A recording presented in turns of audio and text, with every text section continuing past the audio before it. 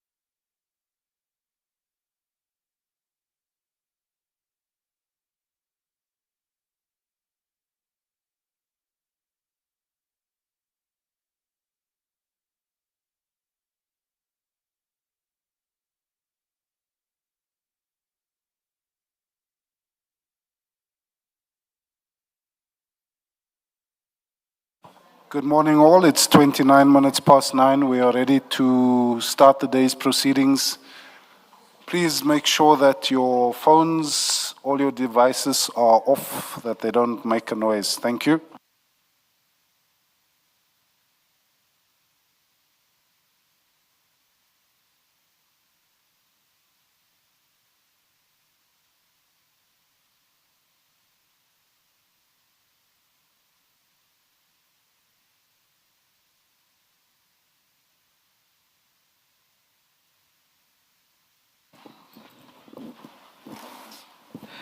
Good morning, Mr. Musigiri. Good morning, Chair. Good morning, Commissioners. Good morning, Mr. Piri. I don't know your rank. Morning, Commissioners. Should I'm I use okay. Mr. What rank, or should I use your rank? If so, what is it? My Rank. rank is Major. Major. Major. Major. Yes. Oh. You have that in the TMPD?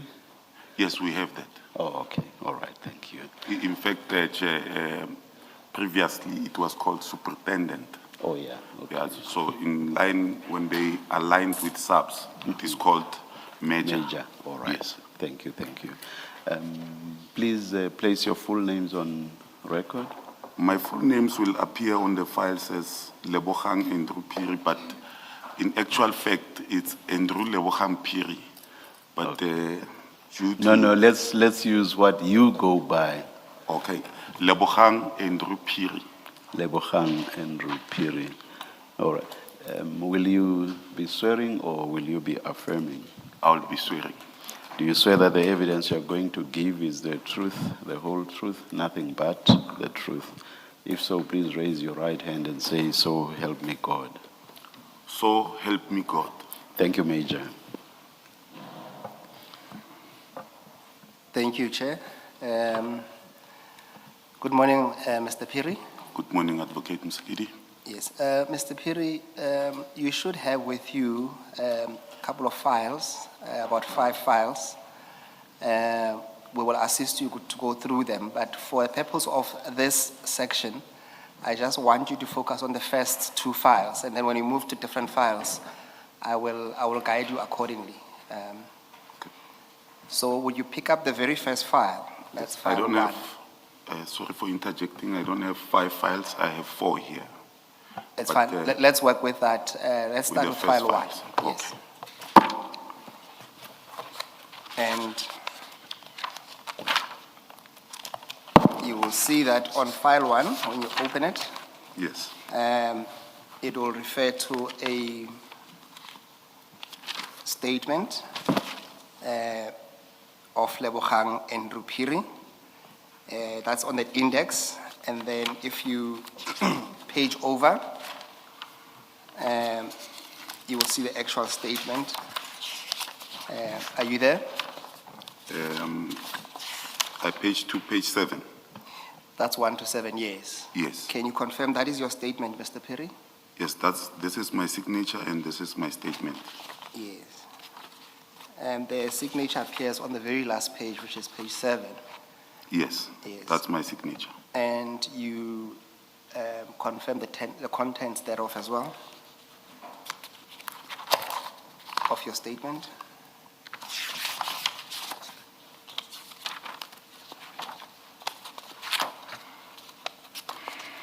Yes, this is my statement and I confirm the contents.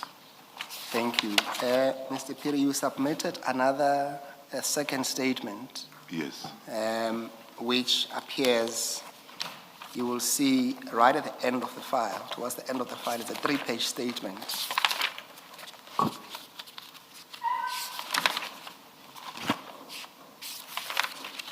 Yes, I see. Yes. Do you also confirm the contents of that? Yes, I do.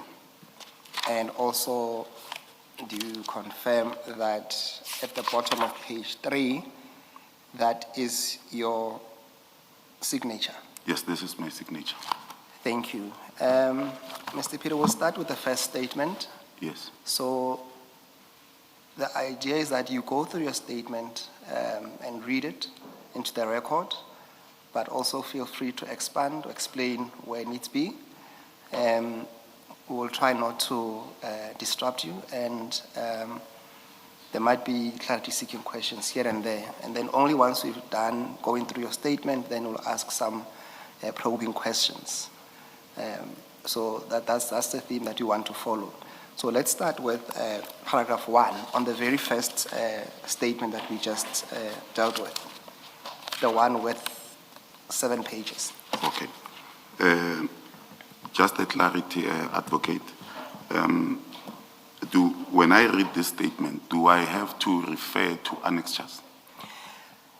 Yes, you can tell us if you want us to go to those annexures as well, which there might be a need, and if there's no need, you tell us that there's an annexure.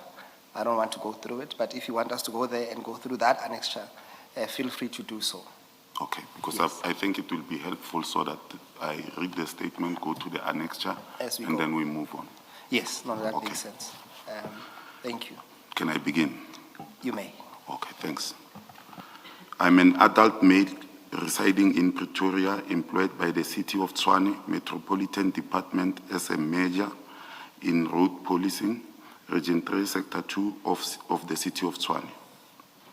Save where otherwise stated or where it appears from the context to the contrary, the facts contained herein are within my personal knowledge, are to the best of my knowledge and belief, both true and correct, and I do swear positively thereto.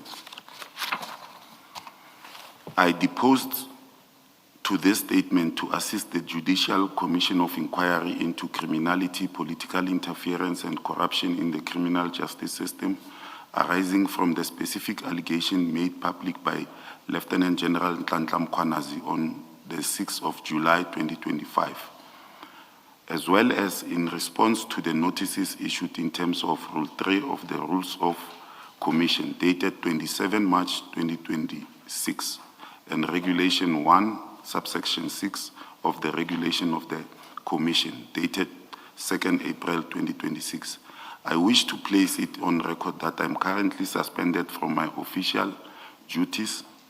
The statement is therefore not intended to exhaustive, but promised on providing responses to the questions raised in the notice. That should be premised. Or premised Yeah. on providing responses to the questions raised in the notices. To the extent that further detail is required, I will accordingly submit supplementary statement to the Commission. B, appointment. I have been employed by the municipality since 2008. For the past 15 years, I've been responsible for handling security deployments without any prior disciplinary issues. Initially, my duties were executed within the city manager's office prior to my current position. C, your authority to issue instruction for the provision of ad hoc security services under TMPD 02-2016/2017, in particular Gubis 85 Solutions, Pty Ltd. Firstly, I wish to categorically place on record that I derive my authority to issue instructions for ad hoc security deployments directly from Director Chukudu Malachi, and the instruction to run the process and handling of ad hoc for water and sanitation was issued on the 9th January 2025 via email annexure LA01 and LA02. I would like to go to annexure Yes. LA01. Yes, that appears, if you flip over, it will be on top, it will say page 1, on top right. You will see there are little flags there, it says LA01, and then it says 1 on top. Are you there? I'm there. Thank you, Mr. Perry. The email should be read from the beginning, at the end, wherein Mr. Herman You are Sukholelo, referring to page 2. page 2, yes, Thank you. wherein Mr. Herman Sukholelo, who is the engineer consultant within the water and sanitation business unit or department in the city of Tshwane. Says, attached find updated list of security deployment need. I hope to hear from you soon. This is in the middle of conversations that started in November, but this one clearly gives me, Chair, the authority and the instruction at the very same time. On page 1, Sorry. This is from Mr. Herman Sekgole. Herman Sekgole, and it's addressed to Mr. Malachi. It is addressed to Mr. Malachi, Yes. but Chair, if I can take my time and say, I want to indicate when it started.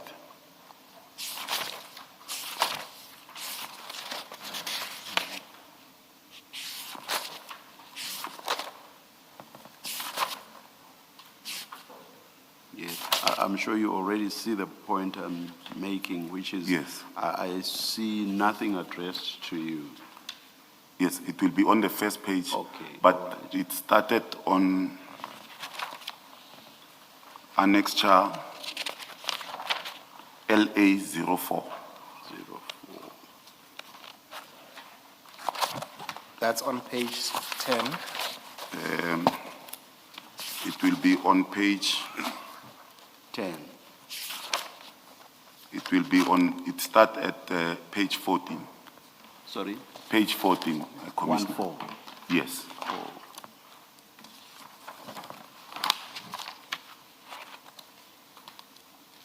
Thank you. Please take us through it. Yes, here at page 14 is the signature of, we call it a signature in the city of Tshwane when you send an email, of Herman Sekgole, engineer consultant. On the 25th of November 2024, Mr. Sekgole sent Mr. Chukudu P. Malachi an email, and he goes through, he says, "Good day, kindly agently assist with the provision and placement of security personnel at Klapperkop Pump Station and Brickfield Pump Station."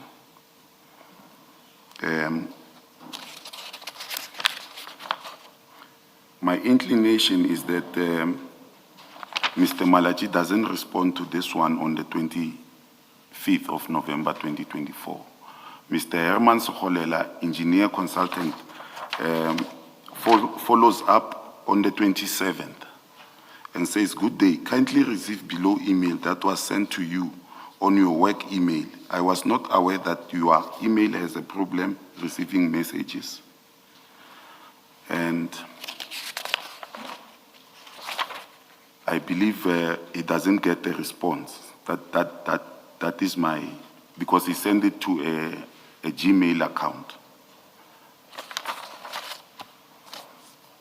He further goes on at 12:35 in December 27th. Now, the first one was the 25th, the second one was the 27th of November. Then in December 27th, 2024, it will reflect that Mr. Sekgole says importance high in this email, but he sent it to Kagiso Molema, who I don't know his position is, to say, "Good day, afternoon Kagiso. Below find the response from asset protection. We will have to look at for a GL to utilize and attend to security needs at the pump stations." The GL is the general ledger. Here he failed to mention that it's a general ledger and a cost center, vote number, what we call it, whichever comes first, but we call it a cost center, they can call it a vote number. And now, the divisional head of the said department, water and sanitation, Says, Dear Headman, on January the 3rd, how far is the matter which pump station have been identified? I don't see where Herman Sokolela replies to Eiser Sekwela. But I see that on the 6th of January, at page 10, Mr. Sokolela writes another email, says, Mr. Malaji, kindly agently confirm you may be able to deploy security as the sites are vulnerable to further vandalism. We have, good day, is still Herman Sokolela, sending now to Eiser and Chukudu Malaji, and I'm not mentioned there. But importance still remains high. Good day, we have, it's on the 6th still. We have responded and forwarded all the information needed by Metro Police Department. We are still waiting for them to confirm deployment. Now this is not, I need to explain that when he says deployment, it is not, it changes. It doesn't become a request anymore. It becomes a deployment. Today, I just received the bad report that Klapperkop water pump stations has been badly vandalized during the festives. Now, on the very same day, on the 6th of January 2025, Mr. Chukudu Malaji. And this email ends where you read first. Remember the part you read first? No. Or not? This email starts at page 10. 10 years. And ends at page 11. 11. That's Yes. what I'm saying. I'm saying, remember you read this part first. Yeah. The part at page 11. Yes. So you read the end and then went to the beginning. Yeah. All right. So should I read it? No. Okay.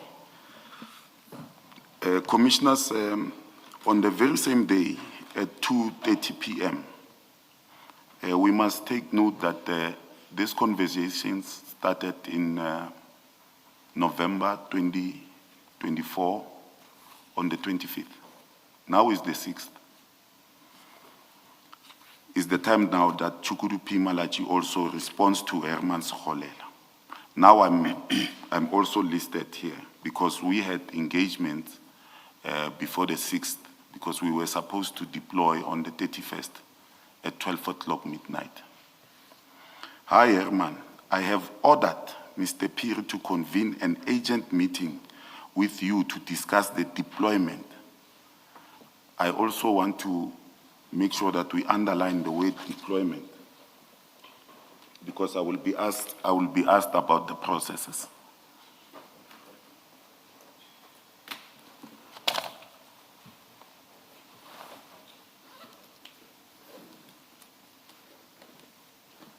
I'm just looking for my pen, Commissioner.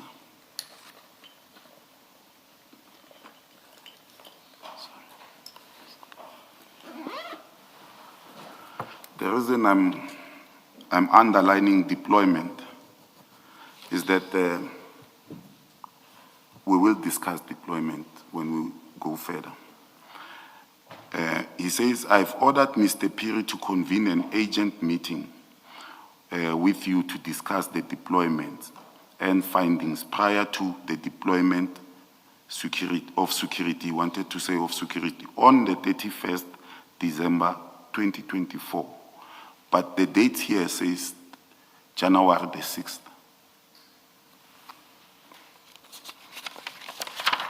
Now we go back to where I get my authority. On the 6th of January, reference is made to the 31st of December. Yes. This is January 2025. So Yes. reference is made to 31 December 2024.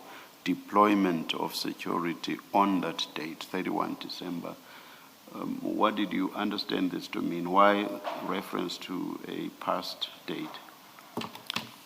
Commissioners, I would like to mention that on the 31st, when I received the call, I think it was on the 30th, I can't recall clearly, from Mr. Herman Sukholela, we didn't agree because I said to him I needed to see what you are talking about.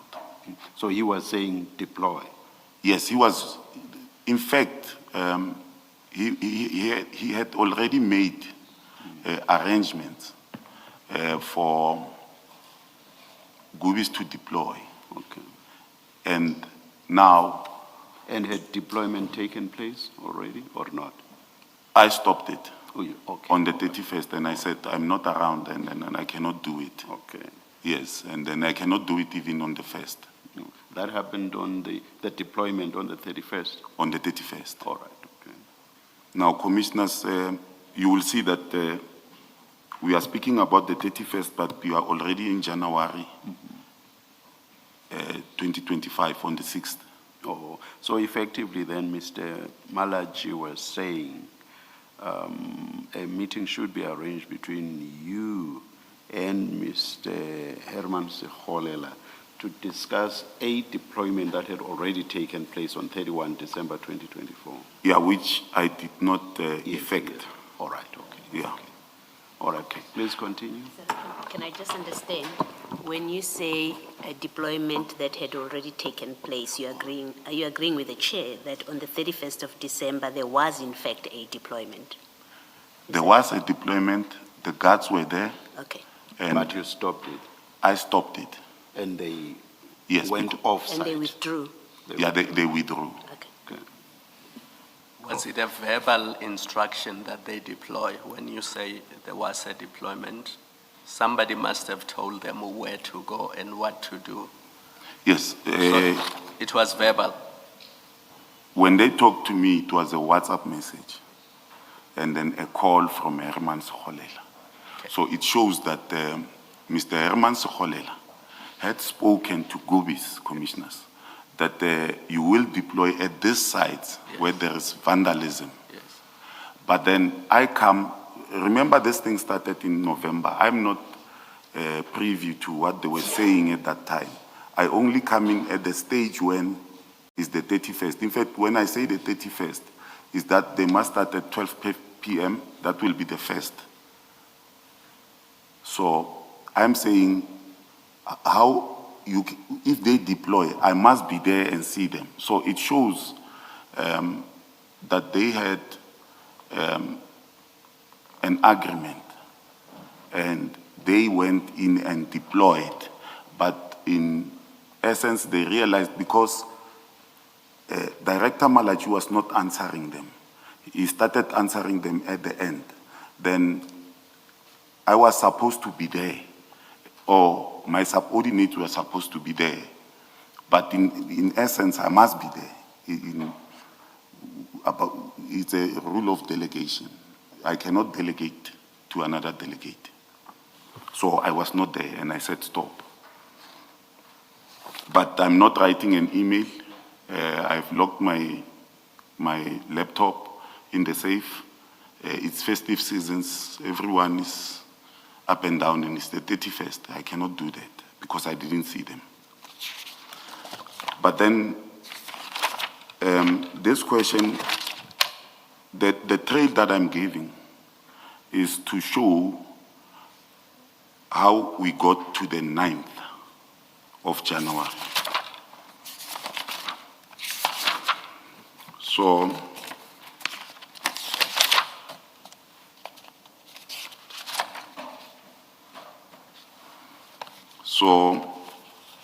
we must go to LA 01 again. Now, in 01, the most important email will be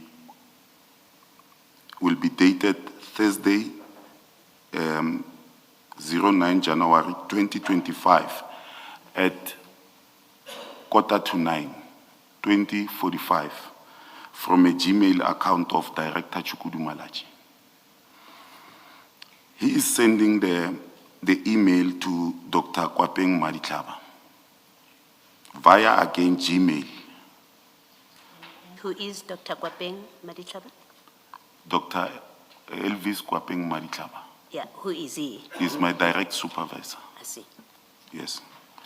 He says to him, "Good evening. Kindly find request from Mr. Herman from the Department of Water and Sanitation for further handling. Please get Piri to run with the process and let's monitor the progress."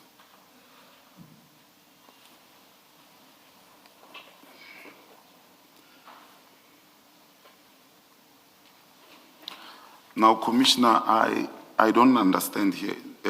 When you say, please get Piri to run with the process and let's monitor progress, it is explicit. It And gives- more than that, I'm not querying you, I'm actually supporting you on this. More than that, on page 2, Yes. the preceding email from Mr. Herman Sikholela addressed to Mr. Malachi says, attached, find the updated list of security deployment need. So I emphasize need there. Yes. And then Mr. Malachi says, you must run with the process. I must In run. context, in context, it must mean that you are running with a process that relates to the deployment of security need. Yes. Yeah, all right, continue. Yes. The emphasis must be always on deployment. Now, if we say, please get Piri to run with the process and let's monitor the progress, I need to further explain that at that moment, we are at TMPD, but initially we were at City Manager's office. Now, if commissioners will allow me, I would like to go to LA 02.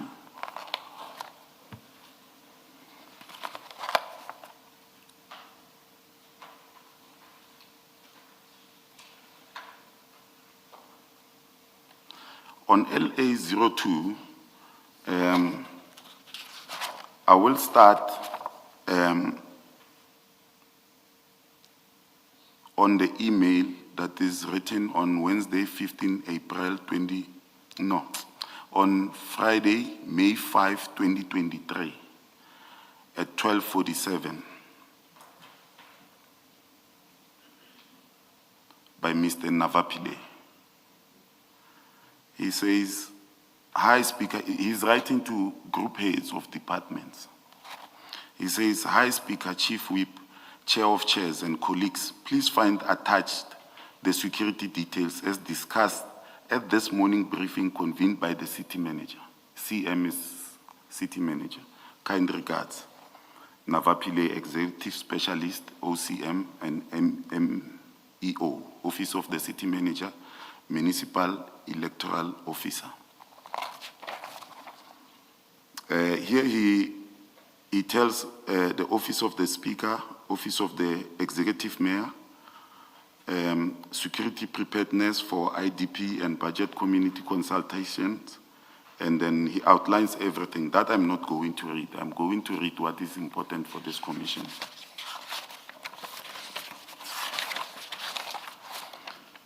He says to them on that page 4,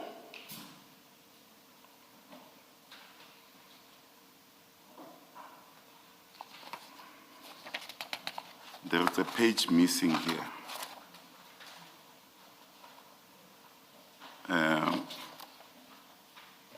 I Mr. Musigiri, are anticipated you that in a it can position to assist, or you or the attorneys? Chair, this is what we received from Mr. Piri himself. So this is all we have, unfortunately.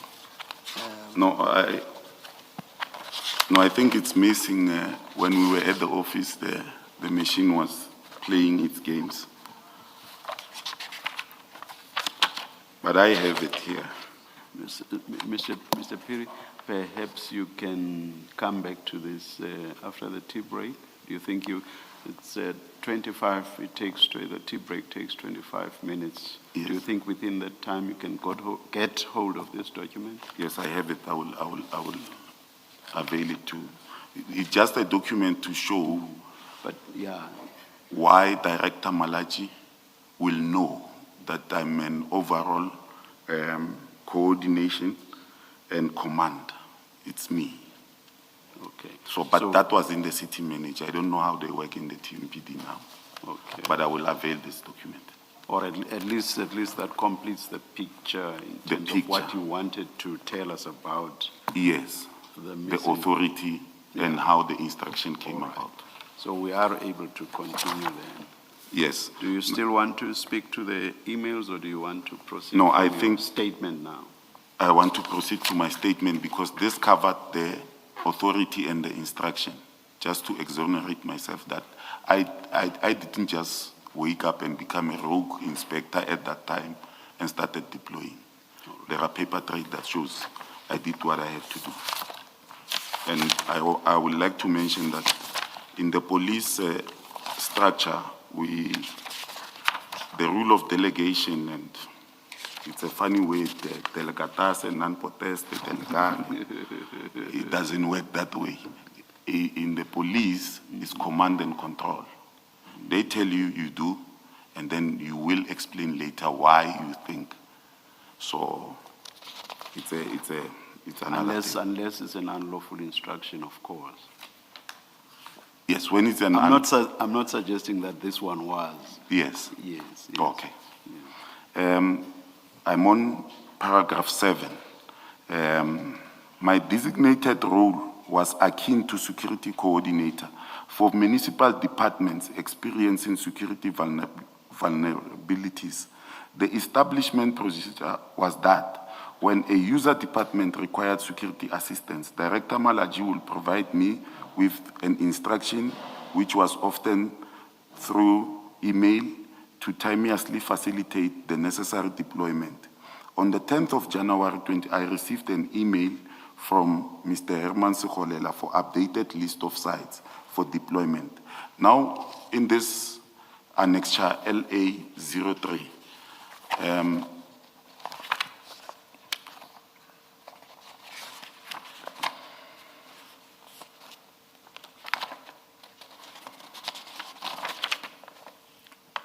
is page 7 of annexures. He says on the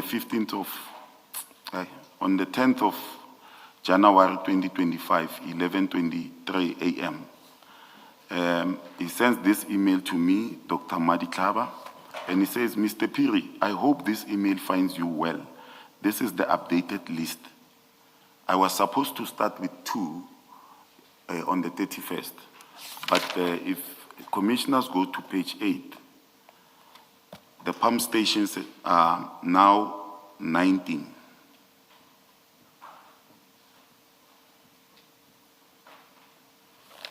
So this is what I must confirm. They are there, and then I must go and check them. Now the deployment is no longer on my hands.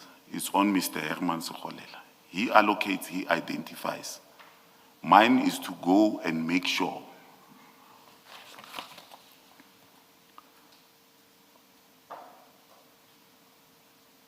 Yes, now I'm on D, deployment for water and sanitation of my statement, page 3, where it reads, during late December 2024 and early January 2025, an emergency arose regarding severally sabotaged and vandalized reservoir and pump station, including infrastructure situated in all 7 regions of the city of Tshwane. The context of this vandalism is critical to understand. The destruction was not random. There is an established modus operandi whereby criminals intentionally vandalize the reservoirs and pump stations to halt the flow of water. Once the municipal water supply is stopped, illicit operators utilizing water tankers illegally draw water directly from municipal hydrants to sell. Paragraph 9, on or about 30 December 2024, I received communication from engineer consultant Mr. Herman Sekholela within the Water and Sanitation Department requesting security at 2 specific pump stations. I actively resisted deploying guards at that time and instructed the service provider to halt my deployments by 31st December 2024. As I was out of Pretoria and had not yet physically verified the locations or extent of the vandalism. On this paragraph 10, on 6 January 2025, a meeting was convened involving Director Chukudu Malachi, Herman Sekholela, Dr. Kwapeng Madiklaba, and myself. During this meeting, Mr. Sekholela formally complained that my delay to deploy security blindly had cost the department an estimation accounting to millions of rands in damages due to theft and vandalism. I reiterated to Director Malachi that I could not authorize deployments without conducting physical site inspections. And the minutes of the meeting is with Director Malachi. I'm not going to, it is the same instruction that I must convene the meeting.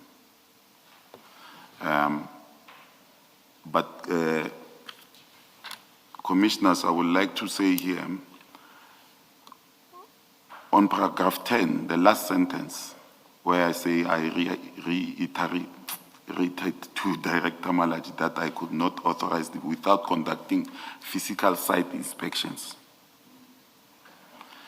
Physical site inspections. Now I'm doing physical site inspections because already the department has already identified their company. They've already identified their risks. They have already allocated. But I stopped it. But I know now I'm going to check. It's already done. Mine is to satisfy myself that indeed this pump station or reservoir is vandalized and there must be people who are guarding the place. So it is no longer, in a normal circumstance, what I will do is I will do a security risk assessment and say to them, this is what I think. But in this regard, I'm doing physical site inspections. Was this the first act of vandalism of this nature, that is of reservoirs and water pumps? No, sir. I'm asking this to understand why you would want to first go and see if there has indeed been vandalism. So you basically say vandalize first before we deploy security. I'll come check if there has indeed been vandalism, an act of vandalism. Commissioners, I would like to say this. Reservoirs and pump stations are located in areas that are far from the communities. They will be in areas that are imaginable. Now, what happens is it will be a reservoir and a pump station. So criminals will vandalize the pump station. And the department, because now the community needs water, will replace the pumps. And within 7 days, they will be stolen again. So in areas like that, what a normal practice is that before they replace, we put security first. So that when they replace, security is already there, now is guarding the place. But in a normal circumstance, your reservoir will be around many kilometers. I don't know how these engineers work, but the pump station will be very far. So criminals will come, they will not be able to identify where is the pump station. So they will go to a reservoir and not find the pump that they want or materials that they want. And when we say a pump station, we are talking about a pump that is a GVM of a vehicle will be 1320. So that one will be more than that. So to avoid that, we put security at that and then they replace after. Yeah, it takes a longer time. That's why you will find communities having uprising, because it won't take, they have to order it, they have to wait, but security will be there, and then when they put it, the security will remain there. And when the department deems maybe the place is safe now, and then they will say discontinue the services of the security. That's why the need for ad hoc security. Oh, all right, thank you. Something else that I think is relevant to the vandalism.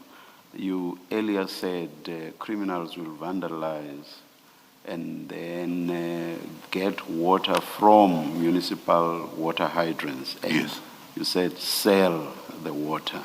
Yes. Would this be selling through the use of water tankers and providing water to communities? Basically selling, in a sense, the water to the municipality? Or you are referring to something else when you say sell the water? Commissioner, it is in two folds. One is that you vandalize it, and because, and I'm not casting aspersions on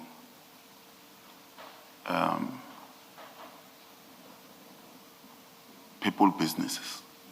I'm just saying, when I say in two folds, I mean in the city, there is a tender of supplying water through water tankers. Now, that tender is not like the security tender. The security tender is fixed for 3 years. That one is also 3 years, but as and when. So you might get the tender, and for 3 years you might not get the business. So if pump stations are vandalized and sabotaged, now the communities need water. Water tankers must start working. So you can not put it higher than a suspicion. You cannot say it's the people who run those businesses would do that. You can. No, I cannot all right. say the people who will be doing it. No, I understand. That's why I said I don't want to cast. Nor can I. Yes. Please go back to your statement. Yeah, I'm on paragraph 11. Regarding the specific allocation of these protective services to the service provider known as Gubis 85 Solutions, I must state unequivocally that the company was chosen by the management of Water and Sanitation Department and not me. As when I followed the commission, I had people saying it was not like that. And this is the same company that had already been deployed on, was it 30 or 31 December? Yes, it's the same company. This very company? Yes. So you stopped this company? Yes, I stopped them, Okay. but I did not stop them. No, that's all okay, I want. That's all I want. Now I'm going to paragraph 12. The Water and Sanitation Department specifically mandated the use of Gubis 85 Solutions Pty Ltd, citing that they were already utilizing this service provider. On this statement, when I come to citing that they were already utilizing this service provider, I need to read the whole statement and then I will come back to citing to that sentence, or must I explain it? Chair. Mr. Musigidi? Do whatever makes you feel comfortable. Okay. To make sense to what you are trying to convey. Thank you. Okay. While following the proceedings, there were assertions that in May 2024, this company was deployed to a certain site somewhere, and I was involved. And I will just say it's incorrect. People were just shifting the blame to me. These questions of why they were using it, I was not involved. I started being involved in January. So I was not involved from May up until December. So I want to put it clear that if Mr. Herman Sekgolela or his bosses come here, they will have to explain why they were using it without the knowledge of APSS. So I was not involved in that one. Without your knowledge, because you are the coordinator according to that 2023. Yes, city coordinator manager and document. command. Coordinator. Overall coordinator and command. In fact, they wanted to say overall coordinator and commander. Yes. Let me start again. The Water and Sanitation Department specifically mandated the use of GUBI's 85 Solution Pty Ltd, citing that they were already utilizing this service provider services and refused to engage multiple different service providers for budgetary and administrative reasons.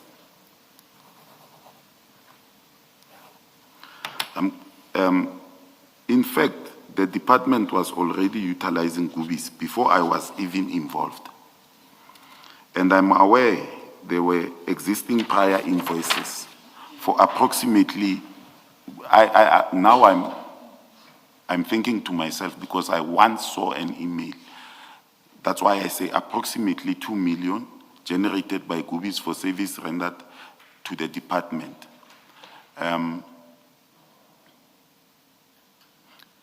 What I'm explaining here is that they were using it and the services were not paid. Hence, when I listened to the CFO, the owner or Andrew Kwadi wrote an email about it. And from May to now they are talking around November or December. They are talking about this. What I'm saying, they are utilizing. And I think the CFO outlined it very clear that the department instructed, we were not involved, the APSS were not involved at this stage. Is then that they are not paid for, I think, 7 months that they start talking about it. But now they include it to the next year, but I will explain further. You're referring to the CFO's evidence in this commission? In this commission. Mr. Mnis's evidence in this Yes, commission? of which he was talking about financial years and accruals and that May could not be paid because the new financial year came in and then it was already on the new financial year. Yes, we have that evidence. Yes. I just wanted to be clear that it's not something that happened in the city. You are referring to evidence. I'm in this referring to the commission. commission evidence that was given by the CFO. Now I'm going to paragraph 13. Furthermore, the Water and Sanitation Department had already made promises to GUBIs that they will commence work on the night of 31st December 2024. GUBI's personnel were essentially already working and deployed to sites prior to me issuing the official deployment letter. As the paying end user department, the department dictated their preferred service provider and mandate was strictly limited to facilitating the base of their operational instruction. The basis, I wanted to say the basis of their operational instruction. I see I said Annexure 4 here. Can I look at it? And, this is where Mr. Herman sent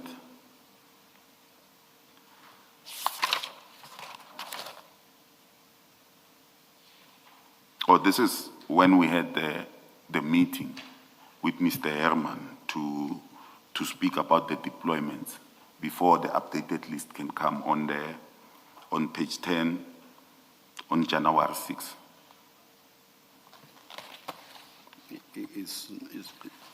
It's about you being ordered to convene that meeting. Yes. And then knowing that Gobis will be working in those sites. Now remember, on the 31st, they have already hired the staff. What they are waiting for is for me to see them. The reason is that when I say as the paying end user, I should have said as the paying end user, business entity, water and sanitation. They've been working with Gobis, now they want to continue working with Gobis. And there's nothing wrong about that. I think this question answers the question of, I think, impropriety, why Gobis was given so many sites. Gobis was not giving many sites by APSS Inspector Peer. It was giving sites by the department, the management of the Department of Water and Sanitation, through their representative, Mr. Herman Scholela.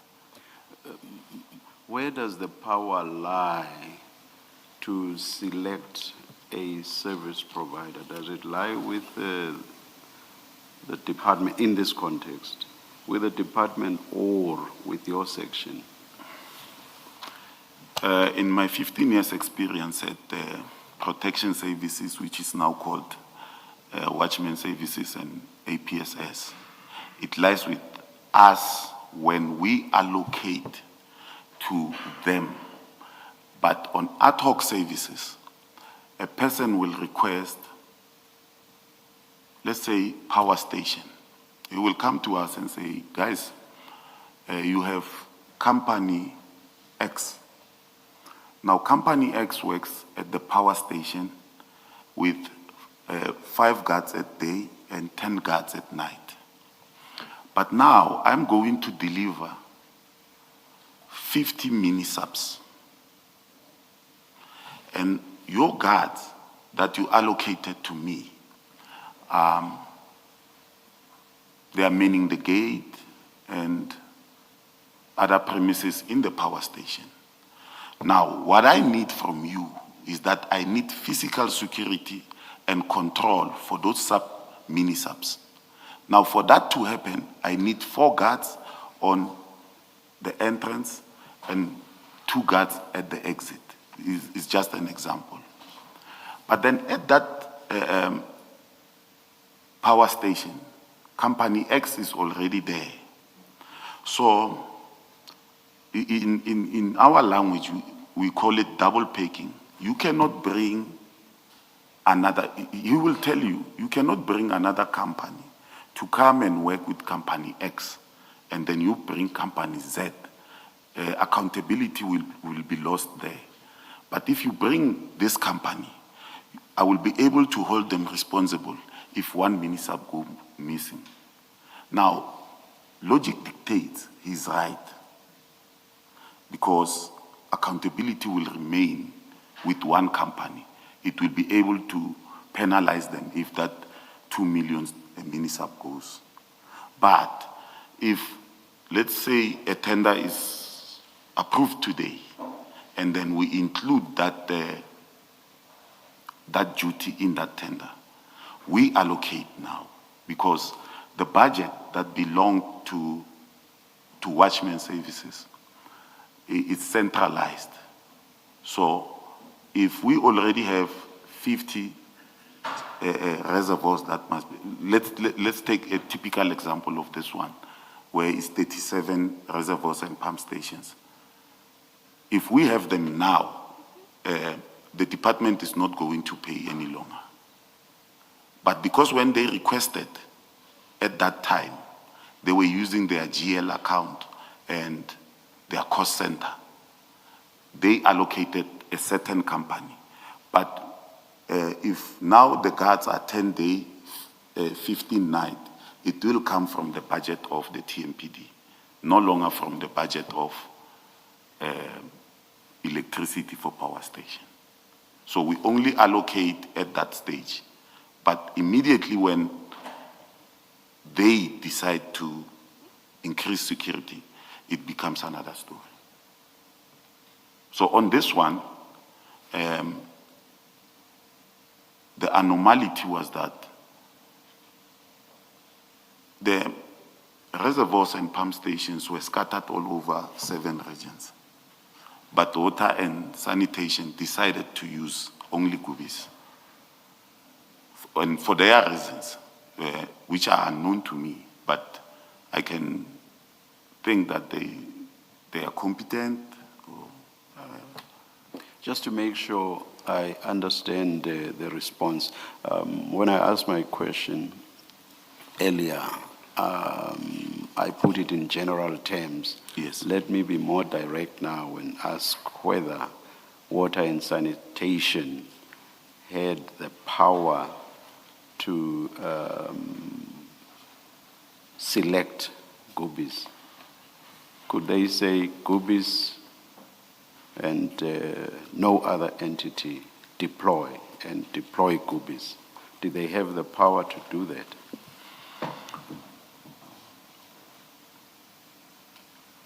I can't find a synonym for power, but I can. Legal entitlement within municipal prescripts.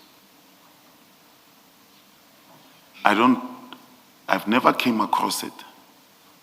I've never came across such deployment. But because it happened, I don't know if I can say this, but I can say it. The reason why the invoice was not paid, the 2024 one, I want to say this. I'm not there. No. If maybe think about it and come back to it after the tea adjournment, and perhaps let's proceed in the meantime, Mr. Musigiti. Okay. I was Thank you. on. Continue. Yes. I'm on E, the evaluation and assessment of processes. When tasked with a deployment, my standard operating procedure was to physically visit the sites to conduct a security assessment before issuing a formal deployment letter. Because coordinates were often insufficient to locate remote infrastructure, I required the use of the department, office not there, of the department technicians to physically accompany me to the vandalized sites. Paragraph 15. Upon inspecting the premises, I will formulate a security. Mr. Perry, can you, if you may, do you have the name of the department technicians I that don't have. accompanied you on this instance? I don't have the names because they will send me maybe a phone number and the name. But remember, it was in 2025, and I've changed phones 3 times. So I don't have their names because remember, water and sanitation is in 7 regions. So in every region, I will get a technician there waiting for me. But some of this reservoir, I will know them. And sometimes I will not require, like in Region 6, Region 5, Region 1, I will not require anyone to assist me. You will just tell me and I will know on top of my head where it is. But some, it will be a new thing to me. And then it will be, sometimes I will drive almost next to Midrand and then see there's a reservoir. And No, that's fine. I just wanted a name if you have one. But no, I don't have fine. names, but all right, well, let's continue. yes. Paragraph 15. Upon inspecting the premises, I will formulate a security recommendation detailing the requisite personnel and resources, for instance, recommending 3-day shifts and 5-night or 1 vehicle and with guards. I don't know if the annexure speaks to that. Annexure 5. Page 15. Page 15.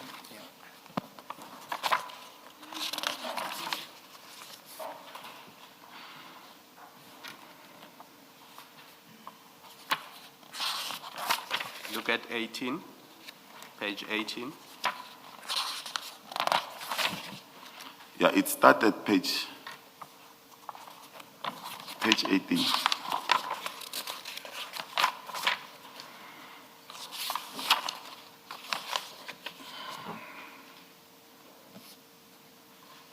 Yeah, I think it started page 19, where it says on where Herman on Tuesday 31st, 2024 at 6:30 p.m., where he says to Kagiso, who I don't know his designation. Hi Kagiso, I agree with your suggestion to utilize Jobbing GL. It is one relevant for this purpose. Colleagues, the relevant GL and cost center for the security is as follows.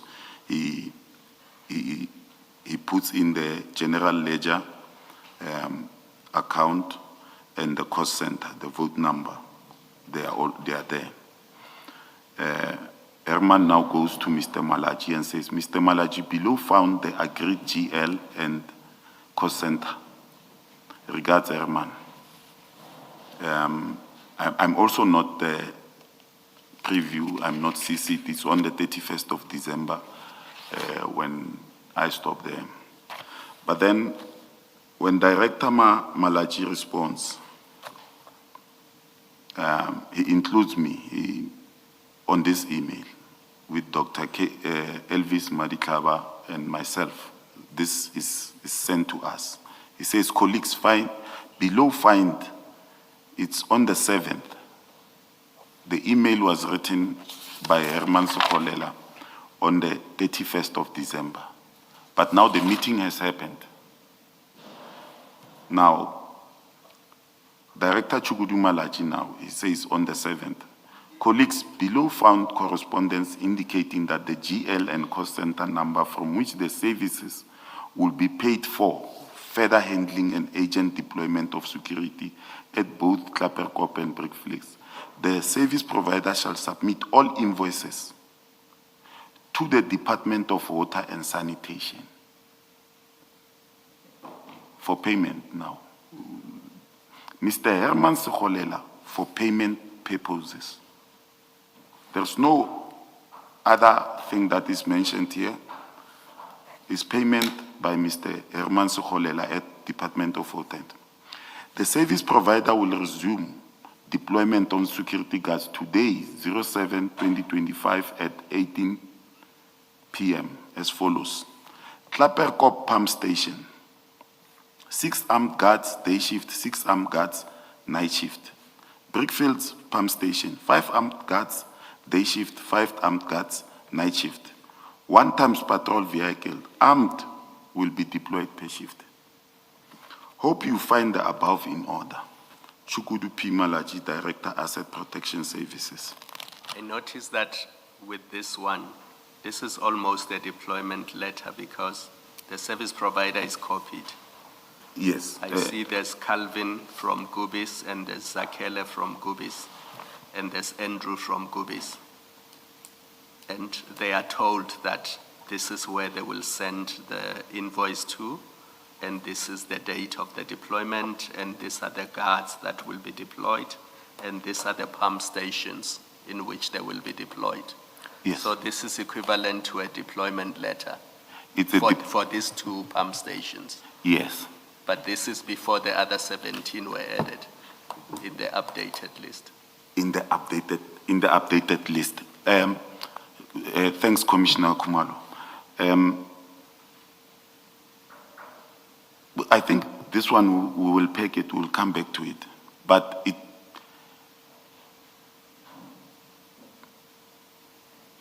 an impression is created now that mine is to go and see this, but the standard guards have already been discussed.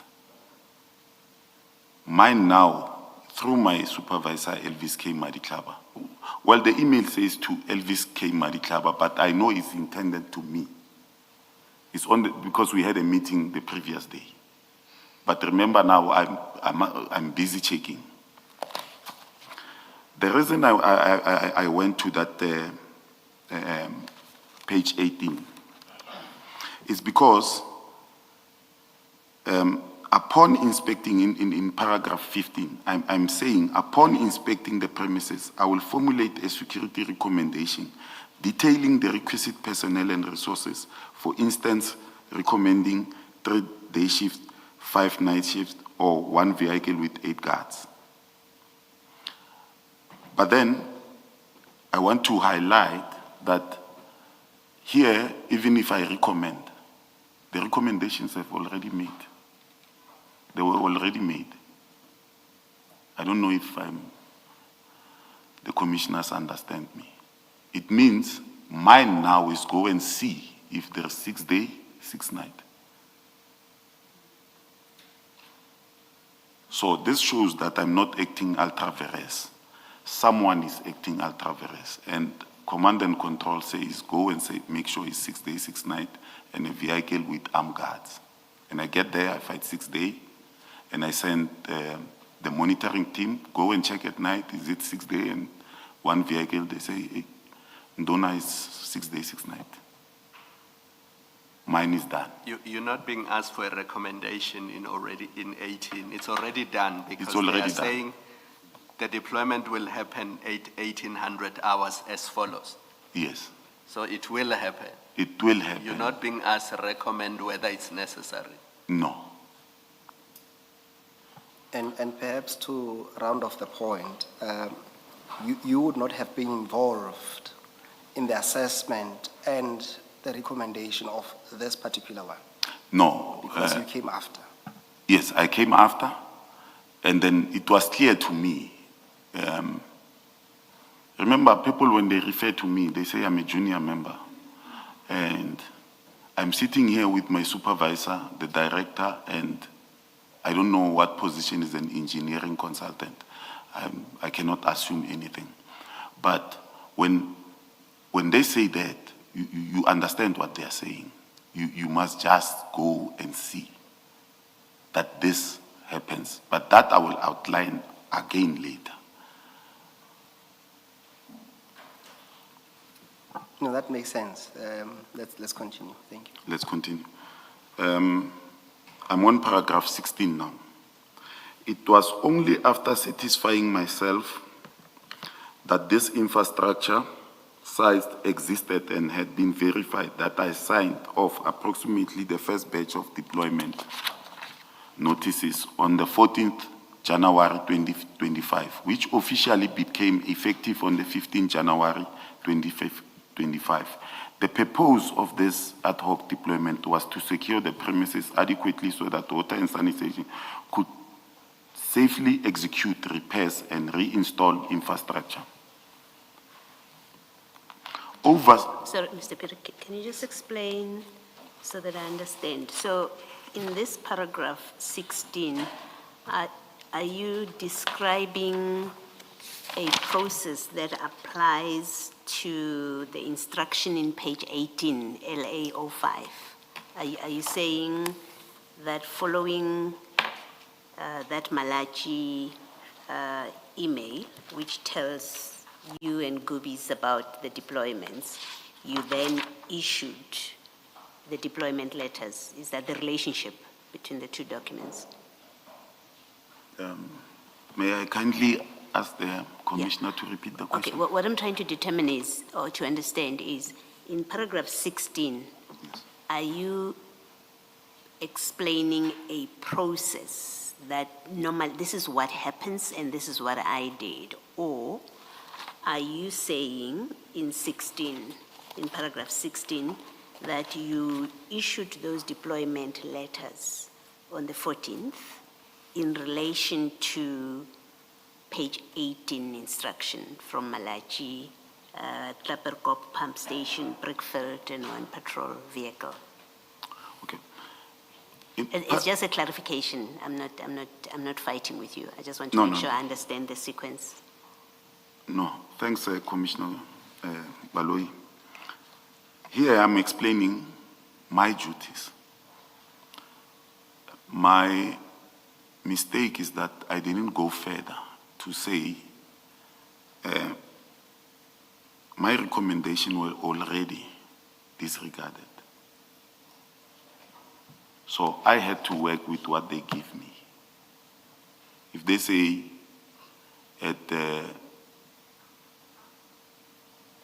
reservoir in Easteres, already they have given me the numbers. Mine is to verify and make sure that the deployment letter speaks to what is written on page 18. What's confusing me is in 16, in your paragraph 16, Yes. you say the notice, your first batch of deployment notices was on the 14th of January. Yes. And officially became effective on the 15th of January, 2025. That's what you say in 16.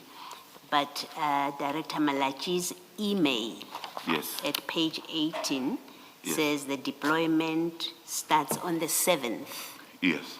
of January. So I'm trying to understand the relationship between this page 18 email Yes. and you're saying the deployment notices became effective on the 15th of January. Commissioner, I also saw that after my statement. But to be clear, I remember that on the 14th, the thing is, I don't have the actual invoice. I might have said effective 15th, and they have started on the 7th. But already on the 7th, I knew that they were on site. Yeah, but because I was going around, remember it's no longer 2.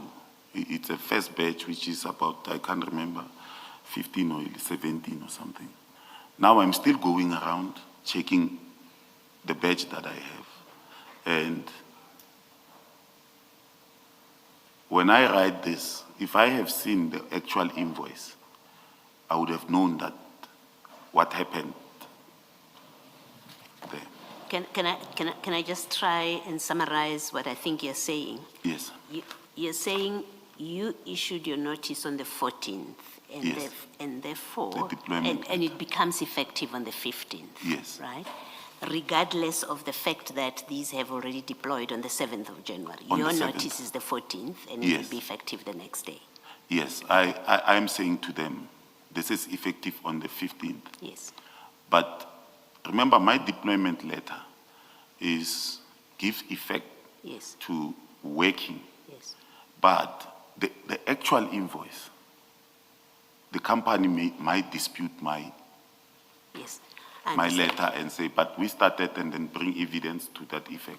Yes, I understand. You did not backdate your deployment letter to fit in with the actual deployment. That's No, really it. I did not, because I wanted it to be on that day when I meet, I think, Kumalo. Yes, Yes, I understand. Thank you. thanks. And how was that to sit comfortably with what's at page 18 by Mr. Malachi, which says the guards were to be deployed with effect from 7 January? How would your stipulation that effective 15 January, how would that sit comfortably with the 7th of January in Mr. Malachi's email? Just to understand, I'm not... Yes, commissioners, remember now, they are at my mercy, and I'm telling them, I must go there. But when this question comes, I'm thinking to myself, because I didn't see the invoice, they might have deployed on the 7th, because now they are now CC'd on this email.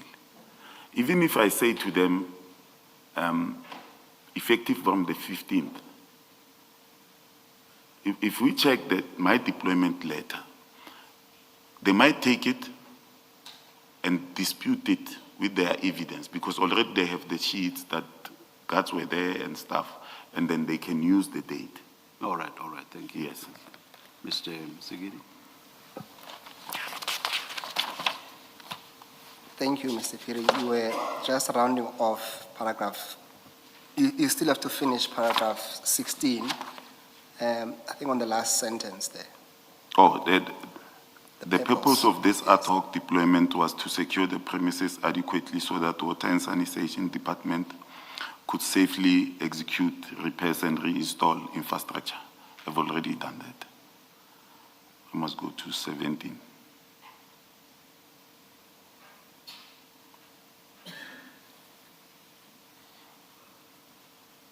Yeah. 17th. Must I continue? Do continue, yes. Yes. Once, Maybe just reading that it falls under the heading oversight and allegations of impropriety. yes. Thank Once the guards were deployed, the monitoring and daily oversight of this personnel were entirely handed over to Water and Sanitation Department. The Tshwane Metro Police Department, TMPD, APSS monitoring team, thus supervise these ad hoc placements. So they have visit sheets, or we call them visit sheets, where they go and check if the guards are there. The paying department is also responsible for monitoring the service provider. Furthermore, I had no further interaction or relationship with Gubi's Solutions once the deployment were processed.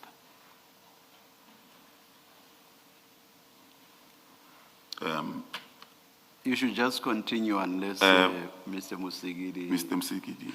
I'm saying you should just continue. Okay. Keep reading unless Mr. Musigidi. Paragraph 18 deals with the last question, and then I did not put it here. I don't know if Mr. Musikidi, can you read it to me so that I answer this one?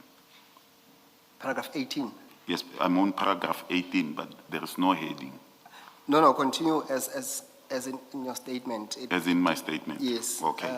It was asking me about generating of POs and paying off, but I'm going to 18. I'm not responsible for generation or creation of purchase orders.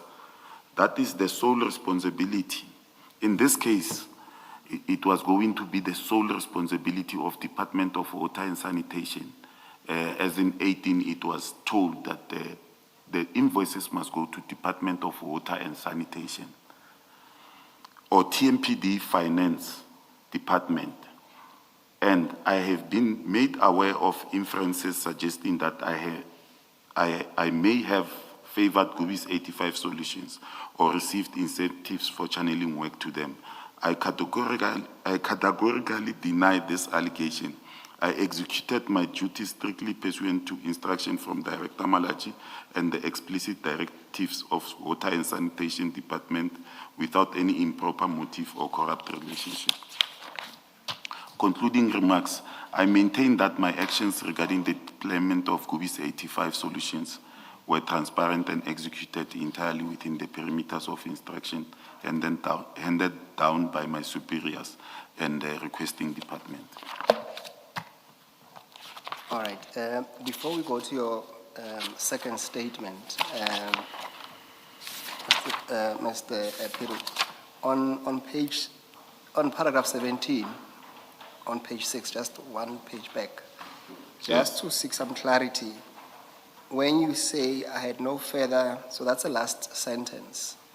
When you say I had no further interaction or relationship with Gubi Solutions once the deployments were processed, can I just understand? I understand from the email, and I think Commissioner Kumalo would have also highlighted to you that Gubi's was indeed copied on that email. Yes. So when you say no further interaction, what do you mean by that? What other interaction would you have prior to that? When I say no further interactions, I'm meaning on the ad hoc services. Okay. Remember, they are on the main tender, and I don't have any further interactions with them about ad hoc services. Mine is but I have a duty to interact with them on the main tender. Yeah. But for the ad hoc services, my job is done. They are supposed to send invoices to water and sanitation. Mine is to deploy. So they can come to me and say, Pierre, but we are not paid. They must go somewhere else now. So to escalate matters, they don't come to me. I've done my job. They must go somewhere else. So we don't have any further interactions about ad hoc services. Yes, no, what I'm trying to understand is that there is an email copying some of the personnel from Goobies. Yes, And then you would have gone to these sites as you were asked to go and check, Yes. as it were. yes. So I understand the part where you say you have no further. I'm trying to understand what other interaction is there, if any, just to understand the word further. Because you would have just driven to Klapperkop and Brickfields, I understand, those two pump stations. Yes. Yes. No, I have further interactions with them because they work in regions, and if something happens in those, reservoirs and pump stations, they will contact me and say, but we have a problem, we don't have a perimeter fence. But we are not speaking about any other thing other than that. All right, that's fine. We'll come back to that. Let's continue. You just finished the concluding remarks. Is there anything else you want to add before we move to your second statement? No, I have nothing to add. Okay, thank you. Can we then start with your second statement? Yes, And this statement really deals with, there were some financial transactions which were picked up from your my bank banking accounts. accounts. And we were asked to clarify, explain some of them that we thought would be of interest, at least to this commission. And your statement really deals with that. Can we start there then? Yes. Remember, I've already read 1 to 5.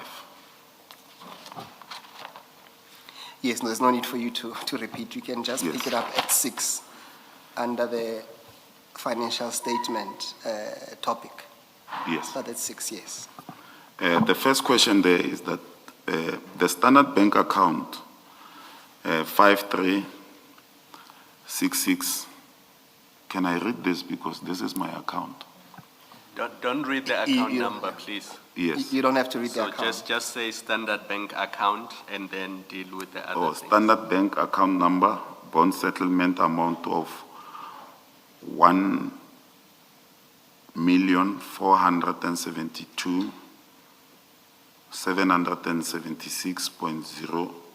1,472,776.02 cents on 11 December 2025. Here now I'm telling the nation that where I got the money. So the question really was that we picked up that your Standard Bank bond account Yes, was settled yes, on the 11th of On the December 11th. 2025 yes. with an amount of just over 1.4 million. Hmm. And then in bold, you're trying to explain how did you settle your bond? We can just do this. You had received a lump sum in an amount that was more than the bond settlement, the amount for the bond settlement. And you had received that lump sum from the RAF. Yes. Yes. But I received the money in 2024. Oh, yes, yes. And then I decided I will start where after receiving the money, I started loaning out a portion to my friends and family, but my intentions were to settle the house immediately after payment. But I saw an opportunity to grow the money through borrowing people and investing I wanted to say investing. An ABSA account on the 13th of May 2025, credit transfer of 150,000. It is a loan from a friend of mine who owns businesses, and I paid it back. And the annexure is A2. And before you proceed, just to be clear, Chairperson, Annexure A2, and you will correct me, only reflects the paying of the amount, not necessarily the receipt, you receiving the amount, not the paying back, as you say. So it only the reflection of you receiving the amount. Is that correct? Okay. In fact, if you go there on the 13th of May,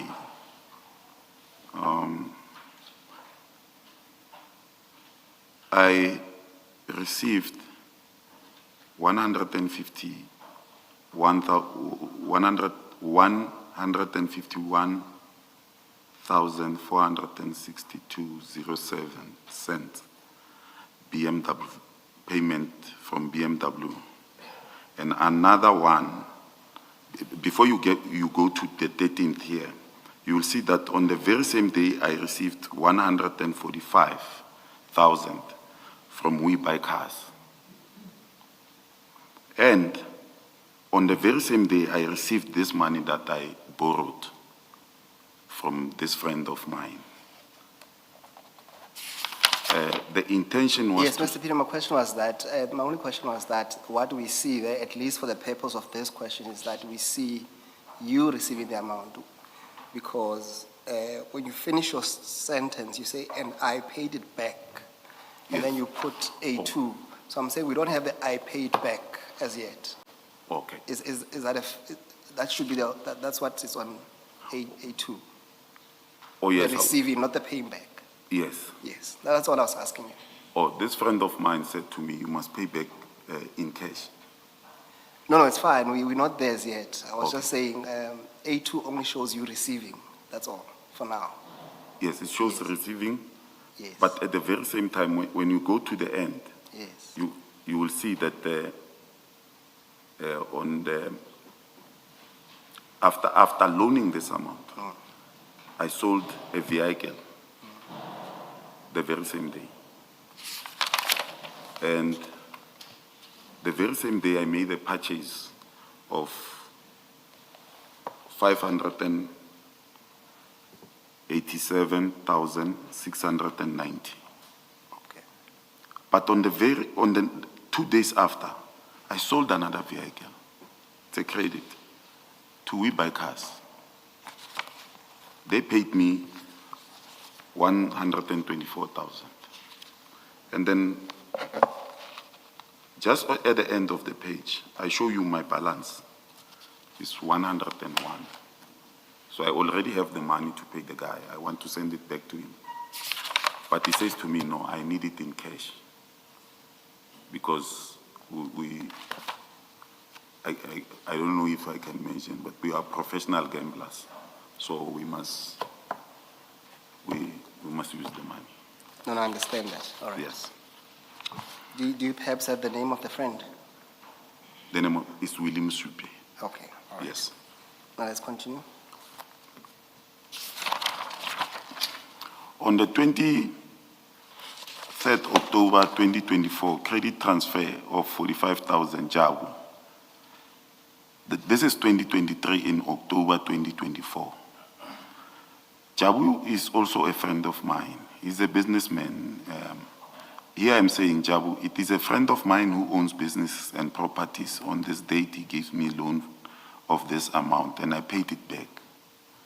So the paying back, I will not have paper trail because I pay them in cash, as and when we go to our gambling spots. On the 7th of December 2024, credit transfer 6,004. I would like to put this in just one sentence. It's the 7th of the same day. It's the same day I'm paid by one Keriot Lulama Moeli. He pays me 6,004 and he also pays me 876,000 on the same day.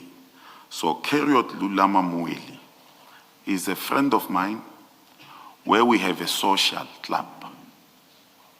So in your statement, it will say Keriot, but in mine, it will say, he will reference Monday Social Club.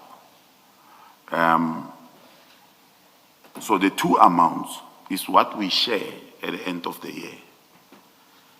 So whatever we do,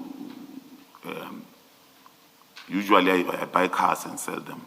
Buy cars, and after buying cars, refurbish them, sell them to people, or sell them maybe at dealers. And that's how I roll, if I can put it that way. That's, I will buy cars and then sell them. I have spotters all over the city. They will tell me, we see a car there, and then I will buy it and then send it to a social club. A social club is what we, in the street, we call it a stokvel, but we call it a social club. So it answers the 7th of December. The 20th Sorry, of... can I just understand? You say the 876 is payment to you from the stokvel. From the stokvel. So Keriot Lulama Moeli is the chair. The bank allows 2 people or 3 people to come and collect the money. But the money won't be 876. It might be 4 million, 5 million, and 6 million, sometimes 9 million. And my share will only be this one that is written here. And then he will pay it to me. It's a social club, and in the street it's referred to as a stokvel. Okay. Yes. So this 876 is it's what is being paid back to you Yes, it's what from monies that you have been putting into the social club. to the social club. Over what period would you Over have a put year. in? So in a year you had put in that number. Yes, And then it's now being returned to you. yes, it's returned to me. Okay. And I derive this money by selling cars, gambling, and stuff like that. The same will go for the 20th of May, 2023. The answer is same for all the 35,000. I'm under the impression that this payment are made by a friend of mine called Papi Mukhashwa, who is a businessman, loaned me this money to acquire a new vehicle because I was involved in an accident and I didn't have insurance. So for the 20th of May, the statements will be on AA6, 7, and 8.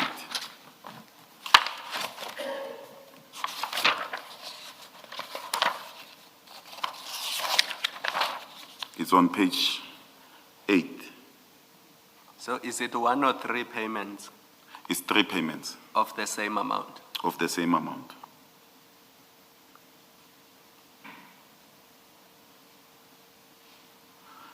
Here I'm at the dealership, we buy cars. I see a car that has a potential that I need, because at that moment I don't have a vehicle. And I ask for a loan. They give me a loan on the 20th, and the very same day on the 20th, I buy the car and promise them to pay them back in cash. In fact, I negotiated the price here. The car was 105,000, and I negotiated the price through auction. And at the end of the day, at that moment, I use the money to pay for this car. And I'm left with 23,000, and I promised them to pay them back.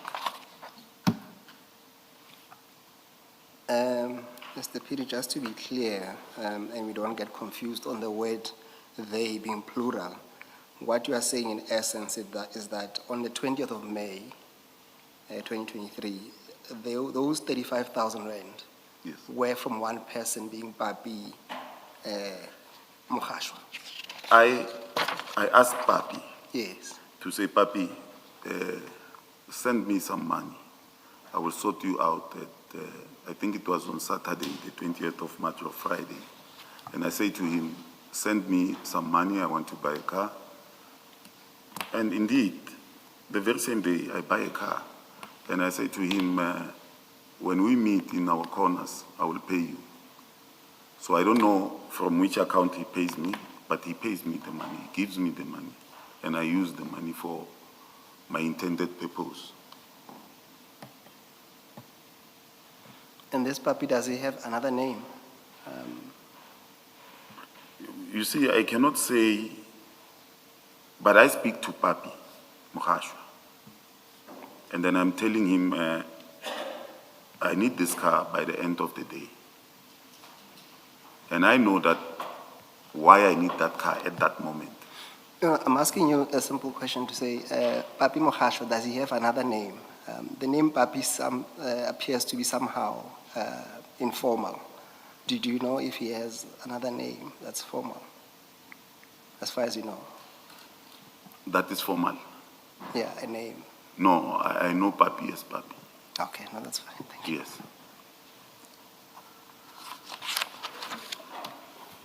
All right, that should then be the end of your statement. Yes. Is there anything that you need to add or emphasize on your statement? No. All right.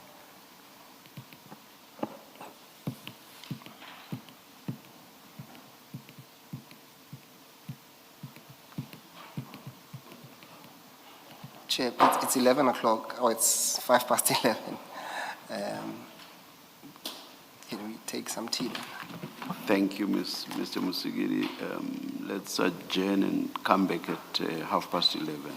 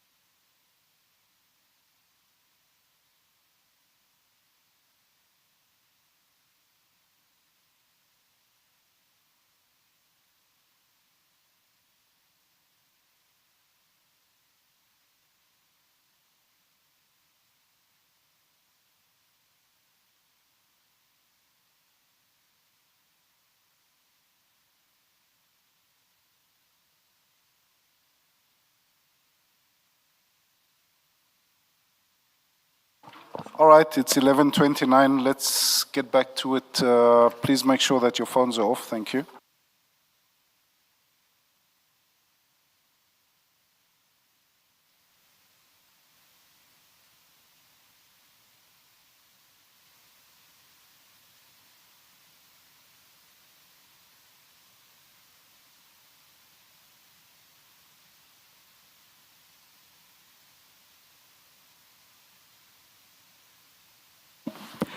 Yes, Mr. Musigiri. Thank you, Chair.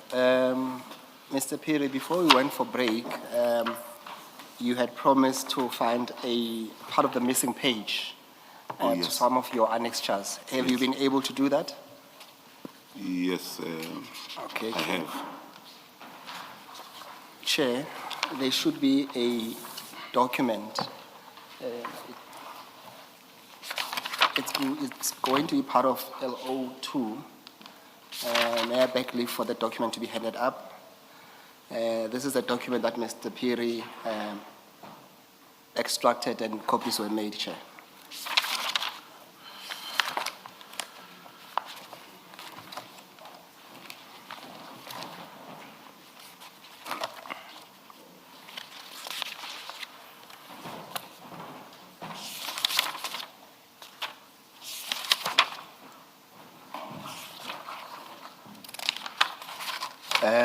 Thank you, Mr. And were you able to establish anything on the question I asked about water and sanitation having a legal entitlement in terms of the prescripts to choose a service provider?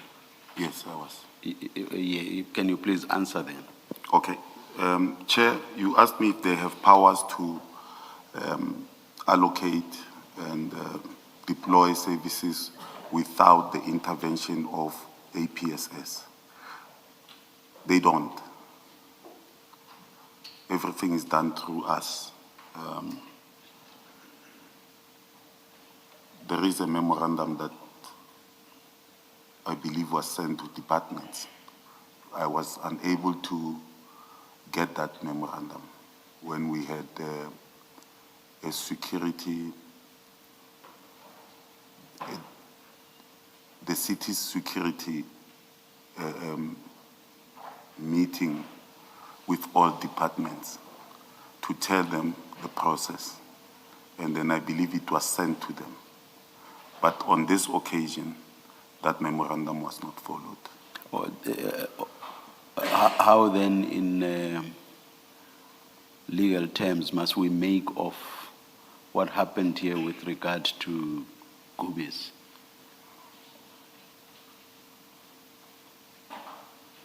I might struggle to find a word, but it was not a normal procuring of services, of security services. So it was irregular. That will be the perfect word for it, Chair. Can't water and sanitation argue that all they did was basically to suggest on the basis that they had previously worked with Gubis and that it's yes, that then accepted the suggestion and that therefore this was not irregular? I'm just being what some people usually call a devil's advocate. What people call? A devil's advocate. Okay. Remember now when, Chair, the emails are going back and forth. Vandalism is happening. And we are under pressure.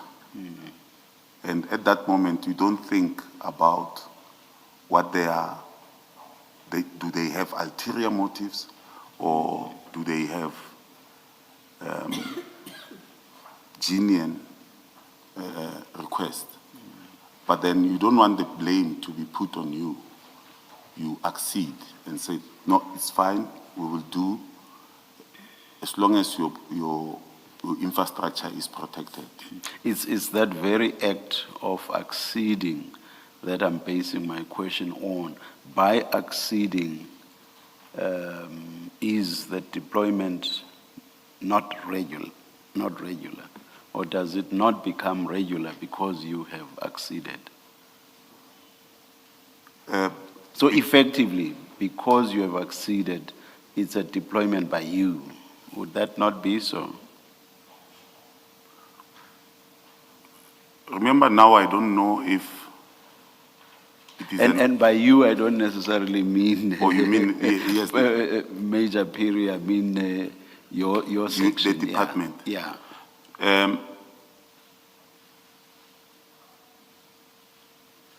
On a naked eye, it will be seen as we, the department, APS, are deviating from our memo. But because of pressure, and especially from me, if I may speak about me, I now don't know if there are other communications other than what I receive. So I execute them as it is my duty at that moment. Thank you. Mr. Musigidi? Mr. Piri, you said to the chairperson that APSS is responsible for the deployments. For the deployments. Is that the case even where the client is the cost center, where the client is going to be paid? The end user department. Yes. Yes. Okay. So it doesn't matter that the cost center is TMPD or is going to be with the end user?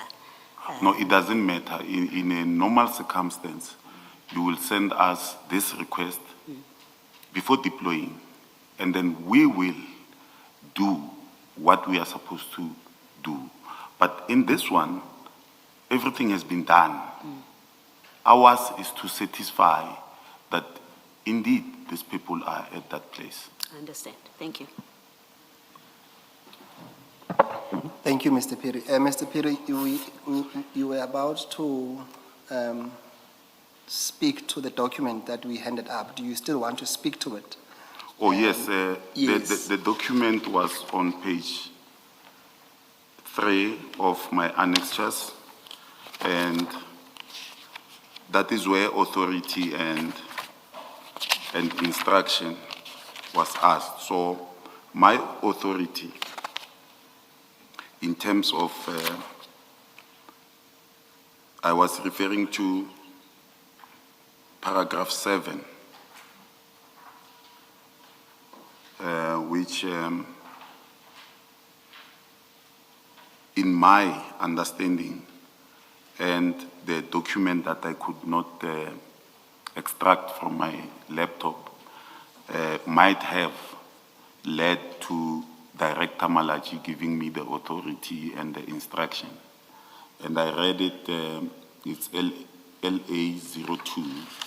So supposedly it was supposed to have 4 pages, but the last page was not there. So it will end at where Mr. Navapile, after speaking to everyone, it will end at at page 4, number 2, Asset Protection and Security Services. APSS will be responsible for amongst others, the following matters. So that is the page that was missing. And But then, does this not mean your authority is limited to regions 6 and 7? that is where, yes, that is where I wanted to come to. So if you allocated people in regions 1 to 5, Yes. would you have authority to do that? Yeah. According to this document, as I read it, and I Yes. could be wrong because it's yours, not mine, Yes, it says your authority is in respect of, and I'm looking at item 12, yes, that your authority is in respect of regions 6 and 7. yes. But at the end, Yeah. it says NB.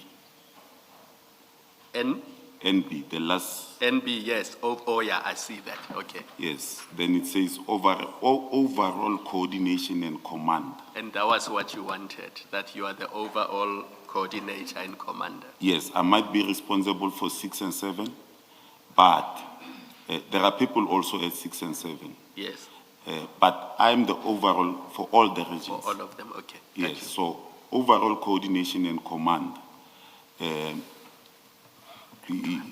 Supposedly it was supposed to say overall coordination and commander. It's me. Yeah. Yes, so the authority comes from there. There's another document which we cannot find, but the departments like, water and sanitation, they must have it because in that gathering, each department was asked to send their security representative. So they will know that if I need to speak about something, the person to speak to is Piri, and then he will speak to either the person at Region 1, 2, up to 7. But my sole responsibility, in fact, here is it was a typing error. It was 5, 6, and 7. That was my daily duty. So beside that, I had to take care of everything. So I'm bringing this because you will find that I've signed. Remember I said I could not delegate to these people because this duty was already delegated. And the Latin maxim that I use suggested that I could not. So I deployed in all 7 regions. Okay, can I tell you what my issue is with all your deployment letters? Those Yes. ones that were effective from 15 January 2025. Yes, An ad hoc service by its nature is ad hoc, it's not permanent. yes, Because if this was part of the permanent protection services contract, Yes. they would be dealt with under the main contract. yes, the watchman. Ad hoc means there's a damage at a pump or at a station, Yes, and for that short period, you deploy as an emergency measure, yes, while, as you say, repairs are being done, or because you anticipate that there's a service delivery protest or Yes. those kinds of issues. My problem with your deployment letters, the ones that you signed, yes, is that it was a permanent deployment. There was no end date to it. In other words, if Riverspies had not terminated those deployments in June, the city would have been charged 17 million rands every month until forever. So in effect, what you did is you turned what should have been ad hoc deployments to cover the vandalism in December. You've turned them into permanent appointment for Goobies. Chair, I'm not in position of one of those. If I may, in which bundle are they? And then You can go to page 77 of file. of file 2.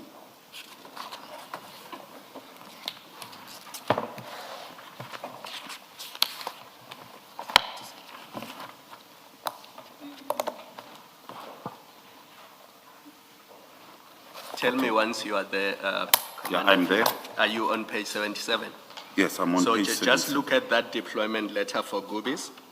It gives the Mureleta Reservoir pump stations, and then it says effective date, and it says 15 January 2025. Do you see that? Yes, And then it sets out amount per guard is 20,925 rands. yes, And then the grand total is 406,000. yes, But it does not say when this deployment ends, which means according to this deployment letter, unless somebody terminates this, Gubis could be deployed for 3 years at that Moreleta Reservoir Power Station. Pump But station. that's not the point of an ad hoc security service. Yes. Ad hoc is you pick up that there's vandalism.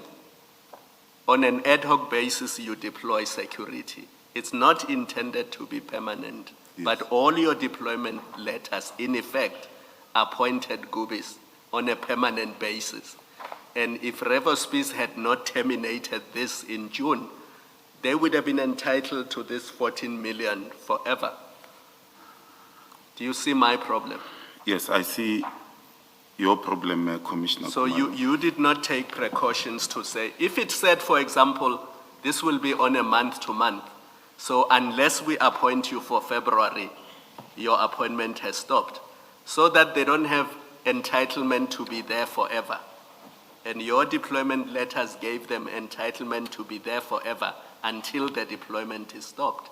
And it goes back to your response to Advocate Msigidi when you said, what then is your involvement once you issued the deployment letters? And you said, I have no further deployment, which means you appointed them on what was supposed to be an ad hoc arrangement, Yes. but you appointed them on a permanent basis and you left it there. And that's improper to me. Do you understand that? Because the letter should have said, you are deployed there because there's a danger that there's going to be vandalism, but it's for this period. Here you only have the start date, but not the end date. And it runs across all the deployments that you did. So that was my main challenge with your, because it's a lot of money. I mean, these sums are, you know. Yes. May I answer? You can comment. Commissioners, this deployment letter was intended for water and sanitation, not for TMPD. My mistake here is that usually when I write this, I say until further notice, meaning the person who requested, who is paying, will tell us that from the 30th of June, I don't need this deployment. I finished what I wanted to do, and I don't need them. I failed to get, beside this other document that gives me authority, I failed to get one where I have an interaction with Mr. Sikholela to say, we cannot deploy guards at this place. And he says to me, but our budget for security was taken by your department. I take note of that, but I know that ad hoc services can be stopped. You can, in my mind, I know that you can ask for ad hoc services on the 15th, and on the 18th you say, I don't need that ad hoc. Exactly, that's my point. Yes, but now on this one, commissioners, I did this knowing that if someone tomorrow comes and says you can stop it, even in the main contract, I will just write you a letter and tell you that your services are not needed. And then you can dispute it, but that this is ad hoc services. It is where I say there is no impression that is created, because this is not what you were given when we gave you the letter to deploy when the contract started. So it is neither here or there that you can't dispute that. You can't. But do you accept that there's no end date in Yeah, this? there's no end date. Yeah, which means until somebody says to them in writing, stop, Yes. they're entitled to rely on this deployment letter to continue being there. Yes. And this letter you see is not addressed to water and sanitation, it is addressed to Gubis. Yes. If you look at the addressee 2, director of Gubis, 85 Security Solutions. And Yes. this is the letter they relied on to remain in these sites for 6 months. Yes, but commissioners, what I'm saying is, let's say I gave this letter on the 14th, and my superior says to me, they tell me, verbally or tacitly, and say, Piri, tomorrow this thing stops.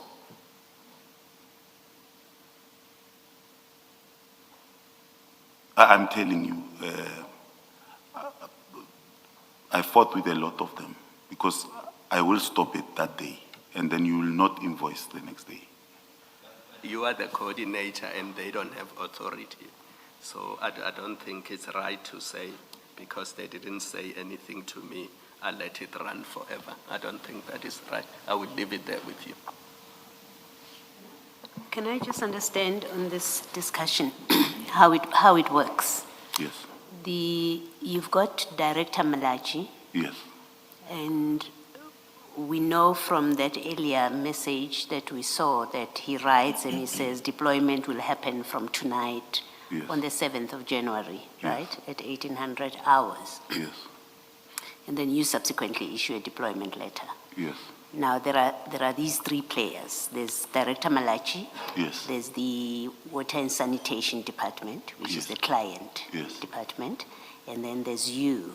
yes, When the instruction for deployment is issued, yes, whether by Director Malachi, as he did in that Yes. message, or by you in your deployment letter, who makes the determination how long that deployment is going to be? it's the department. They tell you. Yes, they tell us their needs, and then usually they don't tell you, they will say, I need them for 3 months. And you will write to,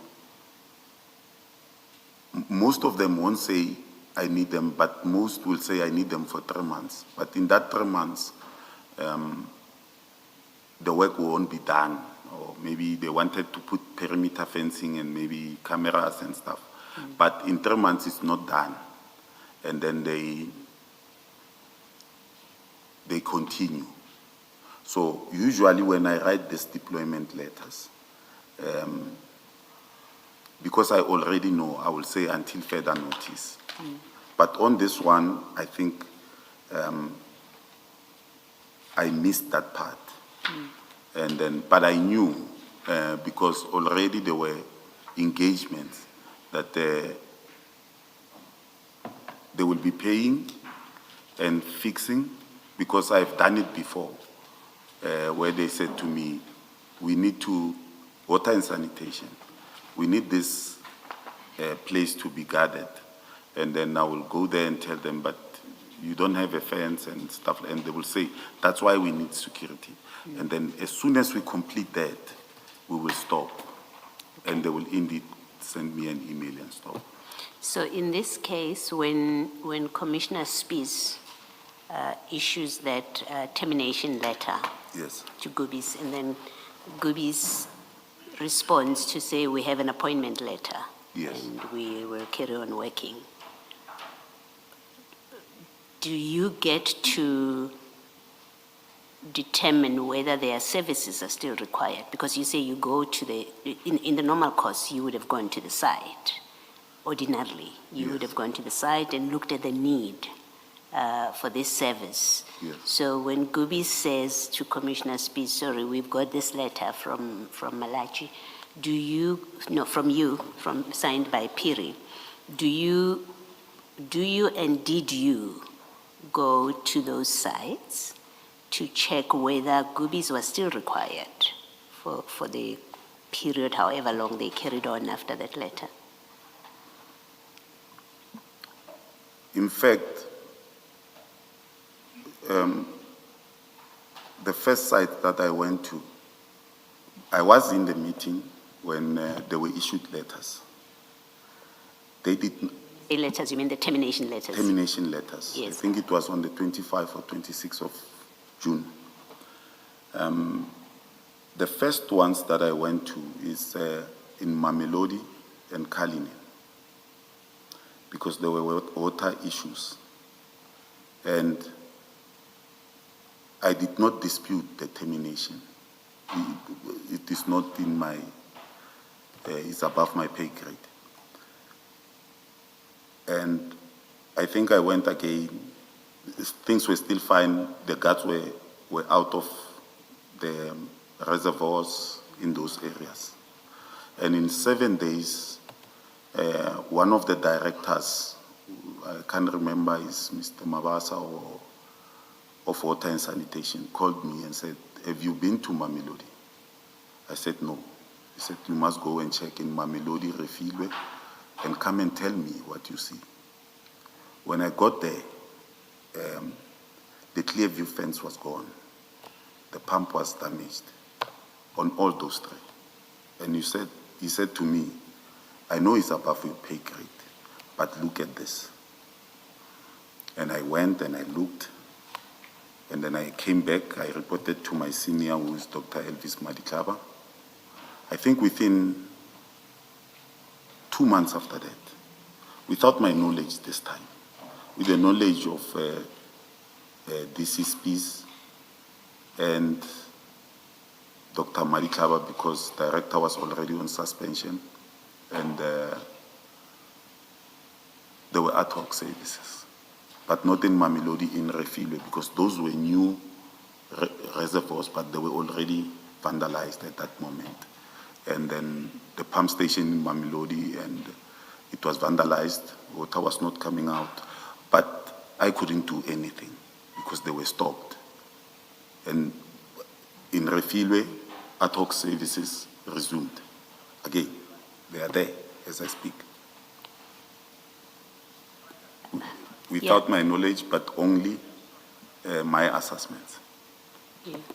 I'm not sure that you've answered my question. I think what I'm trying to understand is you, in explaining your role, your functions, Yes, I understood you to say it includes a risk assessment. Yes. You analyze whether the service is required. So when the client department says we require security Yes. at this site, Yes. if things proceed regularly or normally, you would do the risk assessment yes, and then come back and say you need 4 guards, or no, you actually don't need Yes. guards. That is Yes. all secure. There's no problem there. Am I correct in that understanding? Okay.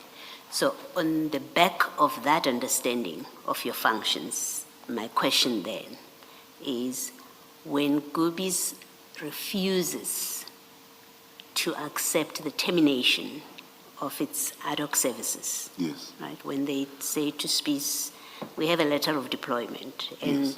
and it seems that's all they rely on, Yes. right? As far as I remember that evidence, they don't say you still need us because you still don't have a fence, right? yes, Or you've just installed a pump, but you haven't yet secured the place. Yes. So they don't say that. All they simply say is to produce this kind of letter yes, and say, well, we've got authority to be there, you can't terminate us. My question is it not part of your functions at that point to go and do that assessment, yes, whether their services are still required at those sites? Because the way you explain the letter of the problem that Commissioner Kumalo is raising with you, where your letter is for an indefinite period, you say, well, if the client comes to me tomorrow and say we no longer need the service, I withdraw. That's it. And that's well and good. And I have no problem with that. yes, But we have the real life problem or situation that happened, yes, which is Gobies saying to Commissioner Spies, we have a deployment letter. yes, We are entitled to be here. yes, My question to you is, but when that happens, isn't it part of your functions to go to the site, yes, to those sites where you've issued these letters, Yes. which are now being sought to be withdrawn, and to do your assessment, and then you come back and you say to your superiors, we don't need them or we still need them? Isn't that part of your responsibilities? Commissioners, on this occasion, the letters come, in fact, they surprised me.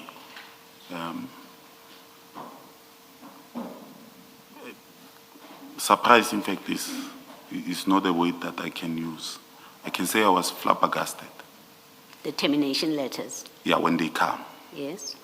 And the Department of Water and Sanitation, I didn't even notify them. It is the duty of the director to notify Herman now, Scholela, to say, remember, you don't have that. Now, Gubis comes to us. I'm not even aware of, I think I was copied on that email that they say we have deployment letters the next day. And then we tell them, but this is ad hoc services. You stop there and there. And they stopped. But when that department calls me now and says, Piri, we don't have security. I say, no, but we terminated, Director Malachi will tell you. It is now the department that must adduce evidence to say, you terminating the security, the problem is, we are sitting with this problem. Immediately after terminating, we don't do any other assessment after that. The department tells us, no guys, we want to continue. But the reason why the department left those substations to be vandalized is because they provided a GL account and a cost center. They cannot come to us and say, guys, come back and do a risk assessment, because they are not paying for the services. We are. Now, if they were paying for the services, they would have came to us and said, but what you are doing, guys, is malicious compliance. But on this one, they couldn't, because they had nefarious intentions of telling us that they have a budget, and at the end of the day, they didn't have the budget. So when the DCSP stops this, it's something that should have been done immediately in January when the first invoices come, when they realized that the department don't have money. So I cannot go back to them, to their side, and recommend to my seniors that no, we need security there. Although it is the right thing to do, Commissioner Baloyi. At that moment, it is not. The situation is volatile. But I'm not privy to what is happening above me. But I'm aware that by leaving this site, we might have a problem. But I cannot say, let's keep security there. It will show interest on my side. No, I think maybe you misunderstand my question. Let me ask it differently. Why did you not, when Gubi said to Commissioner Spies, Yes, we have letters, deployment letters, yes, issued by Piri. We have a right to be here. yes. Why did you not say to Gubis and to Spies that they should be removed? Those letters doesn't give them the right to be there indefinitely. Because you're telling us the letter doesn't, even though it doesn't fix a period, your letter, Yes. it doesn't entitle a service provider to be there indefinitely. Yes. It is up to when you tell them. You would ordinarily say that's enough, okay? Because the Yes. client department has told you that. Now we have the situation here where Gubis relies solely on your letter Yes, to say this letter gives us a right to be here. Yes. And they remain there for a longer period. And my question is, at that point, when Spies says to them, leave site, you need to leave site, and they say, no, Piri has given us the right to be here, here's a Yes. letter.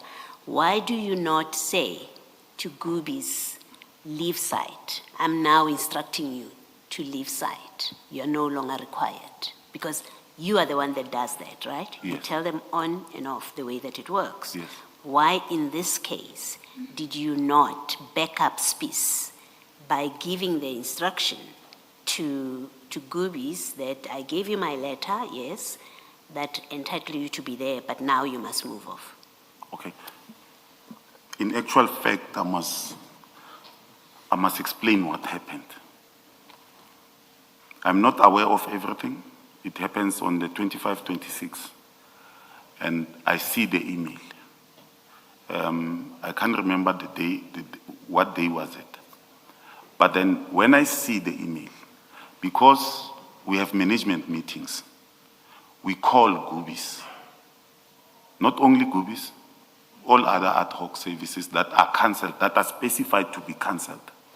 And then we say to them, you received a letter. It means today, the day you received a letter, the date that is written there, it means you stop services.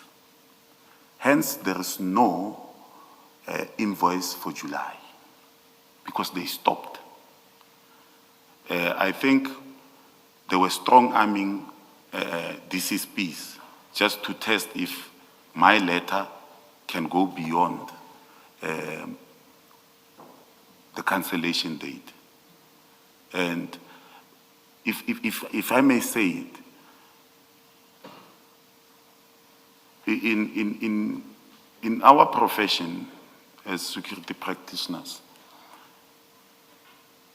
even if I tell you verbally or with the WhatsApp, you stop and then you dispute by following the court procedures. We had many of those, and then they know that this is, we will tell you today and say tomorrow you must come to the office and receive a letter. The answer is that you did. You did talk to them to stop. Yes, they stopped. Okay. The invoice ended, I believe, in June. Okay. There was no any other invoice from the 1st of July. They stopped. Thank you. Mr. Perry, let's go to the document that you just handed up to the commissioners. It's LA2, and this is the document that you allege it gives you authority to act in a manner that you did in 2025. While I received this document, at least the complete part of it this morning, I've just read it now, and I want us to have a proper understanding of this document. Now, that document, you'll see at the heading. In fact, if you go on the very first page, it's attached to an email. Yes. Are you there? Yes. So this is the LA2. You'll see on the first page, it's an email from Nava Pillay.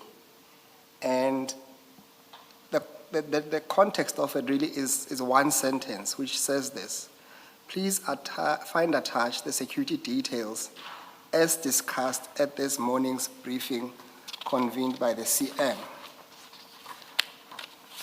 Now, we go to that letter of yours. Now, that letter is dated the 5th of May 2023. Now, what is important is this. It says security preparedness for the IDP and budget community consultation. And it says this: regarding the above matter, the security operation plan will cover the following. And then it deals with what's going to happen when dealing with this consultation, Yes. community consultation. And then it deals with the issue of general safety, and then it says which department will be responsible and which areas are going to be covered. And you'll see it talks about crowd control, VIP protection and special operations, regional commanders, and then liaison with South African Police Service, public order policing, that's POP. And then this is where it deals with what you say it affects you. Yes. When it talks about the asset protection and security services. Yes. Will be responsible for, among others, the following, and then it lists on the following page: Yes. to ensure all private and source guards are on duty and protection of buildings and assets. And it's not necessary for me to read the rest of the points, but they deal with what ought to happen. Yes. And then it says that please find here in a contact list of all APSS members for their respective regions and their contact details. Yes. And then it says also find attached a list of TMPD members per region and their contact details. And then it says, notwithstanding the above, we recommend the non-utilization of the KT Mutubatse Hall or security reason and an alternative venue be sourced. And then that's the table that we discussed, and we find your name at item 12. And you say to this commission, what is important is that the part that says NB overall coordination and command by Mr. Andrew Peter being yourself. Yes, advocate. I put it to you that this document was solely focused on the event that was coming. Yes, for the event of, yes. Yes, it had nothing to do with deployment of sites, ad hoc or otherwise. Okay. You accept that? Yes, I accept that, Yes. but can I further say something? Yes, you may. Advocate, as I've said, I failed to extract the one that will explain this better. I don't know, for some reason I couldn't find it after being given my laptop. But if any department, they will know. In fact, it should read that I'm also a troubleshooter. That means at 12 o'clock at night, you will tell me that my sites are being vandalized. And then my seniors will tell me, we must guard that place. But this one was just to show that Director Malachi knew that I have overall command. So that is the reason that not only for this event, in any other instances, you must contact me. I will know what to do. In fact, are you done, Mr. P? Yes, I am. Yes, in fact, the document, if you look at it, and then it expands on the next page, it lists all the regions. Yes, and the people Yes, who are supposed to. yes. And the point really I am trying to get across to you is that this document does not give you the authority to allocate and, using your words, to deploy Yes. the security service providers as you did in this case. Yes, it doesn't. No, at least on the face of it. Yeah, on the face of it, you are right, the advocate. But I just wanted to indicate to the commissioners, that my duties were not limited to what I had in this commission. We're not limited to that. As Commissioner Kumalo has asked me, here you are being, it is being said that you are responsible for 6 and 7. But I also have another duty to coordinate, and so in this part, it says,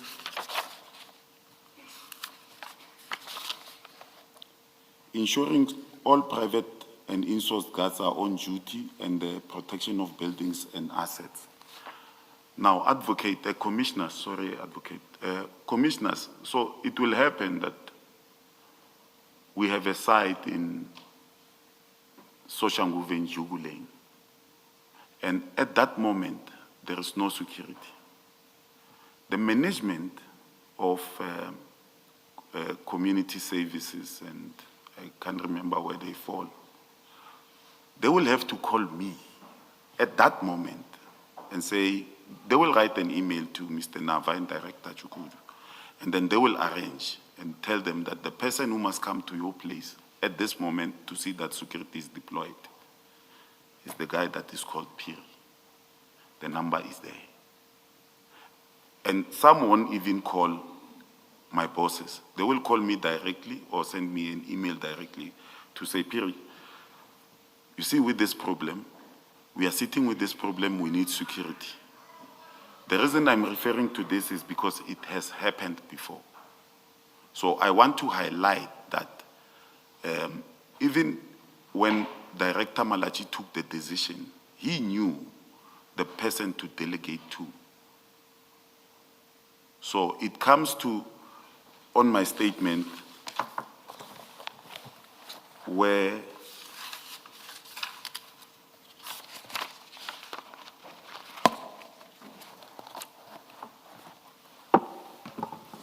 this will not waste my time.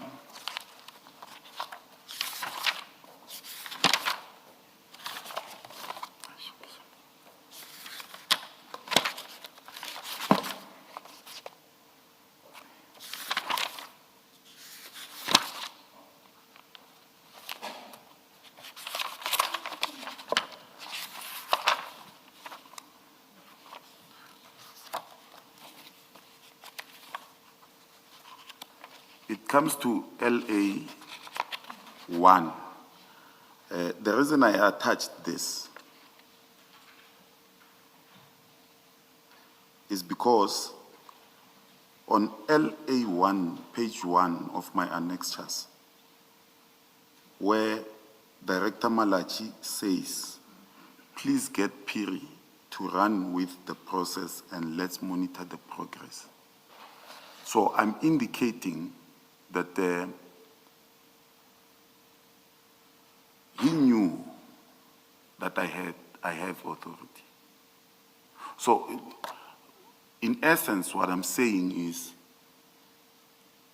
I derive that authority because there are many instances where this is where I'm referred to take care of the problem. So this was just one to show you that if a building is not guarded, and the management of that building says it must be guarded at that time, at IDPs or whatever, I had to make sure that there is security guards, either way on ad hoc services or on my own discretion, taking guards somewhere, putting them there. So I had that right. I could take guards from Tshwane Market, put them in Mabopane at that moment. Sorry to interrupt you. I accept that. Yes. The only proposition which I think I have accepted to answer is to at least agree that that document really only related to one event, and that's all there is to it. I understand the fair explanation, but for now, the question was really confined to that document, that it related to a specific event. That's all I was saying to you. I accept that, Advocate, yes.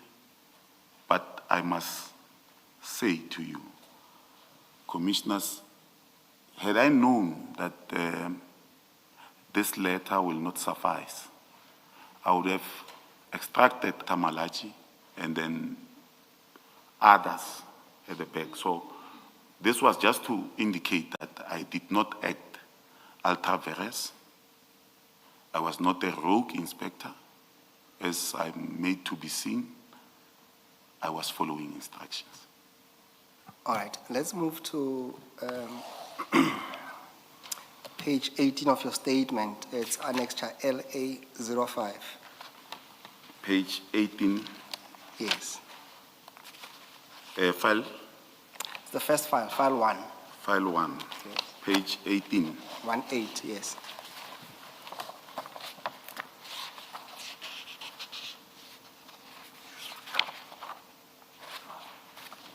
Yes.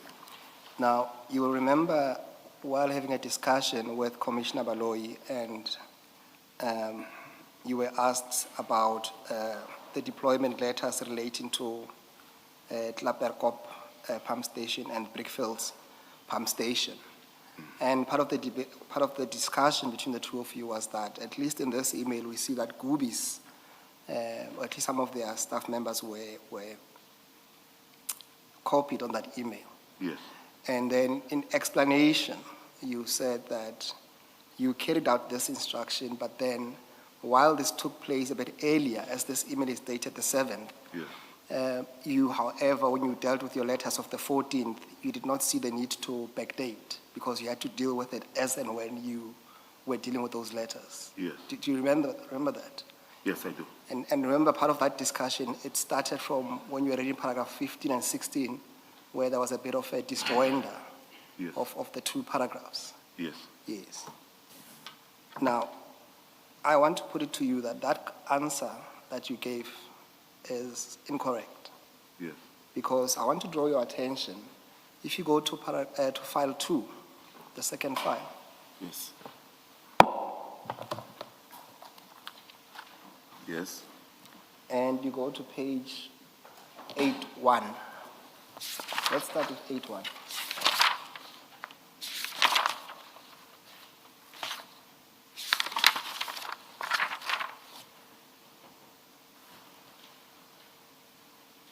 Yes. Yes, you will see that. Remember, this is where you say, well, the reason why you gave this instruction to Gubis is because you were told to do so, and you acted according to that, and you made sure that that is done. But when you look at page 81, you will see that that letter is dated the 1st of January, and you will see that your signature appears at the bottom, and there's a date to it, says 0701, Yes. 2025.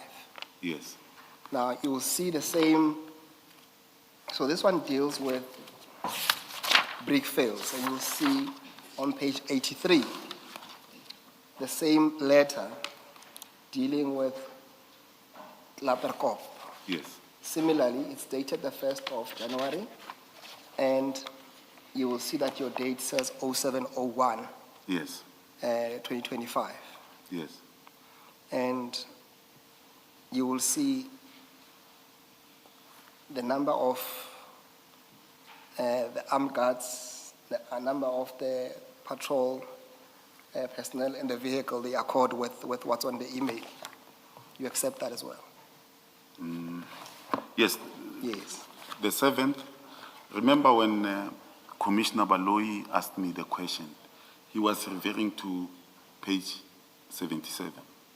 No, I'm saying to you, I'm putting it to you to say that answer of yours could not have been correct. Yes, was incorrect. Yes. You accept that? Yes, I do. It doesn't speak to the 14th. It doesn't speak to the 14th Yes. on this letter. So we cannot rely then on that email to say that gave you authority with regard to the letters of the 14th. At least you have to accept that. This email refers to the 7th, and your letters also refer to the 7th. So we'll come and deal with the 14th, but at least let's accept that. I accept that. Yes. In fact, I remember that I did it on the 7th. Yes. Yes. Yes. Now we still have to deal with the issue of the 14th to say where did you obtain your instructions, and also not just the instructions or authority, but also to specifically allocate to groupies. But at least we have to put that aside, that those letters of the 14th had nothing to do with what Director Malachi had written on that email, because separate letters exist for that allocation.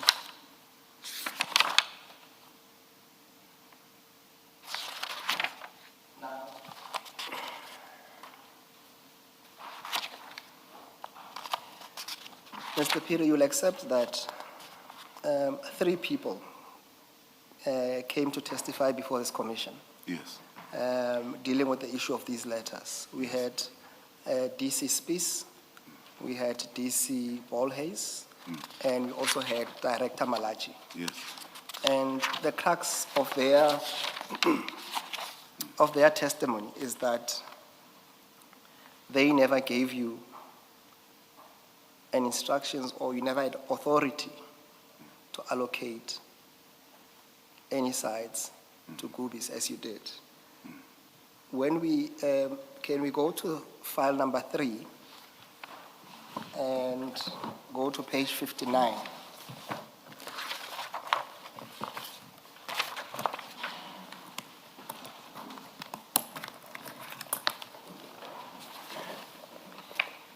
In fact, go to 69 to get to the point. 69. 69, yes.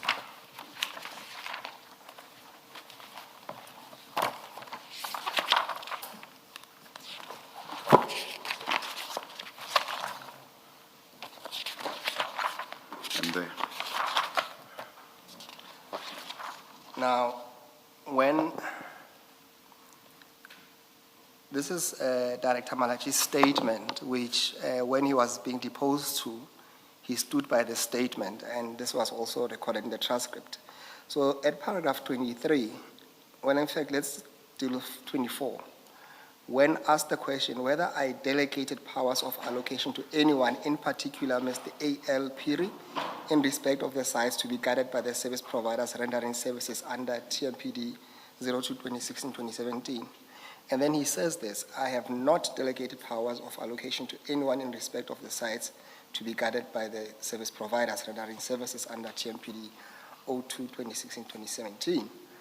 And then the question says whether you approved or mandated allocation of security services, in particular Gubis 85, in the period between December 2024 to 30 June 2025. And he says that he did not approve or mandate the allocation of the security to Gubis in the period between December 2024 and June 2025. Do you have anything to say in relation to his evidence in that regard? Paragraph 24, it is already answered with the email that says, get Piri to run with it, commissioners. Director Malachi was incorrect. And to further state, immediately when you hand me a department, the emails will suggest the updated list. The email will tell you that now you can speak directly to Mr. Piri, commissioners. This statement is incorrect and malicious. And I did not approve or mandate the allocation of ad hoc security services to Gubis 85 Solutions Limited in the period between December 2024 to June 2025. We had a meeting with Herman Sekgolela, where Director Malachi said I must convene that meeting. And in saying that, in that meeting, I don't have the minutes, but his secretary was there, must have that minutes. He said to Herman Sekgolela, hence you will see that in the emails that I attach, now Mr. Herman Sekgolela tells me, updated list, redeploy,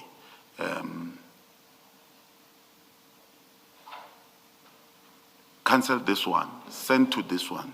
It is because he's told, as a representative of Water and Sanitation Business Unit, that now you communicate to Piri under the instruction in that meeting.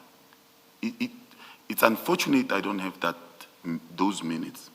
Now, Advocate Msikidi, let me tell you something that you were not told in this commission. My letter of deployment doesn't give SCM or creditors to pay. And you can dispute that letter.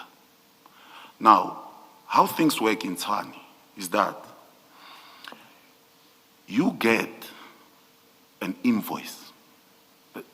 That is the part that is missing in this statement that are made frivolously about my name. When you get that invoice, I don't sign that invoice.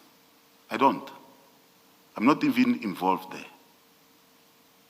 I've already told you that I made sure that the guards are there.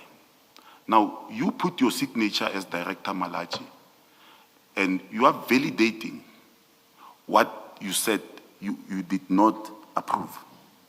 But you are approving it by signing it. And then you send it to DC Boleys. He signs it at that amount. Then it goes to Finance or Department of Water.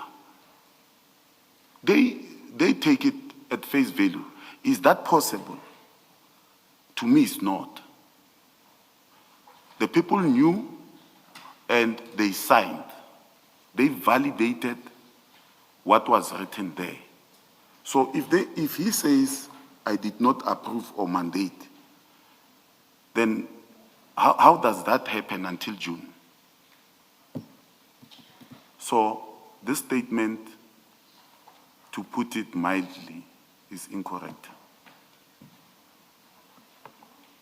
Can I just ask this? The page 18 document, email from Director Malachi, it nominates 2 pump stations by Yes. name, Klapperkop and Brickfields. Yes, But then your letters, it's quite a number of letters. Yes. And they deal with different pump stations. yes. Where do you draw the authority, to the extent that you have given us this letter this email at page 18 as the source of authority? Yes. Or as evidence that you were given directions to deal with this, which on the face of it I accept. Yes, But then your instruction, your letters of deployment cover quite a lot of stations yes, or facilities, if you like. yes. Where does that power, your power to have given in respect of the many others, where do you say that comes from?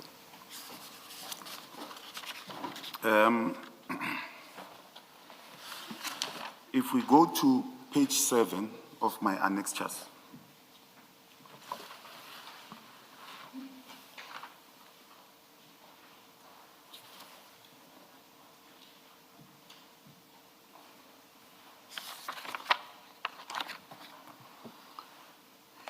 it is Friday, January 10th, 2025.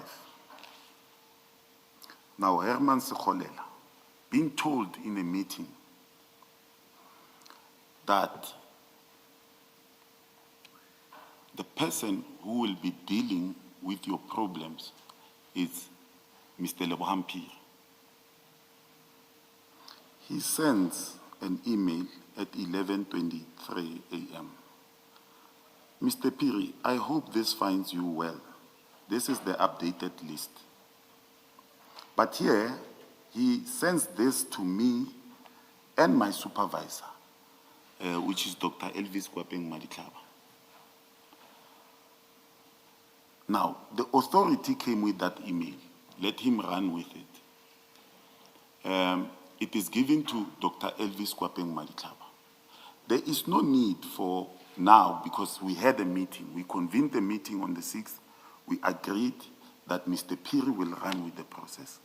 Now, for ease of operation, because director has other issues that he must deal with, it's not only water and sanitation. There have to be meetings, Section 79 meetings and stuff. Herman Sekholela now, he knows that Director Malachi gave me a point. So he's the one that gives you the list of stations. Now he gives Go me to. the list of stations. Is his allocation, his deployment. What I must do now is to go there and make sure that indeed this is the place. Okay, so you're not saying page 18 is the power you have to deploy to the many other stations, because page 18 speaks only to Brickfields and Klapperkop, right? That's your Yes. page 18. Yes. It's specific to those 2 stations. Yes. You are saying to us that it is the meeting, that this meeting you are referring to, Yes. and the earlier email that we looked at, which was, I think it said, Phiri will run with it. Yes. You're saying that's where you drew your authority in respect of the other stations, effectively to execute Yes. Sekholela's list as he gives it to you. Is that what you're saying? Yes. In fact, what I should say is that the deployment on the 7th is in pursuance of the decision that was taken in the meeting of the 6th.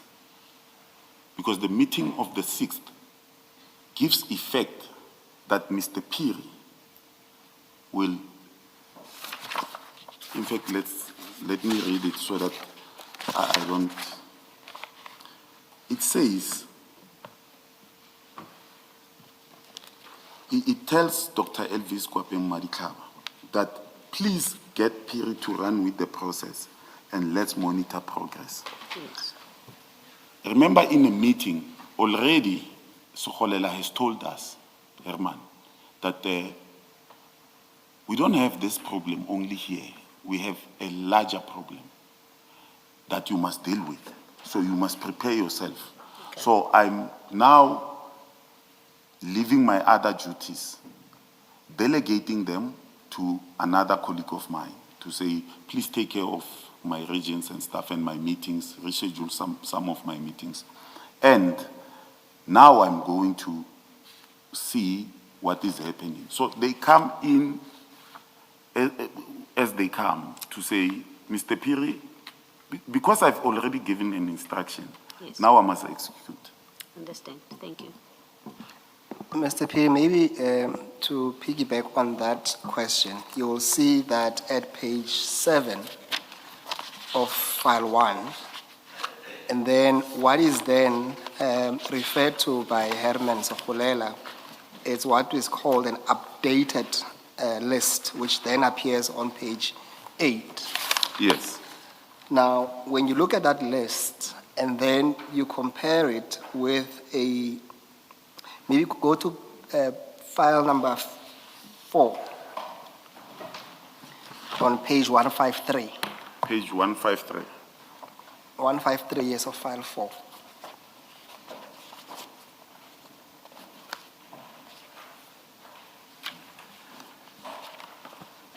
One 153.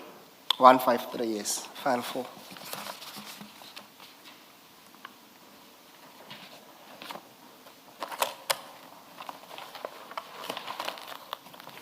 One 154. 153, 3. file 4, and then 153. Yeah, I have 153 and 154 in front of me. Yes, so on 153, what you must see is a document that says a summary of sites allocated to Gubis by Mr. Piri. Is that the one you have? Summary of sites allocated to Gubis 85 by Mr. Piri. Yes.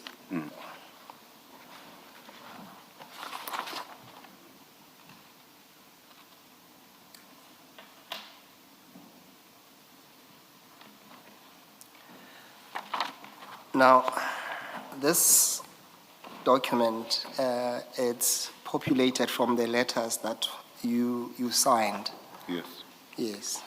And really the part of the question that Commissioner Baloyi was asking you was that, at the very least, accepting that even if for a moment that Herman Sokolela had the authority to dictate to you, as you put in your statement, who to allocate and which sites in question. The question really, at the heart of it, is that on page 8, you have 19 sites that are identified. And then on your letters, on the summary of what we have here, you have 38 38 sites. It's actually 40, but I've subtracted 2, which belongs to Dr. Madikaba. So with yourself, it's 38. And what we're trying to reconcile is that where did you obtain the instruction to allocate the difference?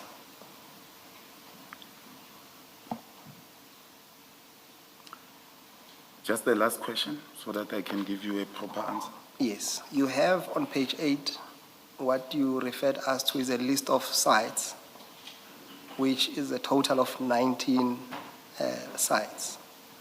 But when you look at page 153, you have a total of 38 sites. So Yes. There's a whole difference of sites that don't accord to what you are telling us in terms of your email. So the question I'm asking you is that, how do you account for the remainder of the sites for a moment? Okay. Remember the questions that were sent to me is authority, instruction, process, and generation and paying of POs. Now, I had to prove, commissioners, that I had authority from Director Malachi. I got an instruction from Director Malachi. Water and sanitation got their own people to work. I'm not responsible for, I'm answering those questions. But should have the question came and said, we need evidence to show that Mr. Sekholela is sending you this list. And then I would have put the emails to show that I did not just go and identify site. He identifies sites, he allocates goobies, and then mine is to go. There are emails to that effect. I am not just going around doing, even there are emails where he says, I have seen that I'm done maybe in Waverley. Please redeploy these guards to Sunderland Ridge.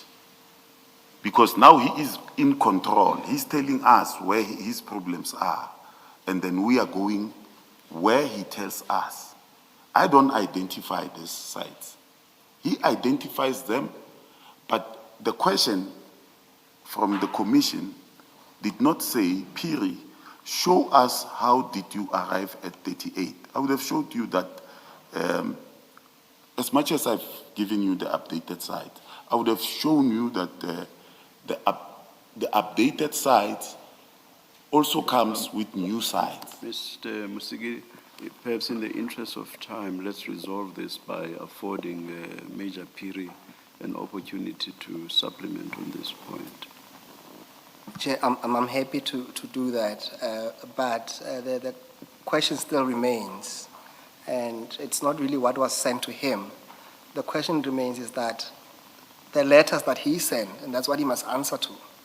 This is what is before the commission. That's pretty clear that it has only the number that you referred to, which is much lesser than or fewer than what you referred to later. And I don't think that will change in the interest of time. I think you've made your point. You've made your point with regard to that.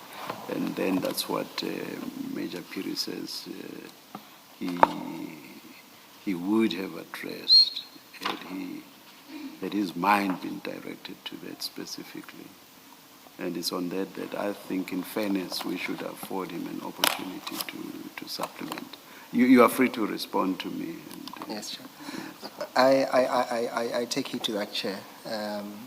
I'll take the answer as it is, that at least for now, there's no account, even if we were to accept that he had authority from either Herman or Malachi, there's still a deficit of at least 50% of the letters that he can account for. Yes. Thank you, Chair. Thank you. Mr. Piri? Major Piri, you say, had your mind been directed to this issue, you would have been able to address it. So I afford the opportunity to supplement your statement by addressing this issue. Definitely, Commissioner. By when do you think you can file a supplementary statement? First, I have to request Director Denis Minar to access, I have my laptop, but I have to access a municipal building. And then that I cannot say by Friday. Do you first, okay. But the commission can give me a deadline, but I think by Wednesday, because I will definitely send them the request and the update. Must I say it's Wednesday or Friday? What should I give you? Wednesday. Wednesday is fine. Yes, Wednesday. All right, then you are directed to file that. Yes, I will work it over the weekend, and then I will send them. Yes. To file it by Wednesday. Thank you. Thank you. Thank you, Chair. Yes, Mr. Musigiri. Mr. Musigiri, I hope you don't feel that I curtailed your cross-examination on this. Because as I say, I think you've made your point, and we understand it perfectly. No, Chair, I accept that, Chair. Thank you. I'll move on from, well, Thank you. I'm still on the same point, but at least on a different angle, Chair. All right. Yes. Mr. Piri, you testified that when you received, so the question is, when you received the instruction finally, on the, on the 10th of January, that will be the email on page 1, LA01, from Mr. Herman Sekhulela. A, Page 1, file 1. page 1. Yes, so you go to your first file, then it refers to your annexure L01 on page 1. L01. Yes. Yes. You see that. On top there is an email from Herman. Page 1. Yes. From Herman. Yes. On So go page to your 1 is- annexures It's LA01. Chukudu Malachi. On page 1. Yes, no, go to the very top of the email.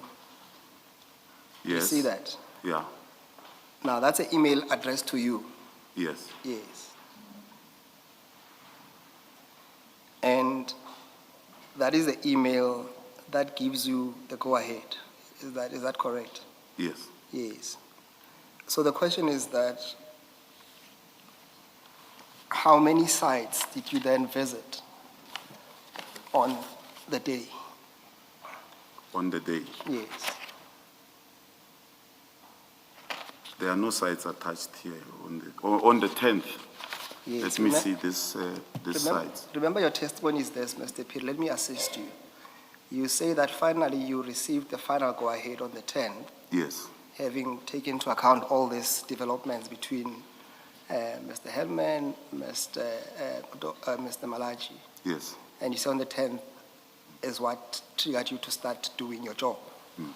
And then obviously on the 14th you signed those letters. So the question is that, how many areas did you visit? If you take out number 7 and number 10, because they are already done, and it's 19 sites.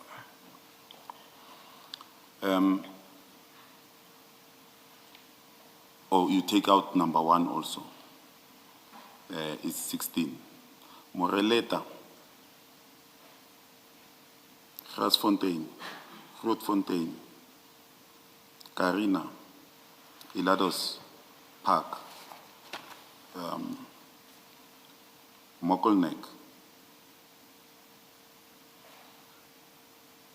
Oh, it's 15. You must take out number 19, Rival Bell Presser.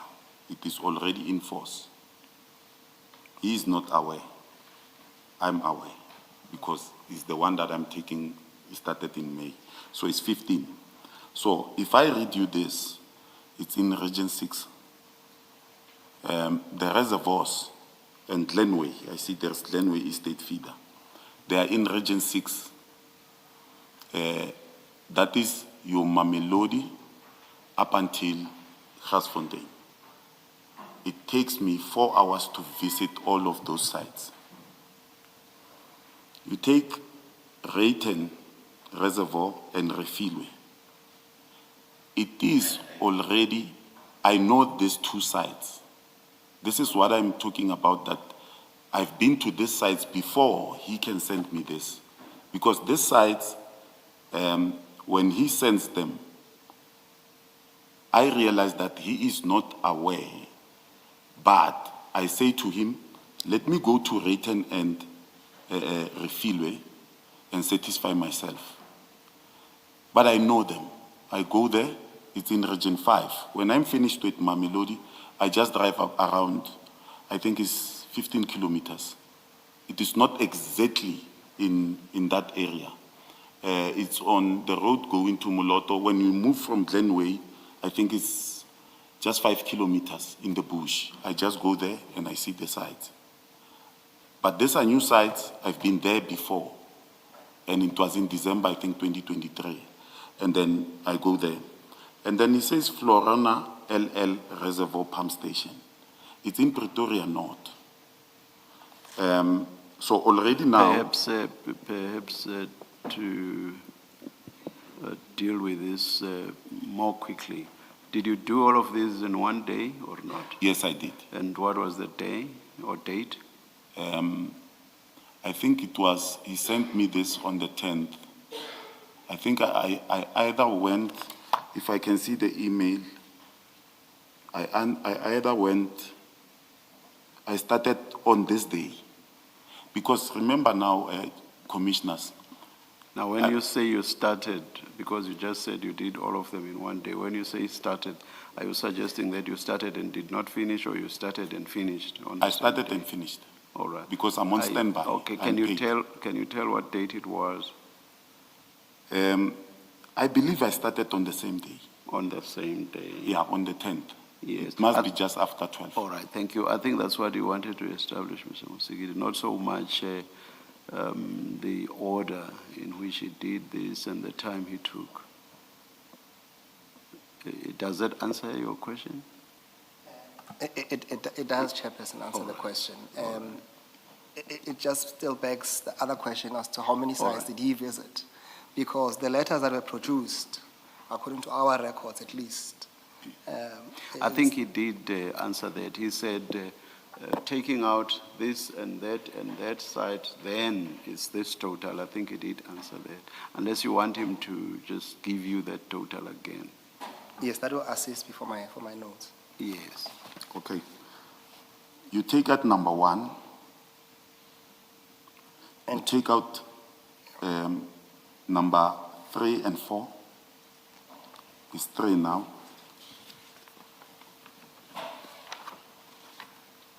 You take out number 7.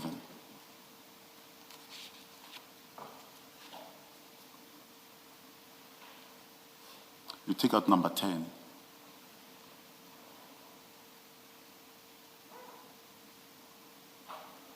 You take out number 14, Glenway.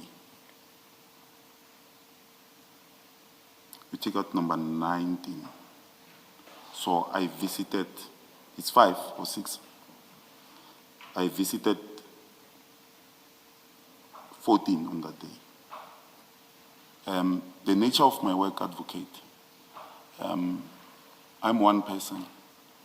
I can start work at 6 and finish at 2 o'clock. All that's wanted now is just the total. Oh, it's 14. Yes. Yes, thank you, Mr. Phiri. Can we then deal with the last subtopic before we go to the next stream? And this relates to the question that was posed probably earlier to you, and definitely it was canvassed with the CFO when he came here, Mr. Mnisi, as to the processes that ought to be followed. And that's something that I realize that you're also itchy to explain relating to purchase orders. Can you go to page 111 on file 4? File 4. Yes. 111, file 4. Yes.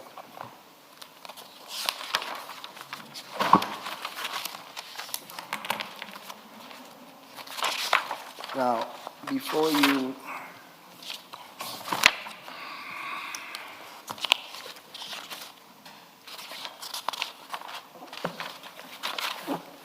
Bow. thank you. You assist me. Now, before you get into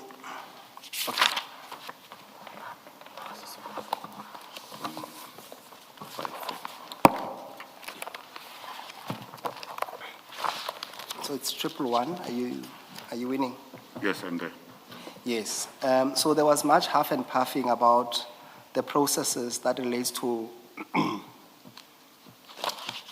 purchase orders and the processes. Yes. Now, I hope your meaning of huffing and puffing is different to Mr. Mnisi's, because I know huffing and puffing to mean the opposite of what he said. Please continue. indeed, Chair, I will try not to huff and puff. Mr. Phiri, do you recognize the document? Yes. Yes. What is that document? It's a memo from Mr. T.P. Malachi and Mr. Navapile. And it is dated 23 January 2023. Can you read into the record the subject matter of that letter or that memo? Okay. Standard operating procedure, acquisition of additional new security services. The requesting department must address a request to the Office of the City Manager, Asset and Property Protection Unit. OCM, APPU will conduct a security risk assessments on the sites where security is required and make recommendations as well as provide quotations for the provision of such requested services. The requesting department must then send to the OCM APPU a formal letter of request signed by the cost center owner where the money will come from, indicating the cost center number, general ledger account, and how much must be committed for the services. The GL and cost center will be verified for sufficient funds. Upon funds being available, a purchase order will be created and sent to the cost center owner for release. Once a PO has been released, the OCM APPU will then go ahead and provide the services and monitor such services. Mr.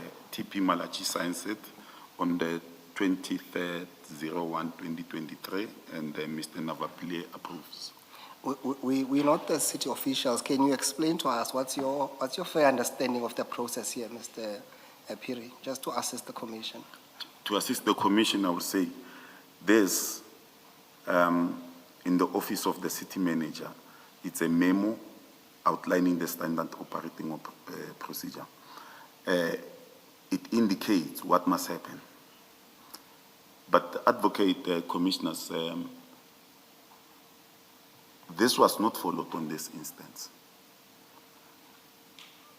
The reason is there were already services that were provided without our intervention, which were irregular from the Department of Water.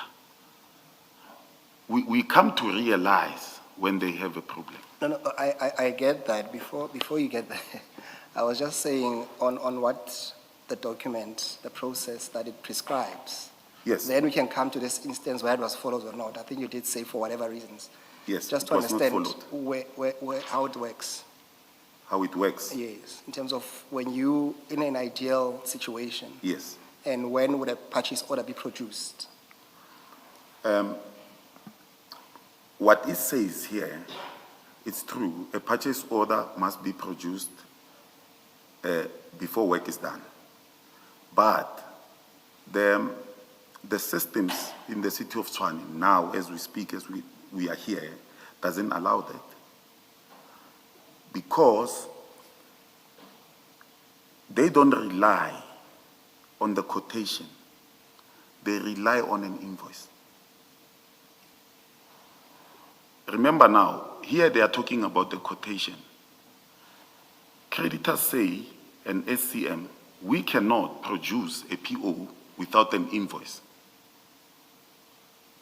Hence I said to advocate commissioners, a quotation is as much as a deployment letter. Doesn't give effect for SCM or creditors to pay. So you must validate an invoice, then it's then that entries are made to create a PO, as we are sitting here. Because, and if you can create one PO now for services that will be rendered for 3 months, you can create it for 3 months, and there will be ease of operations. But then you have validated with an invoice that this work is being done. No, thank you. I think the document is clear as to what ought to be done. Yes. Chair, I still have to cover the financial aspect of relating to Mr. Phiri. And I see that it's 12:59. Let's do that at 2 p.m. Let's adjourn until 2 p.m.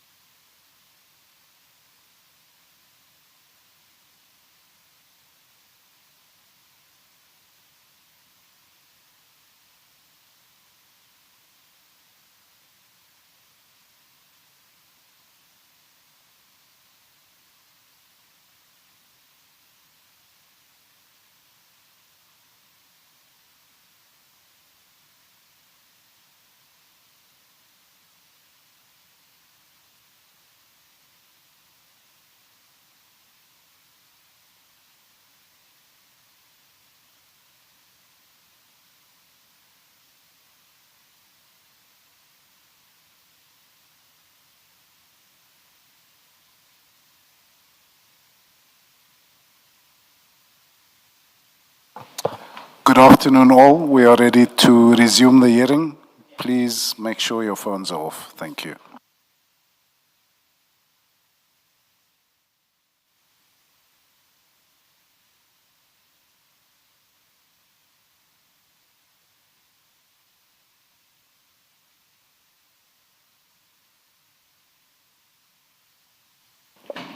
Yes, Mr. Musegedi. Thank you, Chair.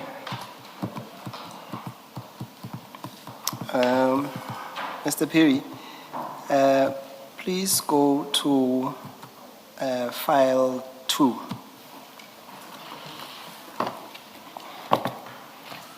And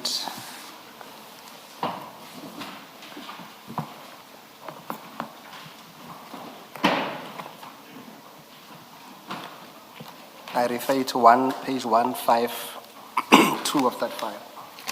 15? 152.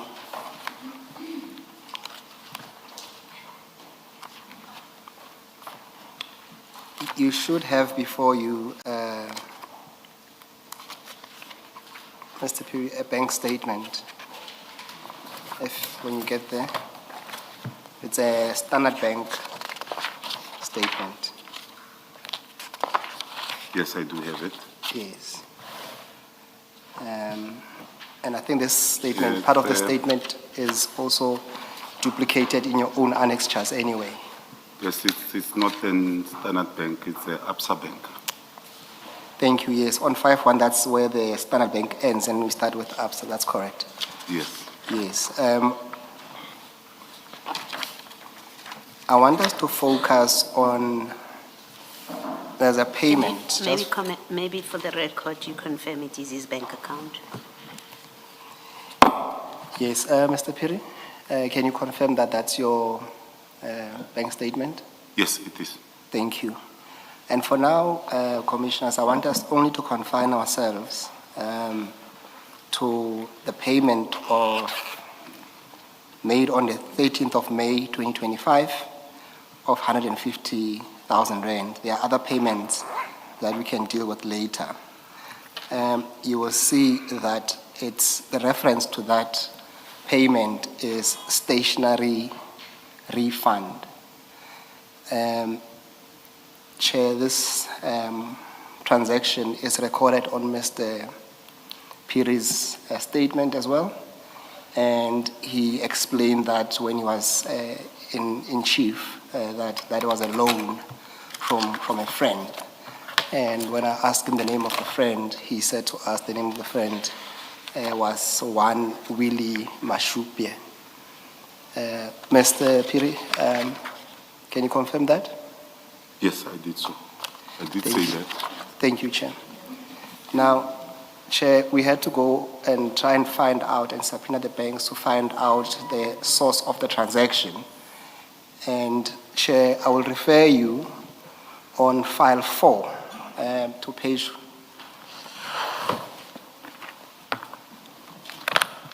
150 of file 4, 150.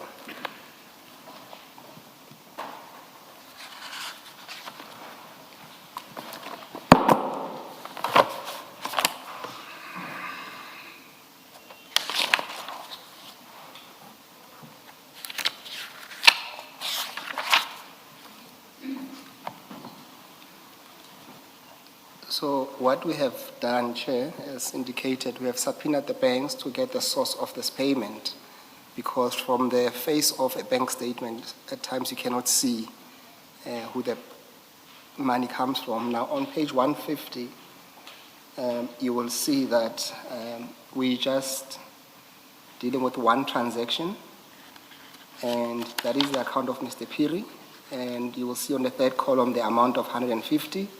The third column, the date of the payment, and that accords with the cross-reference of stationery when it says cross-reference to. And you will see that there's also what you call a matching account number. So that will be the account where this amount was made. And in this case, Chairperson, we will see what appears on the far right is what we call Khaboji Logistics. So at least what that demonstrates, Chairperson, is that the amount you see on page 152 was made by a company called Habuji, and that is supported by what appears on 150. Now, Chair, could you please then go to Do page... you want to get confirmation from Major Piri of what you've... I will give you a chance to comment, but is there anything you want to say for now? No. In fact, what I can say is that I realized when I retracted my statement that it is written stationary fund. Yes. Yes. Yes. That is, But, I realized just... But you accept as reflected at page 150 that this was actually a payment from Habuji Logistics Pty Ltd. I know it as payment from William Supi, but at the time that they sent me the money, I didn't take note that it is written stationary fund because I needed money as quickly as possible. Okay, all right. Yes, you may continue, Mr. Musigiri. Thank you, Chair. Chair, on the same file, we could go to page 60. Same file. Same, Same file two, yes, File two. file two.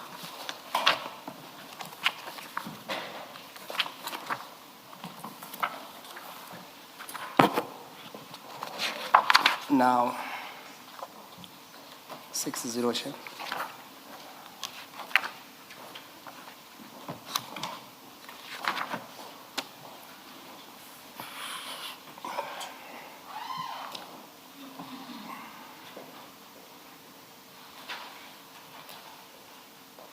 Now, Chair, on page 60, you will see that that's what we call an XT&D summary.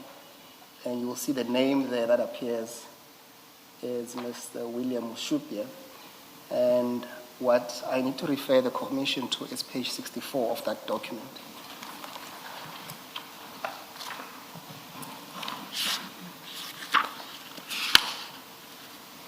So for the purpose of this Sorry, Chair. exercise, On page 64, 64, 60, you said you referred to something. 60 is the name of William Mushupia right on top there. Do you see that? On top, Yes. on 60. Yes. Can you just make sure? Yes, on file 2. On file 2, I'm on file 4, Okay. 60, 2,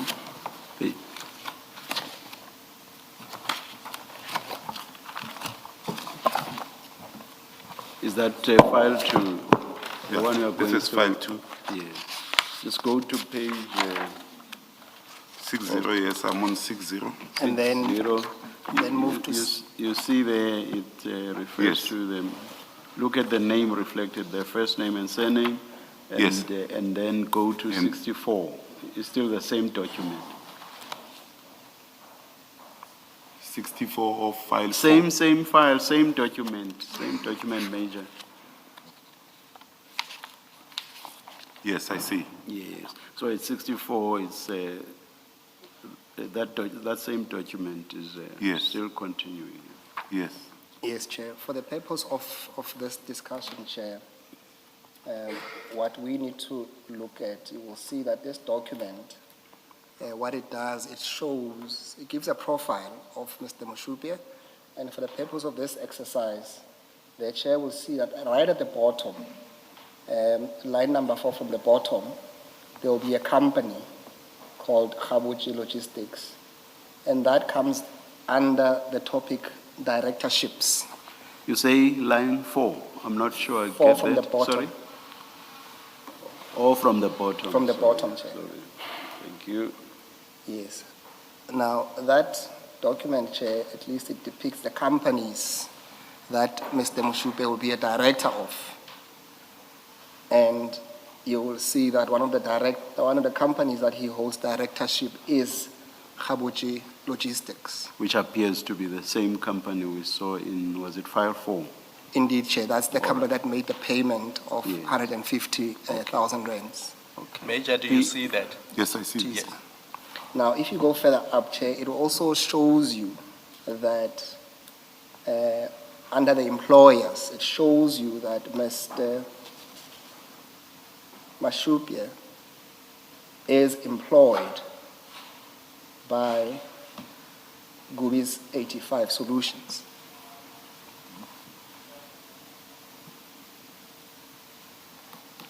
Do you see that, Mr. Piri? Yes. Yes.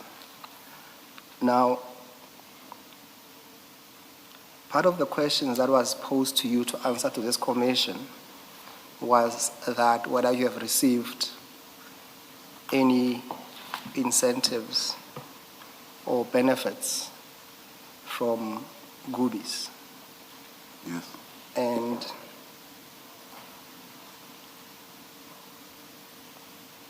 you answered to the negative. Yes. Is that still your answer? Yes.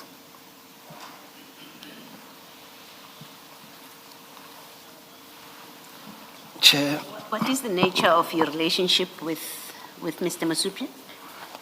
I've known Mr. Misupe from when I completed my matric in 1996. He was staying at Dube in Soweto, and I was staying at my aunt's in Naledi. And we met through the pastor's child. At that time, we were still youngsters. I was working in Santen, and then I came to know him in 1998. Okay. And then we went on, but went on and off, not knowing we were doing our things at that moment, until we met again, I think in 2005, when I was working for a trekking company, trekking vehicles, and my duties were in Soweto. So I met him so that I knew where vehicles were taken when they were stolen. So he's a friend. He's a friend. Yes. Do you know that he's a director of Khabuki Logistics? Yeah, when I'm working, I was doing lots of stuff, and we met again just around 2017 again, and then he was doing well, and our friendship grew again. Okay. But it was not a friendship that I would say was sustainable. It was a friendship when maybe I need something from him or he needs something from me, we will call each other and do whatever we wanted to do. So it's not a, would you describe it as a close friendship? It is not a close friendship. It was not a close friendship then. It became serious just around 2000 during COVID, and we came to know each other Okay. And better. did you know that he's employed by Gubi's 85? I came to realize that when Gubis 85 started working in 2022, but he didn't say that I'm working for Gubis. He just said I'm in business relationship with Gubis. Okay. But you became aware that he's doing work for Gubi's? Yes, partnerships somewhere in Madlanga. Okay. Thank you. thank you. And Mr. Piri, you would know and be familiar with Mr. Calvin Mahlangu Yes, I know him. He's the director of Gubis. of Gubis. Yes. Now, Chair, going back to file 4, Mr. Piri, can you go to file 4, please? I can leave this one. Yes. On page 149.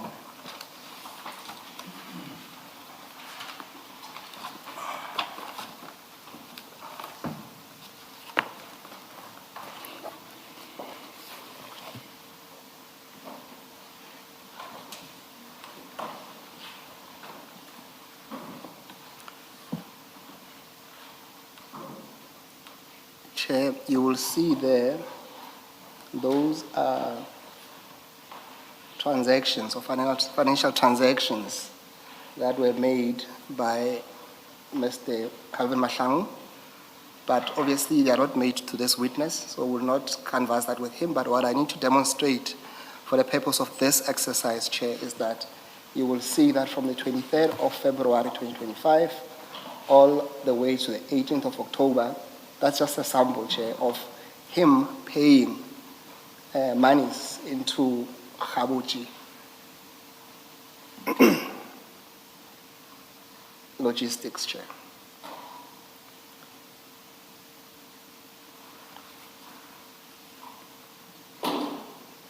So, do you see that, Mr. Piri?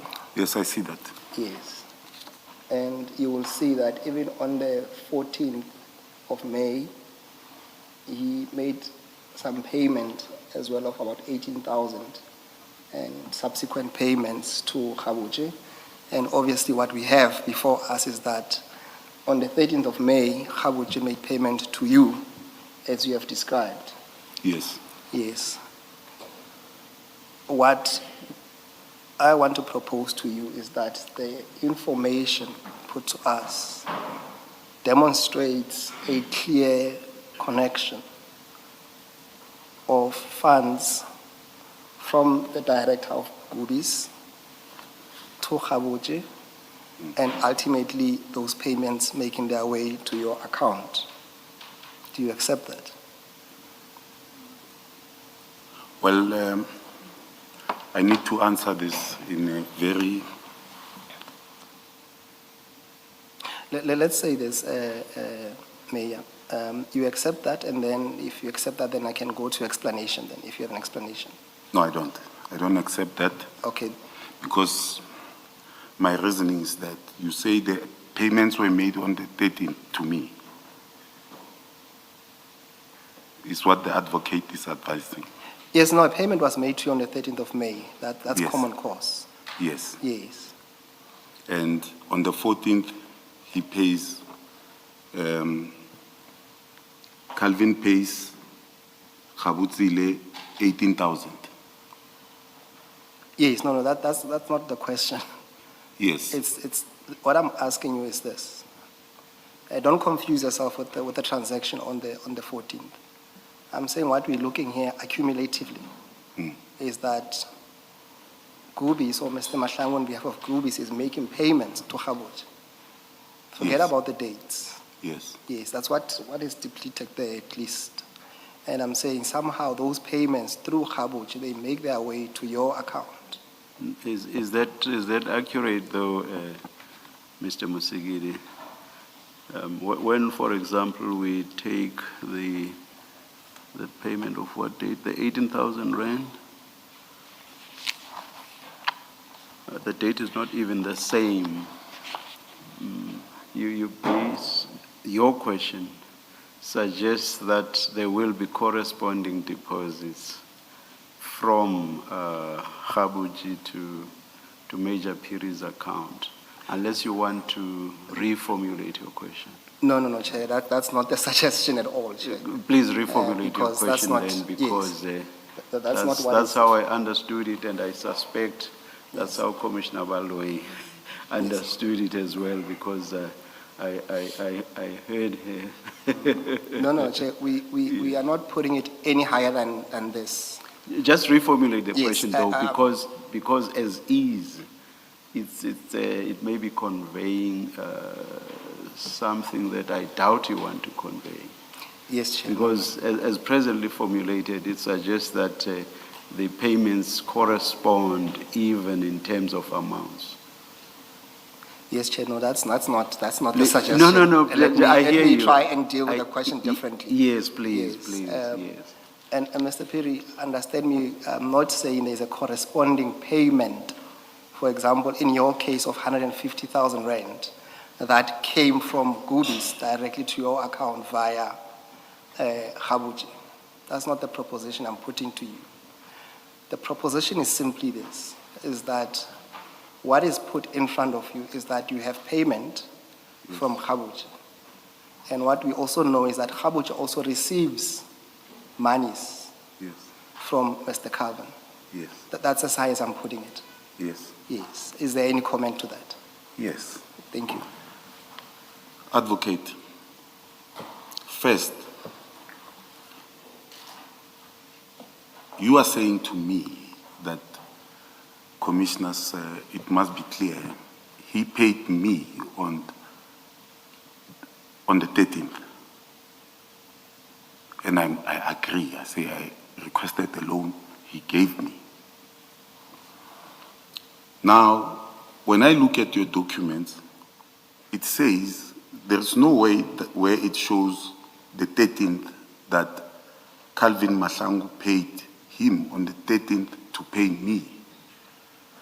But you are telling me that he paid me, and from the 23rd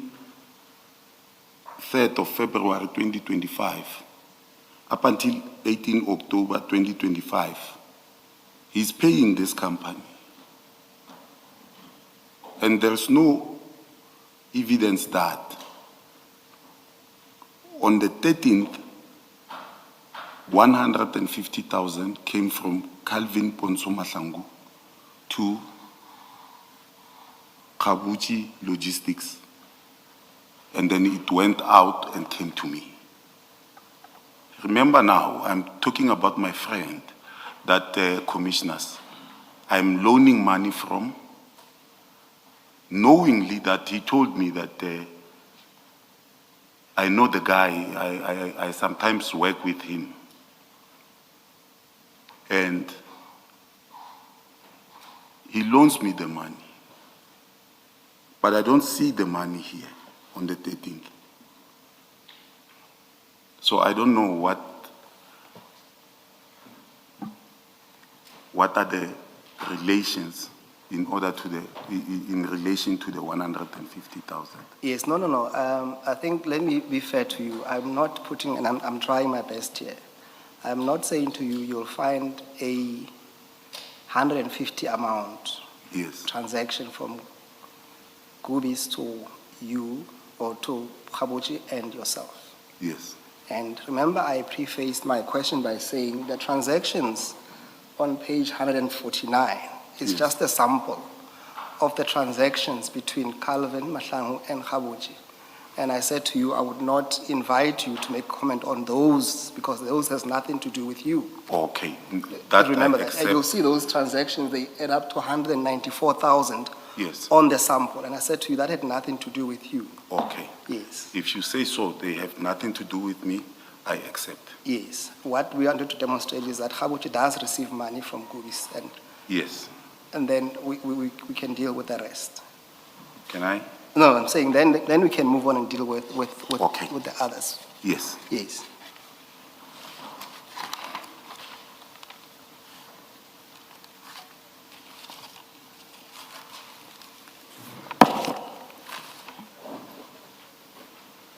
There's another payment or group of payments Yes. that we we also discussed this morning, Yes. and these relate to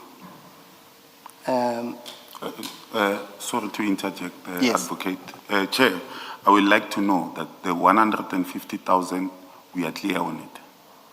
we'll come back to it when we put all the at least propositions to you, Okay. as we are still dealing with what we will at least make submissions on to say that these are the benefits from Gubis. Okay. But we're still dealing with some of the amounts that we are saying are linked to Gubis. To Gubis, So yes. they will all tie in, including the 150. But for now, yes, you can move on from 150. Let's deal with the 35,000 rands. Yes. In fact, when you asked me the first question, I wanted to tell you that the best way to start is to start at the 35,000. Let's get to the 35,000. Yes. Clearly, you are prepared for that one. Yes. Hopefully, then we can find common ground on the 35,000 rand. Yes. Yes. Thank you.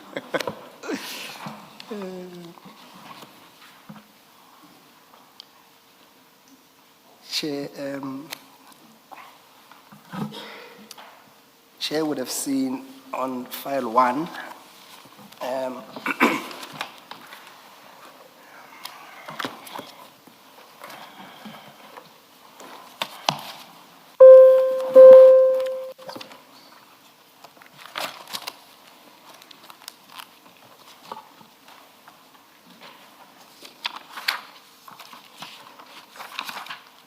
Where should we go there, Mr. Musigidi?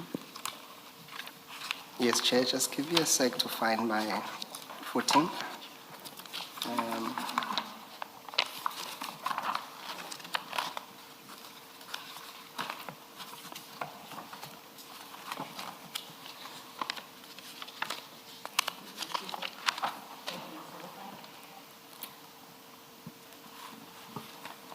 At page Chair, 1. You will find those at, if you go to file 1, on page 8. It should be the very last document on that.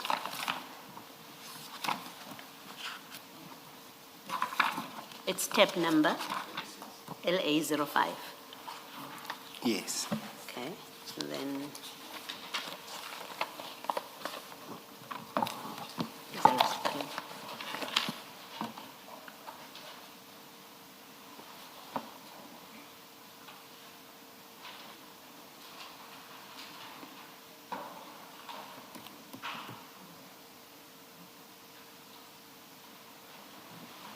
Brigadier Musigidi, you said page 8.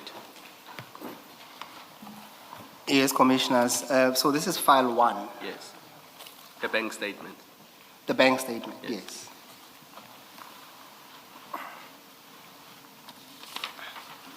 Are you there, Commander? I'm After the definitely last there. tab, yes. Yes. Yes. Now,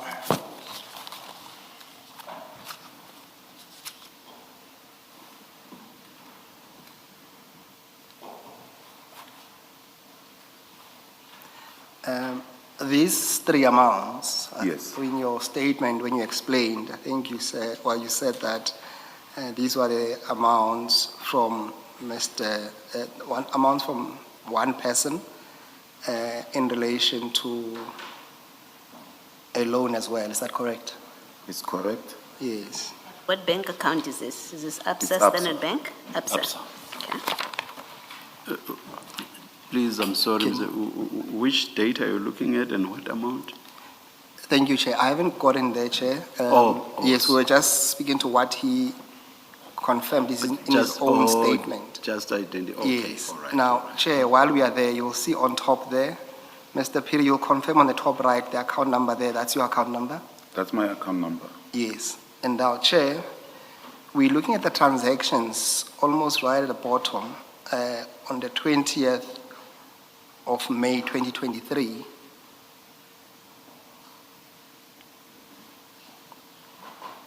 And then Chair will see that there's 3 payments that makes up the 105 payment. Now, you will see, Chair, that the first reference, it says that it's for services,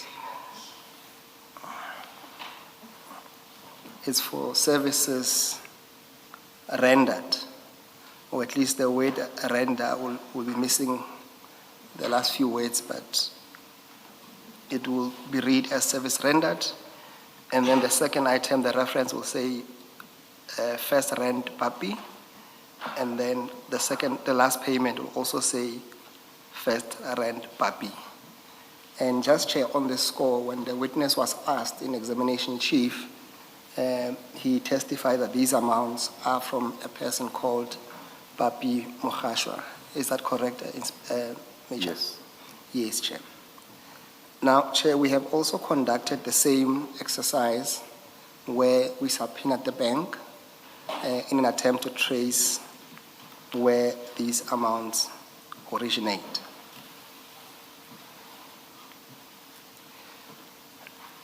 Chair, on that score, You can go to page 151 of file 4.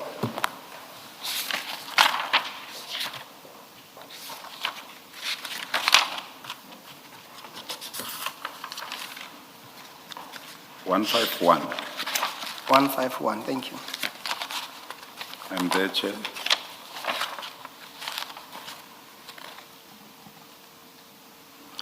Chair, you will see that those transactions are there with the reference that we alluded to earlier, which the first reference.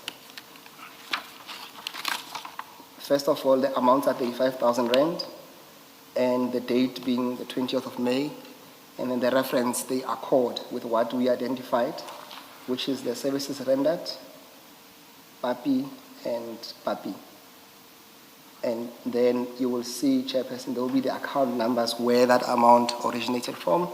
And then on the far right, you will see it says the companies or the names of the company and the individuals whom this amount would have came from.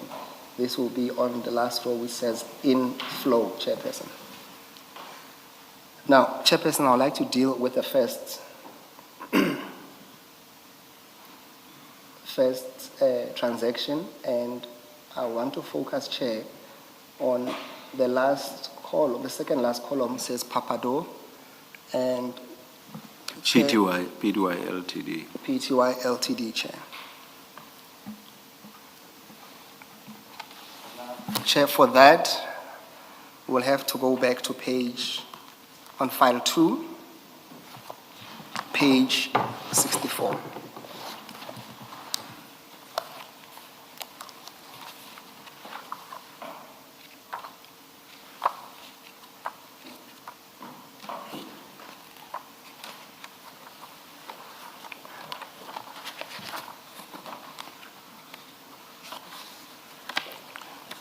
And Chair will see that on that page again, there will be a document where it gives a summary of, or a profile of Mr. Mushupe's profile. And Chair would see that under directorship, the second last company there, Chair, it's Papado. What that depicts, Chair, let me check with Mr. Peter, are you there?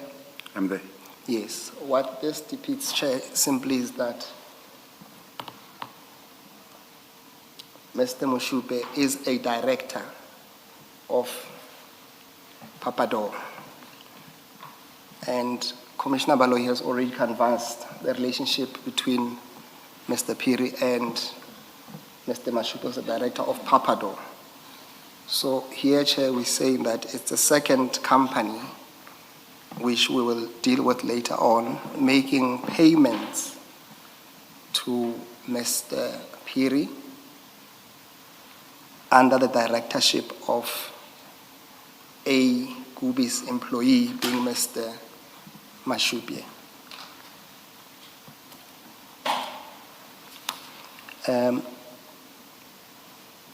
Major Piri, do you have any comment to that? A comment. Yes, if any.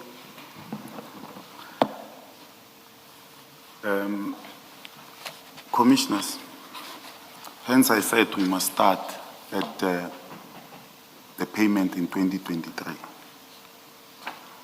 I think it was in May the 20th. The reasoning is that I realized that I speak to Papi Mohasho. Papi then gives me the money on that date. It's 2023. After giving me the money, I realized that the accounts are different. But I realized after using the money the very same day, just in a couple of minutes, I buy a vehicle at We Buy Cars. I realized that no, but these amounts, they come from different accounts. Then I called Papi, ask him, I asked you for money, but I see people who paid me are different people, because I said I wanted 100,000 from you as a loan. And he says, wait, Piri, unfortunately, I didn't have the money. Then I asked our friend, our common friend, Willie Misupi, to give me the money.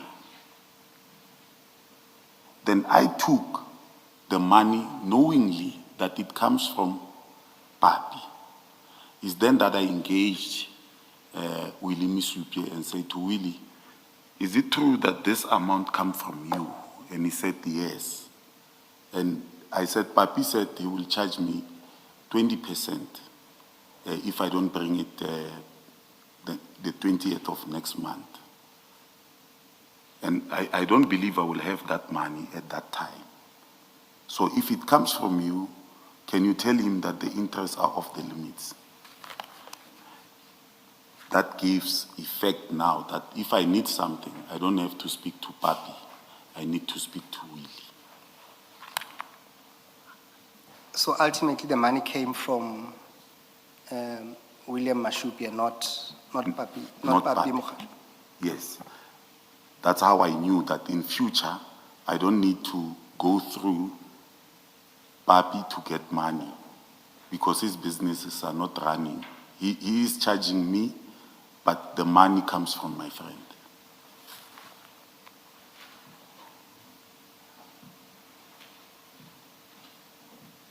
Okay, and then if we go then again back, Chair, to the same on page 151, the witness was now speaking to the first transaction, which is the first 35,000 rand, which made reference to Papador. And then we have two other transactions, Chair, which we had to follow those account numbers to see where those amounts. 151. 151. We're still on file 4. In file 4. Sorry, 151, file 4. Yes, I'm on 154.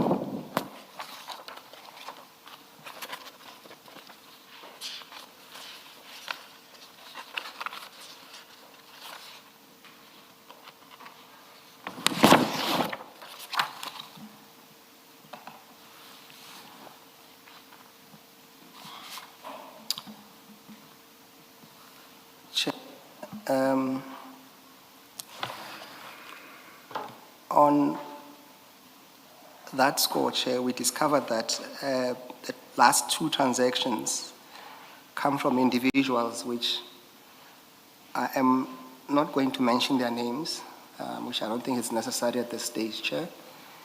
But Chair would see, and the witness has this in his possession, Chair.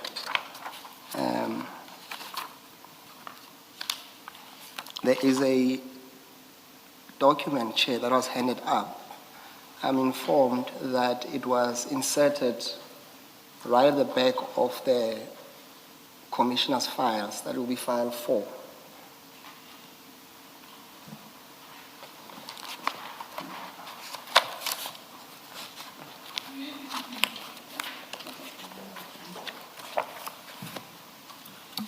Commissioner? My file 4, the last document is a transcript.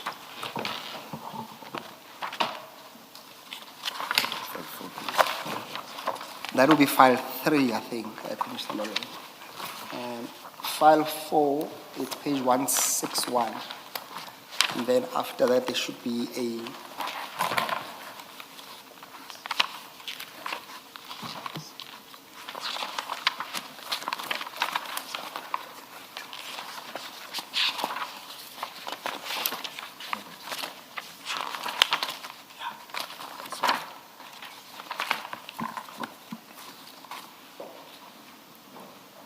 Is that the one marked 1 at the top? That's correct, Chair, yes. I'm told it does in fact come after the transcript file. No, it's before, it's before. Yes, before. Thank you, Chair. We're not gonna make. If we have the correct document, but Yes, it that's also what- has Goobies on the left column, or not? That's correct, Chair. All right, all right. It will say payments from Gubis to William Mashupia and Khabuchi Logistics. And we just need to make reference to the very last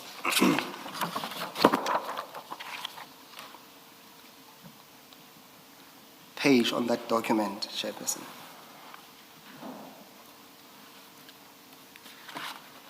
And Chair, you will see that in the middle of the page, at least right in the middle of the page, there is a table and there is a name there, Mr. HGM, and the second name is Mr. KSM. I will not pronounce those names, Chair.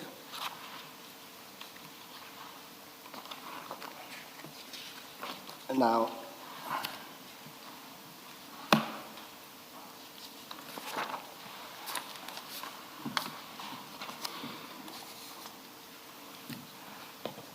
what then, Chair, we have at least done is that when you look at, are you there, Mr. Peter? Are you following, Major? Yes, I have. Yes. Okay, all right. The one that is written 1. Yes, so go to the last page of that. Mark page 4. Mark 4 at the top, Major. Yes. And Yes. Yes. Now, Chair, you will see that the account number of the first person with the surname M, that account number is ending with 825. I don't want to read the rest of it into the record, Chair. And the other person's account number, also Mr. M, his account is ending with 192. Now, Chair, if you cast your eyes on page 151, of which bundle? on Oh. bundle 4, Yes.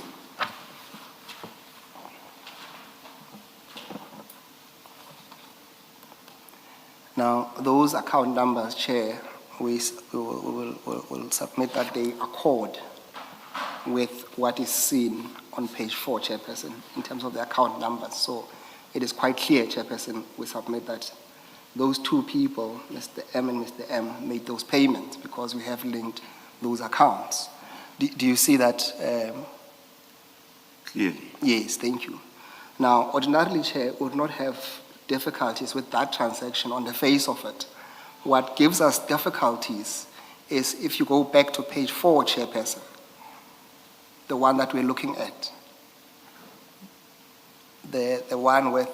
Yes, yes. towards the end of the file, yeah. Yes, the difficulty then we have, Chairperson, for now at least, is that you will see that the company for the first person, Mr. M, it receives a substantial amount of money from Gubis.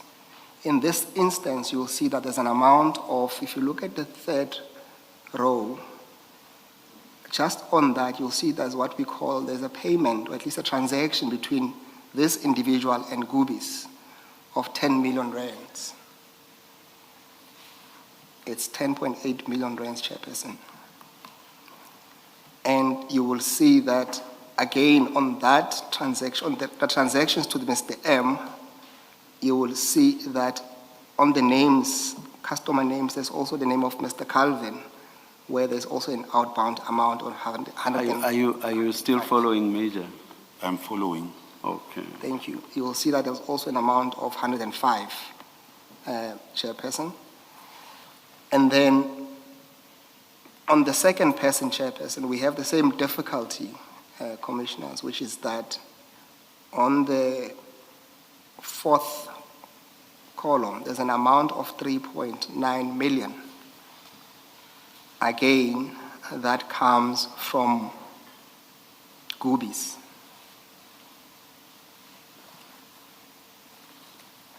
And similarly, you'll see that Mr. Calvin Mahlangu's name also features.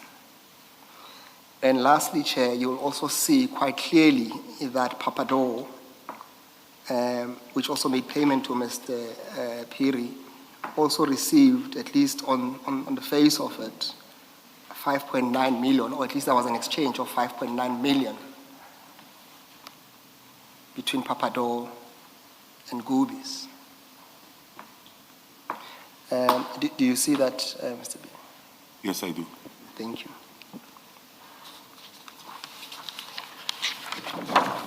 Mr. Peter, we'll make submissions, at least to this commission. Before you go to your submissions, let me see, let's try to establish something. At page 151, where those, in that same bundle, Yes. where the relationship that identifies the account holders is given, the first one is Papado Yes. at 151, and then the second one has a name, and that's the person you received payment from. What is your relationship with that person? Papi, we share, I would say William is also from Soweto. But when I was living in Soweto, I didn't know Papi. I knew Papi through William. And that's why I said we must start at the payment on the 20th. Yes. Because now I asked Papi, then I realized that no, Papi doesn't have money. He's asking money from William, knowing that William knows me. Now we are almost closed. Yeah, the second name is not William, it's a completely different person. The first one is Papado, and then a relationship has been shown to exist between Papado and William. William is a director. Yes. In Papado. But then you have a second name, you have a second person. Yes. Who makes payment to you with a reference, Papi. But that person, that account doesn't belong to Papi. It has a different name. And Yes. my question to you is, who is that person? I don't know these two gentlemen because I see it's Mr. M and Mr. M. Mr. GM and Mr. SM. I don't want to mention, I don't know them. You don't know them? Totally, I've never met them. Okay. Thank you, Mr. Msipili. Thank you. Perhaps just lastly on this name, Papi, Chair, if you go to the document with 4 pages, on the first page of it, the only attention I want to draw the Commission's attention to is that those are the payments between Goobies to William Mushupe and Khaboji. And what you will see there, Chair, is that as part of the reference, it says Khabo, which will probably mean Khaboji, and then there's Papi, and then there's Goobies. So what we say, Chair, is that quite clearly, any payment between Goobies and Khaboji is referenced as Papi. It has nothing to do with respect with a person called Papi, but that's a reference that seems to be used, and not as Papi Mokhachwa, as Mr. Phiri suggests. Any comment? I will respectfully ask the advocate to rephrase the question or to repeat the question. Yes. Not to rephrase, but to repeat. Okay. I used the Let's go back. On page 1 of that document you have, Yes. do you see the reference Khabo, Papi, Goobies? Yes, I do. Yes. So what I'm suggesting to you is that the word Papi is used repeatedly Yes. as part of the reference between payments between Goobies and Khaboji. Yes. Do you accept that? Yes, I At least on the face of that document. Oh, they are using the name Papi, yes, Yes, and it's the same Papi we see on your bank statement as well. yes. Yes. But may I comment, Chair? Yes. Yes. This payment are made in 2024. Yes, what's your point? My point is, I don't know the relationship between Papi and Gubis and William Mosupie. They might be doing their own thing somewhere.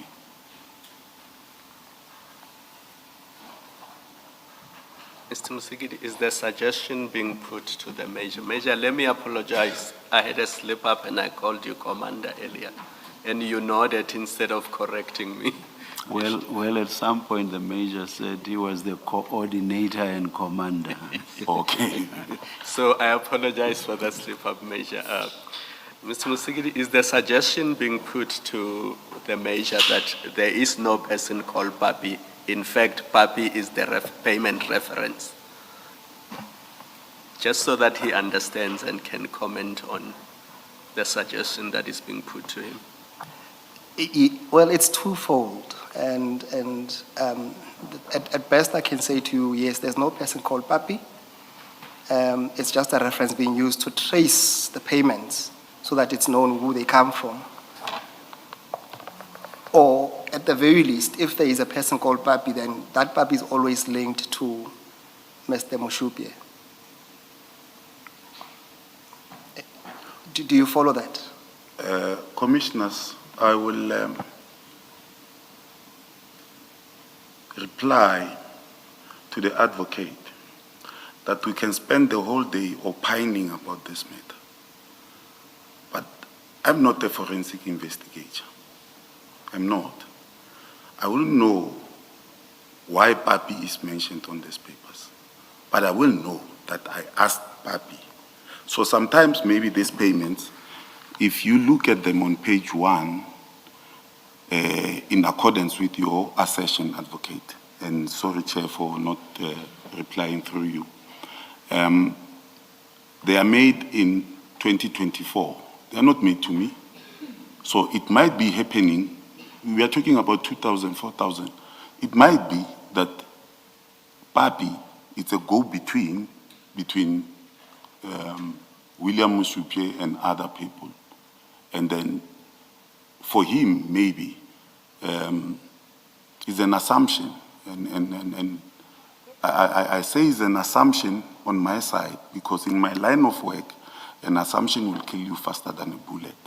So using Papi might be another thing for him to remember that Papi wanted this. I'm not sure, but maybe Papi, when asking money from William must remember that Papi is, this amount were paid to Papi. Mr. Musigidi, can the proposition be higher than the proposition to make to the witness that he received payments from people that have received payments from Gubis or that have a financial link to Gubis? Is that the proposition you're wanting to make? And if so, why don't you just make that? Indeed, thank you, Commissioner Baloyi. And in this instance, we have also added a layer to say that at least one of those people is employed by Gubis. Yes. Do you wish to comment on that? Mr. Peter? Advocate, you were replying to Commissioner Baloyi, so you've never put the question. Please respond to what Commissioner Baloyi said. Okay. Yes. Can Commissioner Baloyi kindly repeat Yes. the question?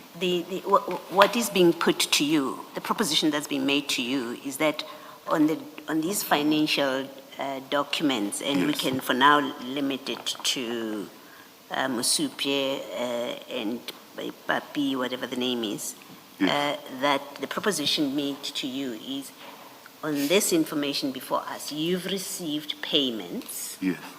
from people who either have received payments for whatever reason Yes. from Goobies or have a financial connection to Goobies. That's one. And one of those people is Musupye, who is Yes. also an employee of Goobies. Yes. Do you accept that that's what this financial information we've been looking at tells us? Yes. Okay. I accept that, but at this time, I'm not aware that these people are going to William Musupye in order for me to get this money. At this time, I'm not aware. And that I can prove. Yes. But at this time, you are aware of William Musupye's association with Goobies? Yes, I become aware after these transactions, Okay. but I know that he's with Goobies. Thank you. Yes. Okay, can I ask you a more direct question, Major? Have you ever received payment from Goobies? Directly from Goobies? No. Yes. Has Goobies ever paid you money? No. Has any director or owner of Goobies ever paid you money? No. Have you ever received money from somebody associated with Goobies, either an employee or a service provider, but that payment was from Goobies? In other words, there was a middleman that Goobies was paying you through. No. I will say yes. I have received payment, a loan from William Musupye, Yes. but he didn't say to me it is from Goobies. It's from Goobies. Yes, because he's a businessman. Yes. Yes. Now, did you pay that back? Yes. How did you pay it back? When I was going through this, I need to be thorough on this one. When I was going through this, I said to him, why must I pay you in cash back? And then he said to me, this is a business. If you pay me back back into my account, it becomes a business. It will reflect as income. As and an they income. have to pay tax on it. I don't know why Yes. you No, wanted. I follow that. But how did you pay to him? Did you pay to him in cash? Yes, usually I will pay to him in cash because I have my own side hustles. But where did you get the 150,000 to pay him in cash? Okay. Did you withdraw it from your bank account? What will I do is that immediately, if we go to 8, where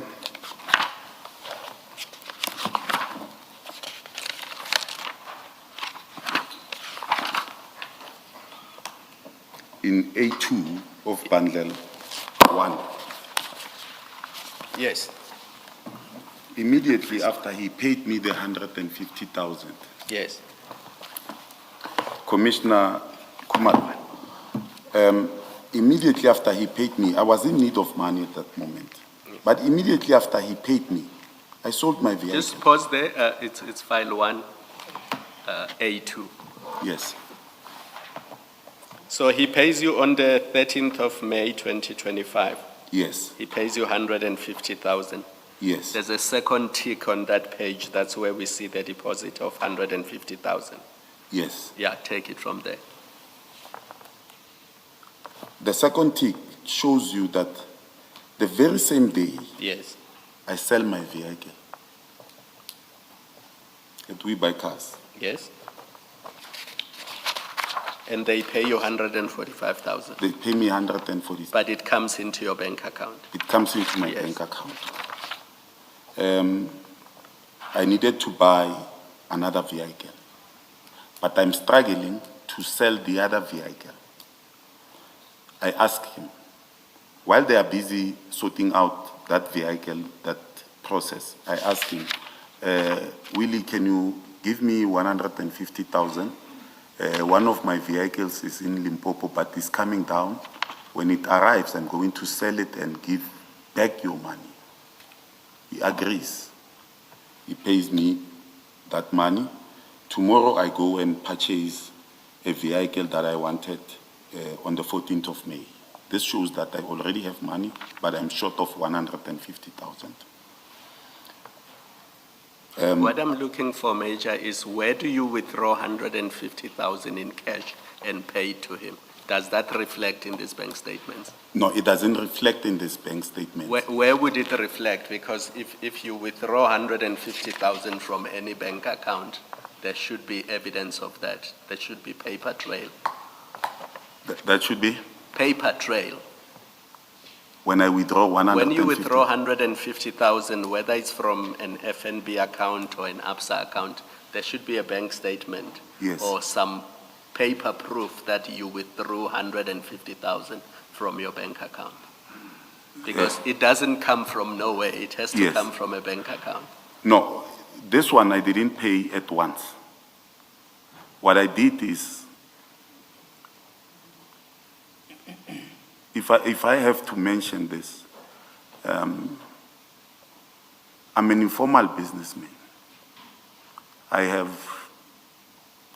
these small cars, your Polos and your, so I will sell them. I don't register them. I have Golfs and Tez that are doing some business for me, carrying children and stuff, but it's not in my name. So I knew that I can sell all of them and pay him in cash.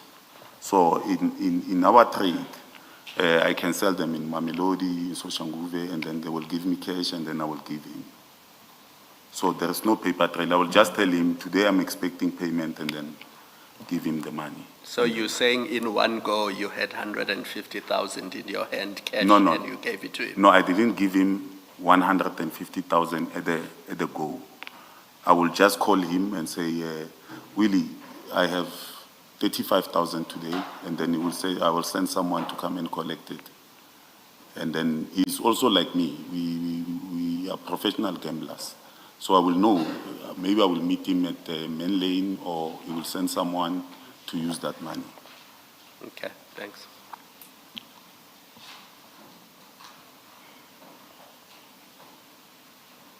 But what I'm bringing to A2 is that immediately after using the money, I sell another vehicle and I get 124. But the guy doesn't want me. My balance on the 18th, on the,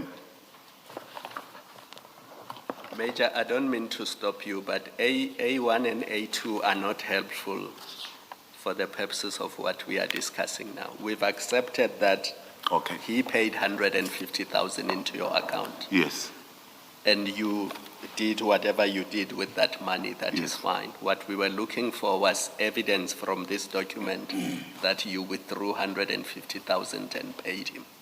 no, I And didn't. if you withdraw. say that's not here because you sold your other cars in I sold cash my other to cars. pay him, then Yes. this doesn't take us a step further. Okay, Okay. thanks. But he could have reflected the repayment if you paid from your account into his account. He could have reflected that for purposes of his books as a loan repayment and not a profit. When I'm paying him I'm testing what you say, which is that his reason for insisting on a cash repayment back, yes, was that he did not want that to reflect as profit as it would have had tax implications. I'm saying, but he could have reflected that as a loan repayment. as a loan repayment. Yes.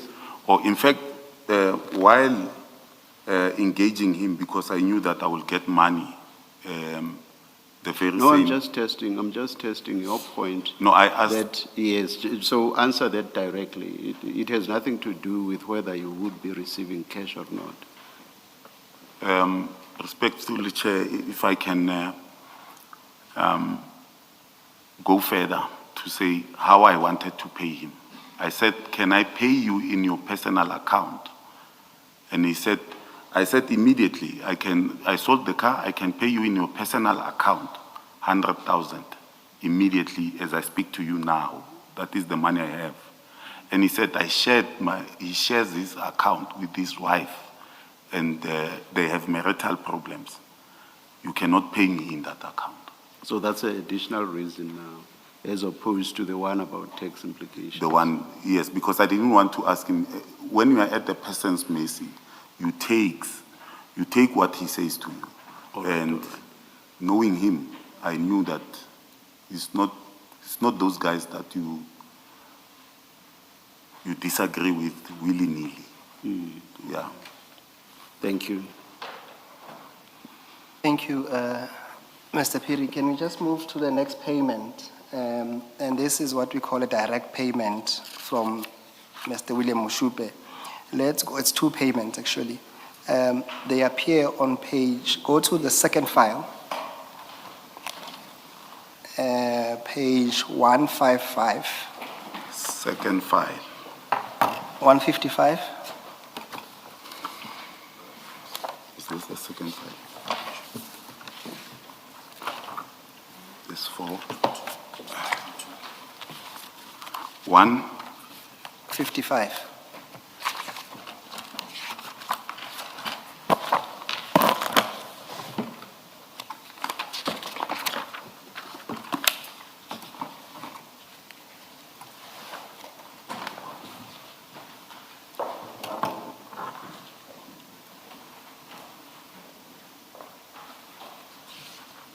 Yes. Yes. You will see the chair, there is a payment. It's a third transaction on the 21st of May 2023. It's an amount of 10,000 rand. Do you see that? It's an amount of 10,000 rand. Yes.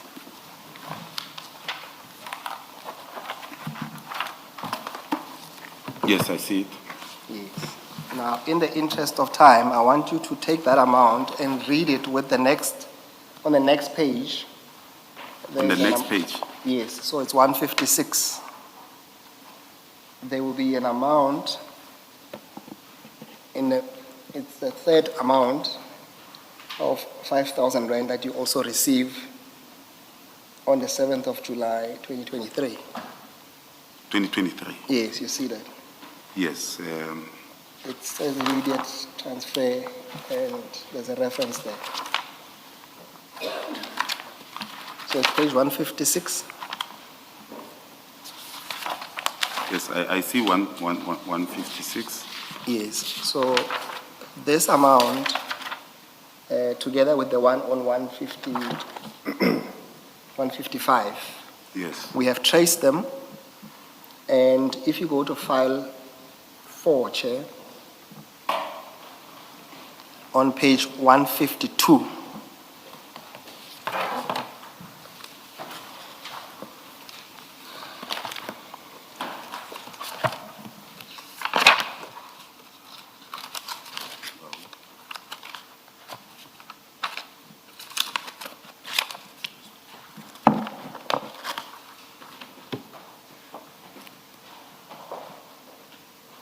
Yes, I see them.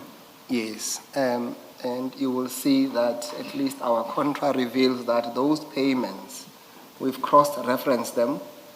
They both, when you do the cross-reference of services rendered and the dates, they show that those were payments directly now from Mr. William Mashupia. Yes. Yes. So at least on the score, you'll accept that you have received direct payment from someone who's at least attached to Goobies. Yes. Yes, okay. May I comment? Yes, you may. Remember I told you, I realize now that the money comes from William Mshupe. Realizing that, I tell William Mshupe, I bought a vehicle. The run flat is on the 21st of May, is the next day. The tires are not in good order. I say to him, I'm at Tiger Wheels because I already know. Can you, because now we have already spoken on that day, even phone records can show you that after this, I speak to him and then I say, can you further loan me 10,000 because Papi was lying to me. He gives me on the 21st of, it is the next day. He gives me the 10,000, if I'm not wrong. But the other one you said is 7th of July. the 7th of July. Yes, I need another money. And I say to him, send me money. And then I will pay you back. And then he sent it back. He sent it there. And I've already used what he sent to me. And then I use the money. And I don't want to tap into my own money. The reason I'm using ABSA, I'm using Standard Bank for salary, to receive my salary. But because at Standard Bank, constantly I'm being hacked. And I'm forever at the police station writing affidavits.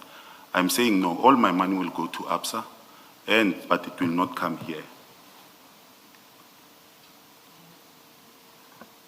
Mr. Piri, these two payments, but also the first payment that we have established comes from Papador, the 35,000 rand. Yes. And these two last ones, why would the reference be services rendered if these are loans between you, Papi, and William? What services would have been rendered for? But more importantly, if these are simple loans, Yes. why would they be referenced services rendered? Businessmen, I don't know how their minds work. They wouldn't say loan. I think it's a matter of them maybe claiming that for tax. I don't understand how they do it. But if you ask them for money, if they pay you through a bank, it will never say it's a loan. And in hindsight, I've never thought of asking them, why when someone asks you for money, you don't say it's a loan? You say something else. I've never asked that. But it is not, I've never rendered a service for Papador. I've never. Thank you.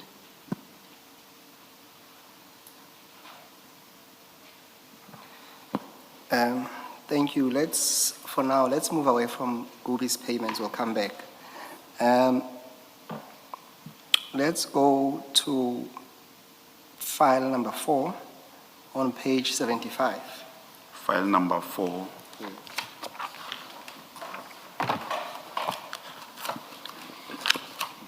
Mr. Sigidi, Chair.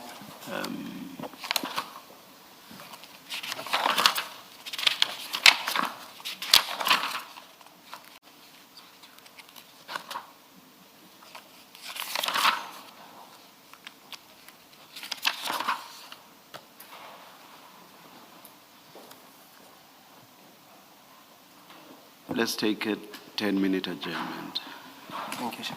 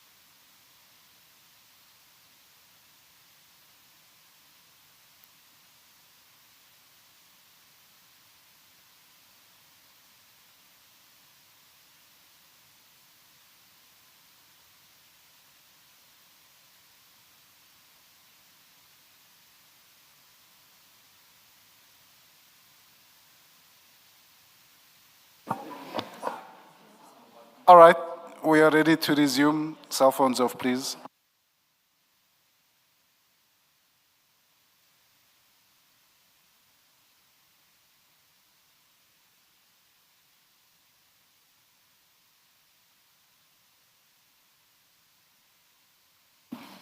Mr. Chaskalson? Thank you, Chair. Chair, Commissioners, Deputy Chief Lamini had been called to appear today. I understand we're not going to reach his evidence today, and I just ask that he be excused and warned to appear tomorrow at 9:30. Thank you, Mr. Chaskalson. Deputy Chief Dlamini, the plan, and in fact what we were told by Mr. Musigidi was that we would be done by lunch with Major Piri. We are not done. Let me apologize to you that we were not able to start at 2 p.m. and that we are not going to start at all with you today.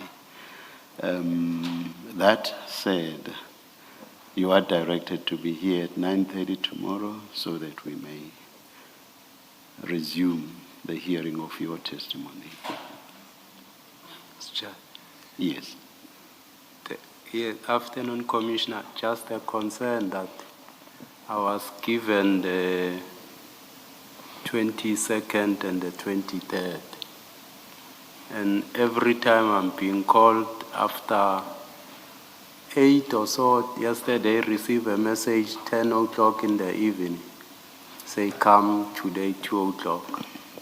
Yes. Get a call today to come at 10 o'clock. And these are the days I was given to appear before the commission. My concern is that, sometimes I make arrangement. For instance, I moved the other thing for tomorrow. And now I must be here tomorrow. I perfectly understand that, Deputy Chief. The problem is it may be our good intention to proceed in accordance with our schedule, but it sometimes takes longer. That is the testimony of witnesses than what we had anticipated. So again, my apologies. But do make time to be here tomorrow. We'll try, Commissioner. If I can't manage to move the schedule, what will be the arrangement? Can I get another date? Or I'll have to move the things that are planned for tomorrow.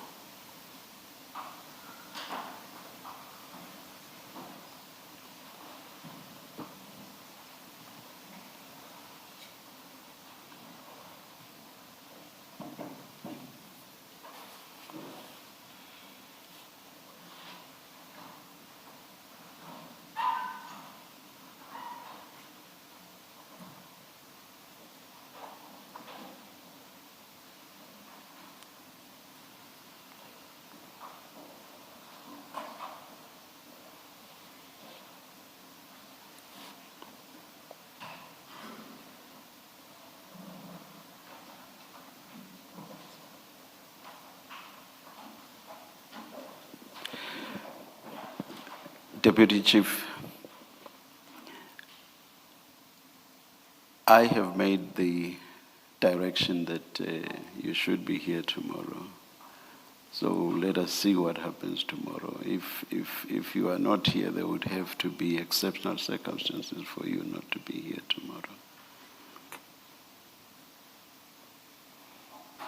We'll try so, Commissioner. You are excused. Thank you very much. Thank you, Deputy Chief.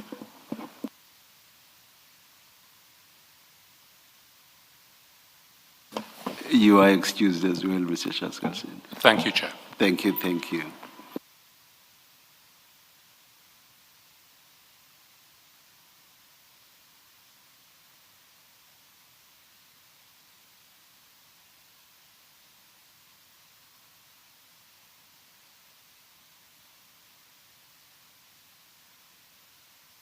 Yes, Mr. Musigiri. Thank you, Chair.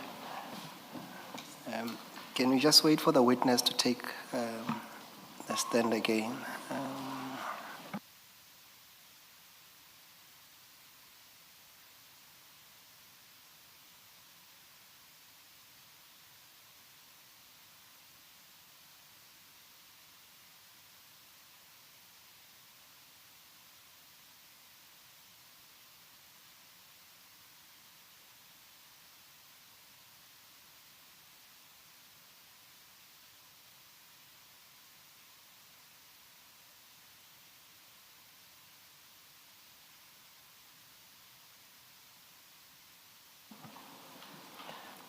Major, can we then go to file 4 on page 75?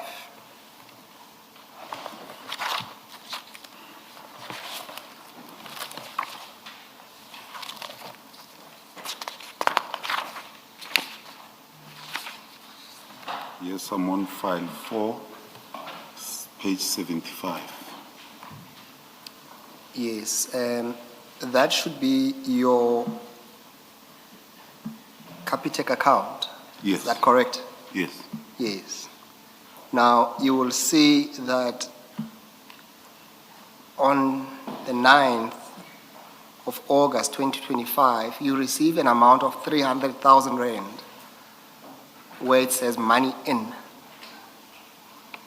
File 4. Yes. Yes, 300,000 rand.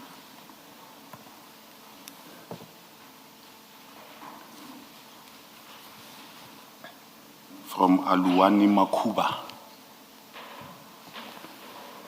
Yes.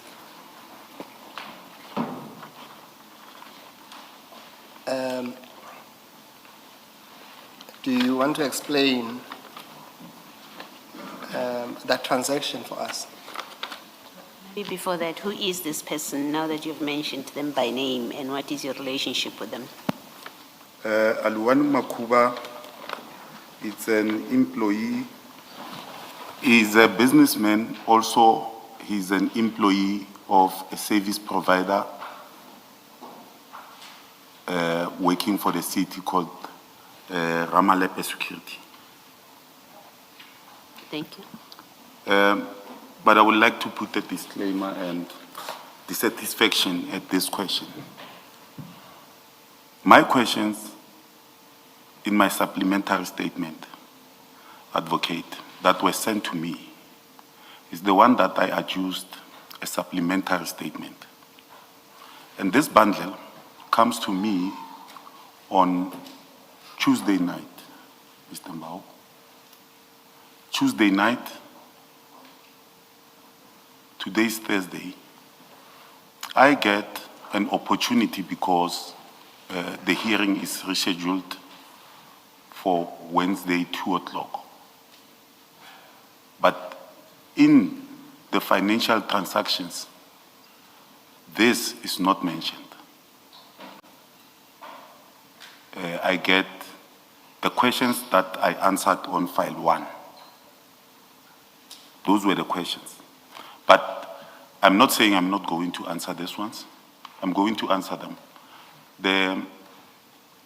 And to be fair to you, I think to an extent that you might want to give a supplementary again to bolster your answers. No, in fact, And if you want to take that opportunity, that will be provided to you. advocate, it will be rather peculiar to write another supplementary statement because I have proof now. I took a liberty to answer to that, and then I made copies. I wish I can find them and show why he is paying me this money. So I just want to be sure. You are saying despite your complaint that this document or these documents were given to you only this week, you are in a position to respond in the manner in which you would have wanted to respond, even if you had received these documents much earlier. So you are comfortable to respond. Yes, if I can find them, I seem to have misplaced them. But I can give, I have the files because I borrowed this person money. He's paying me back now. So it was you that lent money to him? Yes. Is it to them? It's to them. Yes, yes. Now they are paying back. Now they are paying back and they are struggling to pay me. And they are paying me in drips and drops. And while I paid them, I came with the file here, but I don't see it for some reason.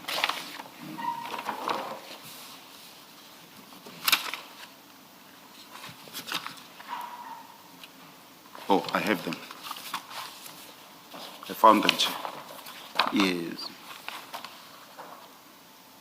Did you share what you have with Mr. Musigidi's team? No, we never had a consultation on this one. Okay, all right. Yes, but I knew the question was coming. Yes. And I was expecting him to ask me about Keriot Lulama Moeli, of which now I see we are already at Aluwani. And then I have proof that Aluwani, I gave him money. And the quantum is very huge. Him and his colleagues who Okay. are running Perhaps another let's do it this way then. Take us through what you have. Give us dates paid from this account Yes. to that account, and then you can hand the document over and copies will be made for all of us. Okay. Thank you.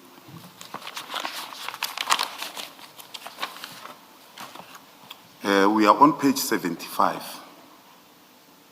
Aluwani pays me on 08/08/2025.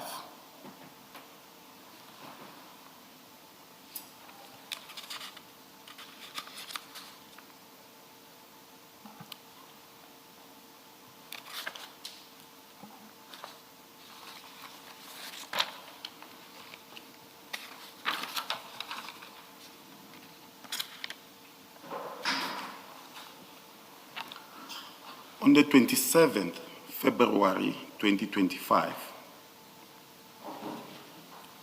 I withdraw 1,563,966.30 cents. On the same day, Did you say what? 1.5? 1,563,986.30 cents from my investment account, from the bank. I make a notice, and then because he told me, then I made a notice, I think a month before, that our businesses will need money.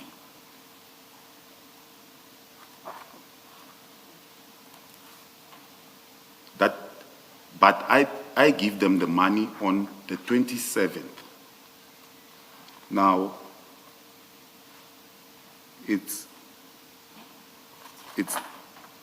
the first amount that I give them is 200,000 the same day.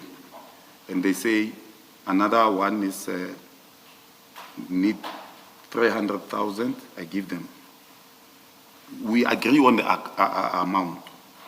And then the point person is Aluwani Makuba and Stanley Maluleka. And I made a mistake, I should have not mentioned those names. I gave them the money. On the 28th, they say, no, but can you borrow us another? Sorry, 200,000 on the 27th to?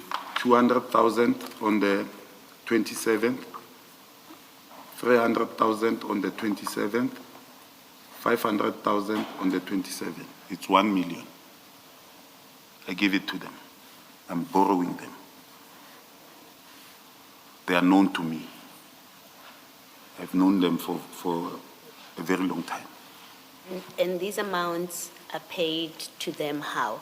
Is it into a I'm bank paying to them account? from my account, my ABSA account. Already I have money, I made a notice. On that day, I know I must pay them. Initially, they told me they needed 1.5 million.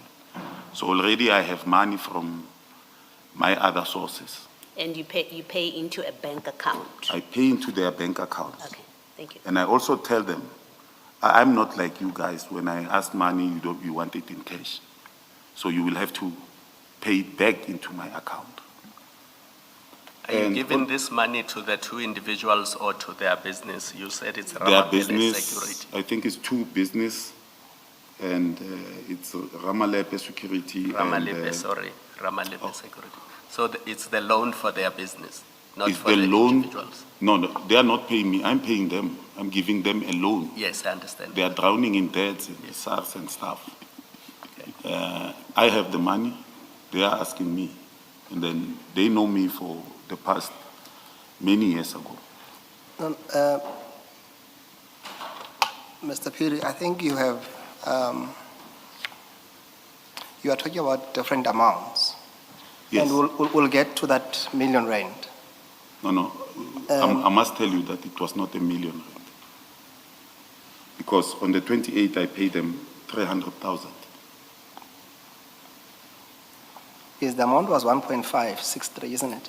Yes. Yes, But they decide they don't need 1.5. yes. I can use it as I wish. It's my No. money. I understood you to say you made 3 payments to them, No, 4 payments. okay? Yes. Give us the numbers, because I have 3 payments that make up R1 million, maybe correct? 2, 3, and 5. and That's three. that's what I also have. It's 2. No, on the 27th is 3 payments. Of 2, 3, and 5. Yes. Which And is on the $1 million. 28th of Feb is 1 payment. They are calling me saying, no, we made a mistake. Give us 3. And then because it's in the account, I was not intending to use it. So it's 1,300,000 Yes. finally, okay. And I think Commissioner Kumalo had asked whether the money was paid in cash. or No, into it bank was account. paid from my account to their account. Oh, no, so he had asked a different question. Is this a loan to individuals that you have mentioned or to the company itself? It's these individuals, they have companies. So you paid to the companies, Yes, I paid to the companies and Aluwani. okay? Yes. In fact, yes, Aluwani. I paid to Aluwani. And the businesses, Mboka, Acha, and what I'm at a bank, and the bank advises me that this is the way to do it. And because I don't have trust issues with them, I give them. And what you are referring to, advocate, the 300,000, he's paying me back. And this is where I paid him.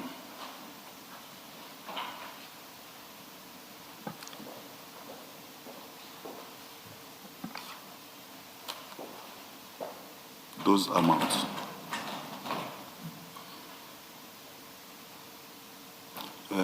Advocate Mutsikiri, disregard the 100,000. It is not paid to them. That you pay to yourself or something to that effect, or you transfer to your own account or something, or someone called Piri. Well, I was going away to Limpopo, and then Yes, I saw that 100,000 and yes. yes. No, So I I'm just not gonna- decided, because they don't want it, let me use it. Yes.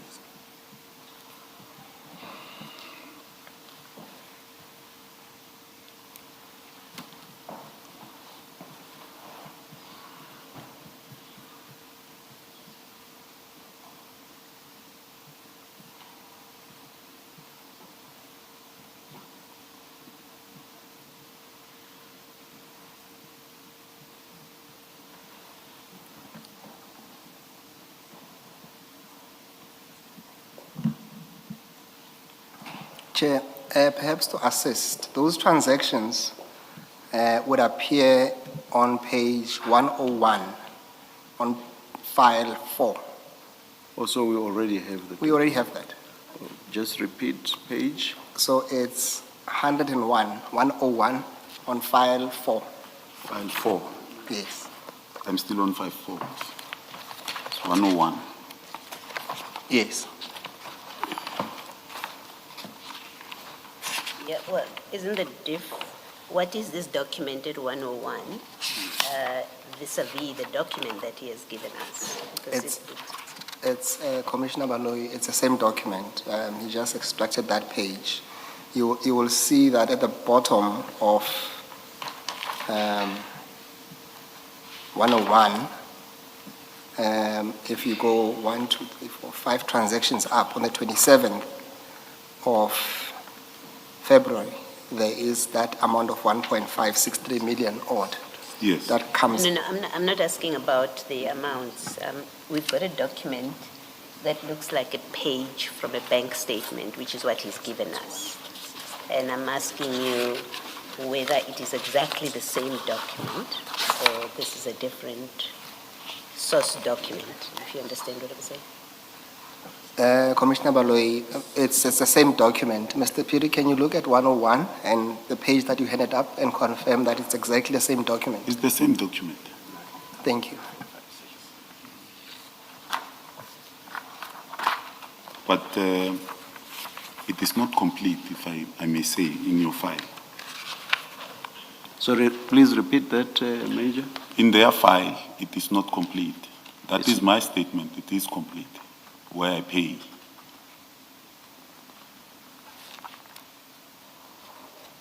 What is missing? Because if you go from 101 Yes. and then you go to 102, you will see that there is. Oh, I see on You see it's 102. there. Yes. It's still on there. 102 is the 28, Yes. and on the 27, I see 500 that you highlighted in red. Oh yeah, they are all here. It is complete. Yes. They are in your file. They are complete. No, Thank I you. was not wearing my semi eyes. The transaction are there, it's just that the format in which the statement is printed. But the transactions that you wanted to highlight Yes, I are hear. on 101 and 102. Yes. Yes.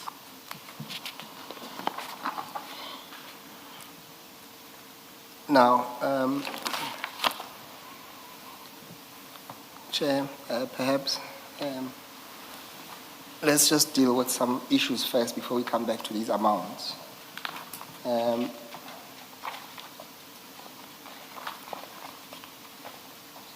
If you, Chair, on on file 4,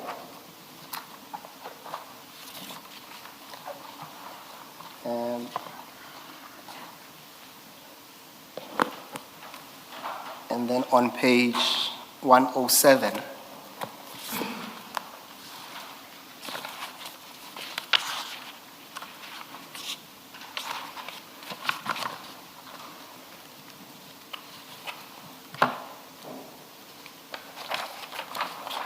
now, Chair, on 107, on the face of that document so that it makes sense when you read it, it's a profile of one Mr. Aluwali Makuva. You will see that on page 104, just so that we are not confused. On 103. So if you just go to 103, just to confirm, that is a profile of Aliwani Makuva. And what I wish to highlight to the Commission is that on 107, you will see that under the employers, he is recorded as being employed by, at least there's one that says Ramalipe. And I would later on say to the chairperson, Ramalipe is a security company. I will come to that now. But the witness also confirmed in his testimony that indeed Mr. Aluwani is an employee of Ramalepe Security Services. Yes. Is that correct? Yes. Yes, Chair. It's Now- Mr. Makuba. Makuba. Yes. Now, Chair, you will see that on the same file, on the very last document, on page 156. So on the same file on page 156. And it is just to buttress the point, Chair, which is that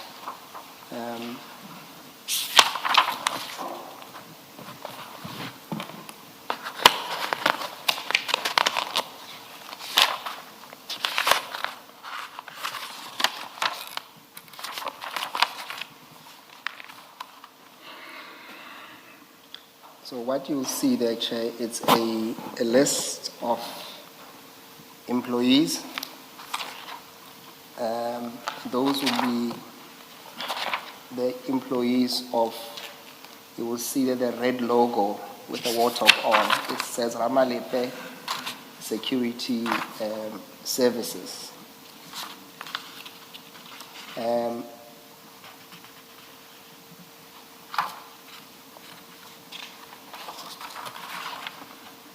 I just want to highlight the name of Mr. Aliwan, which appears on 158.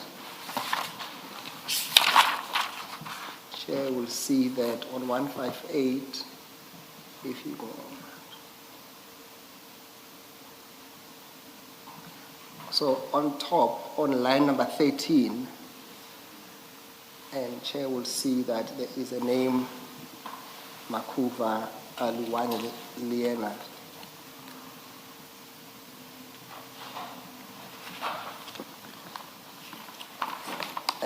Mr. Piri? It's reflected at least twice. I don't know whether there's any significance in that. Or it's different. There is few Makuvas, Chair. There. So there's Okay, Peter Makuva as well. Okay. And Chair, what we also, yes, Chair.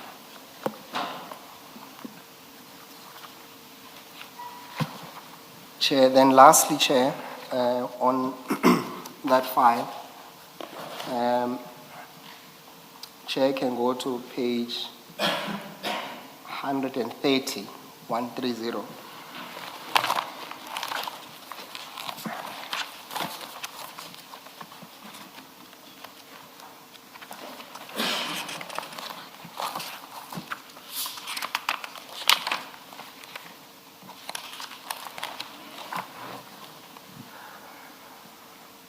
Chair, are you there?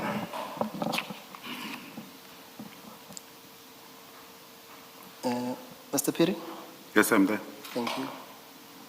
Now, on page 130, Chairperson, this is a letter from the City of Tshwane, dated the 1st of February 2022, addressed to Ramalepe Security and Cleaning Services. Now, of significance, at least to this stream, Chairperson, that we are discussing, would be at paragraph 1, if you go to the middle of the page where it says, the sentence is broken, but in essence it says this: your tender has been accepted by City of Tshwane in terms of the court order in respect of the TMPD 02-2016-2017 tender. And that, Chairperson, I have to pause and say that is a tender in question.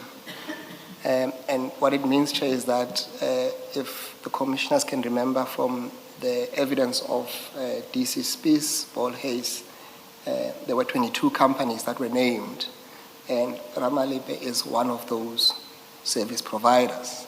And correctly so, it says that as per appointment by the court order, Chairperson. Then that, Chairperson, would have probed then our inquiry, because if you go to then the transactions that we're dealing with,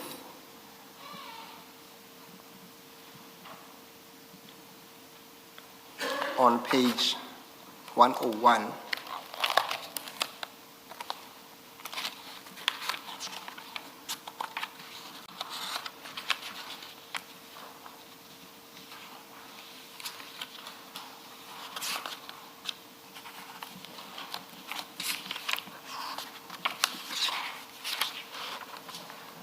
the chair would have seen what the witness referred to as at least one of the transactions.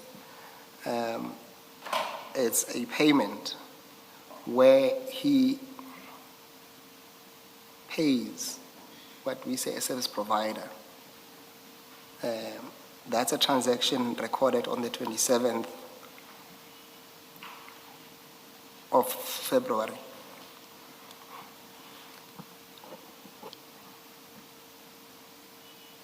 Mr. Piri, the question is, who approached you for a loan? Was it Mr. Aliwali in his personal capacity, or was it Ramalepe Security Services? I want to refer to a list where you pointed the name of Aliwani, where you said this page. The list, yes. It's the page employees. 158. 158. Yes.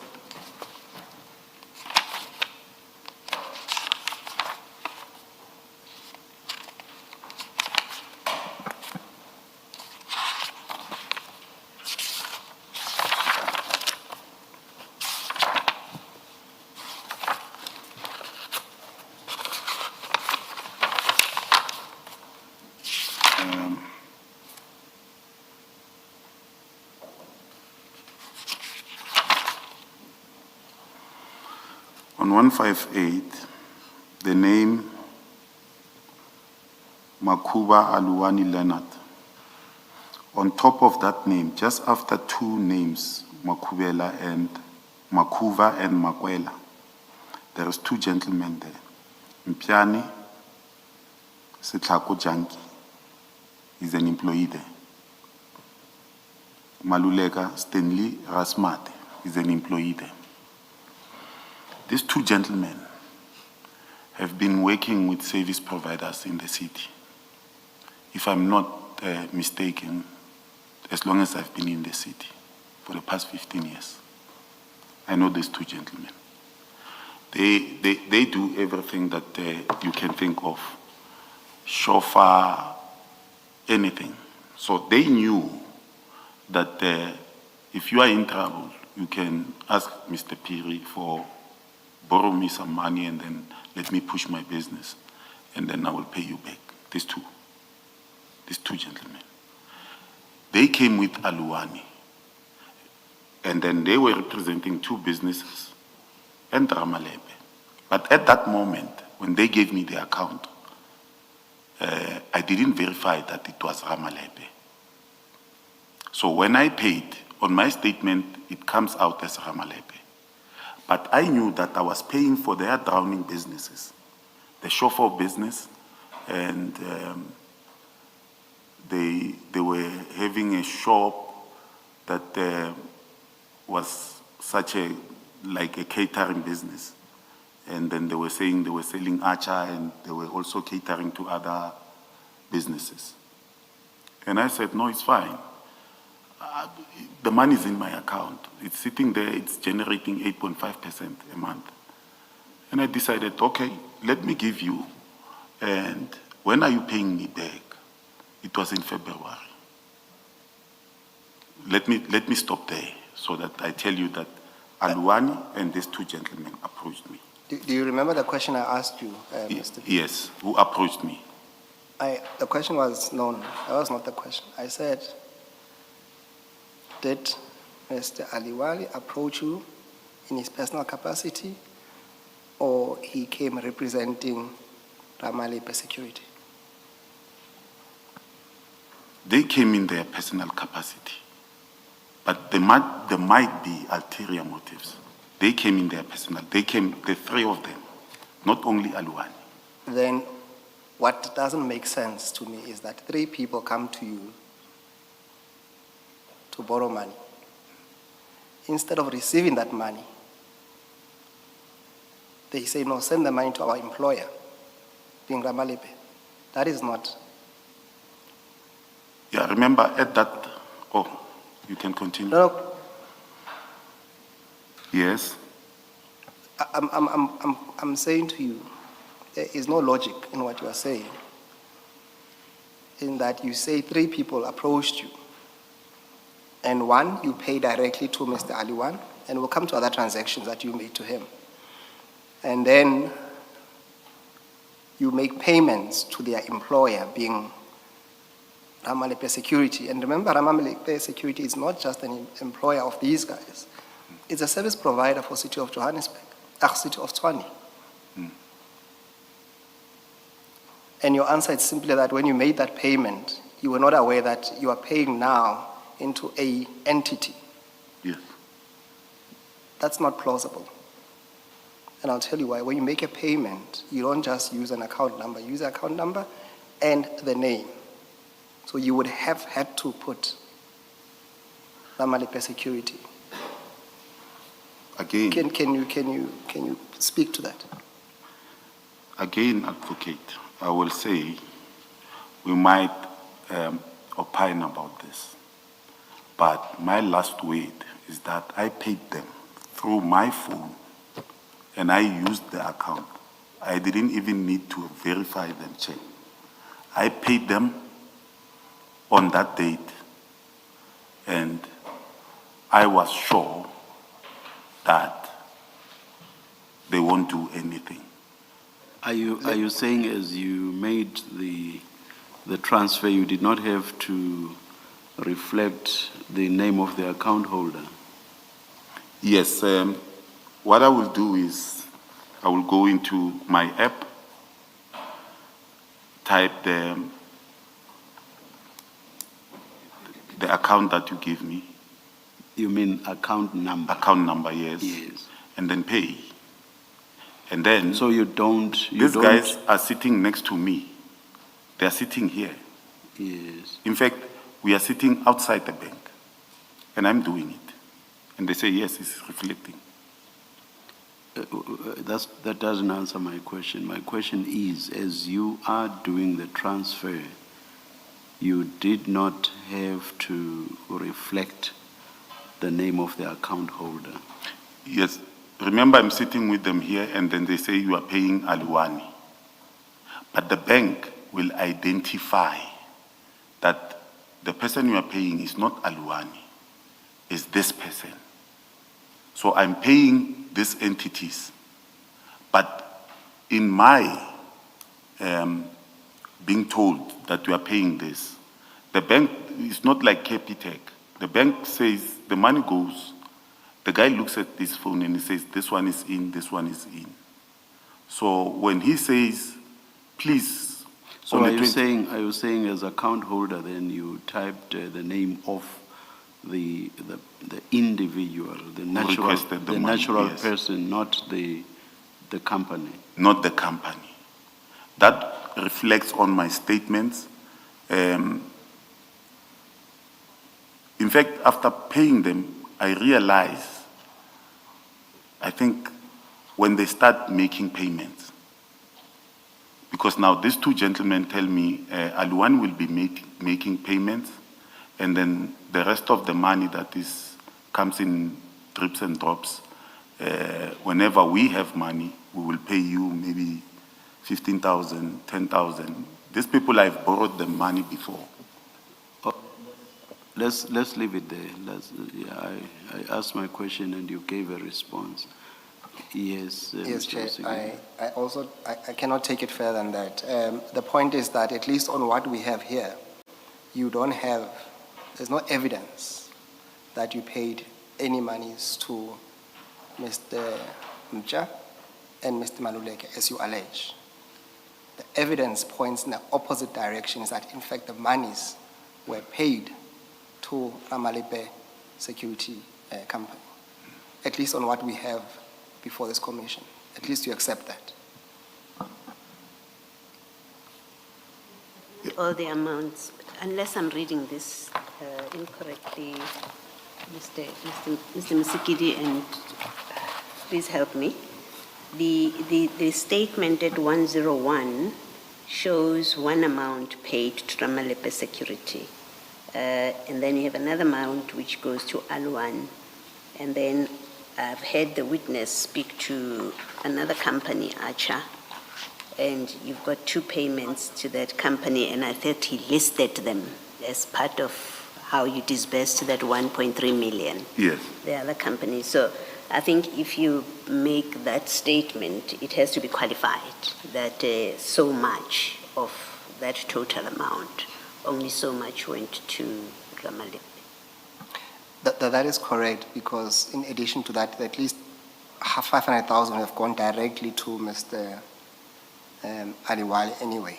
Yes. Yes, so it was really confined to the other two amounts that, or at least to the amount that is paid to Ramalepe, which is 300,000, that you had said it's either you're borrowing that amount to either Mr. Mja or Mr.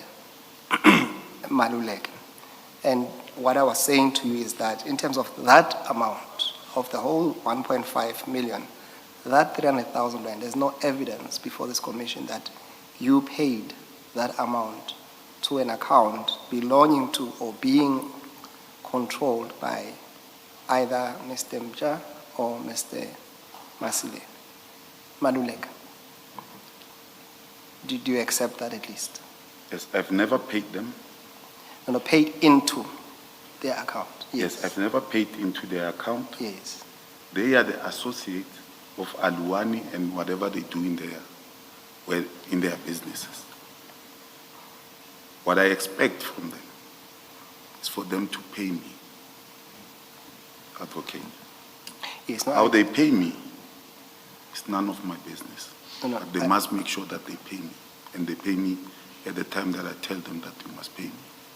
And I accept that for a moment. All I'm saying is that at least the evidence before this commission is that despite what you are saying, what is clear in black and white is that, in fact, you paid Ramalepe at the very least 300,000 rand, Ramalepe Security Services. Yes. Yes. Thank you. Is it not in fact 200? And then Mbonga, somebody gets 3, Alwani gets 5, and then another payment to Mbonga, 3. So Ramalepe looks like the 2 to me. You are quite right. If you zoom in on those lines, Yes. the share that goes to Ramalepe is 200,000. Okay.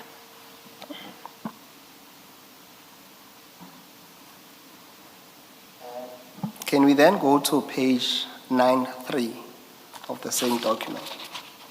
9-3. Yes.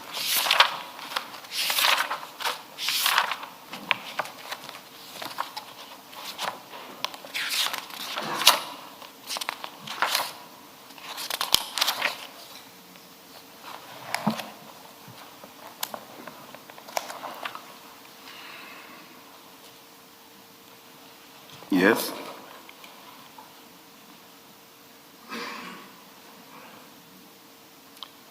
And then there you receive an amount of 300,000 from Mr. Makuba. Yes. Yes. And what's your explanation to that amount? Why is Mr. Makuba paying you? Makuba is representing he came to me with this gentleman. Maybe he's a finance guru for their company or whatever they are doing. He pays me back my money.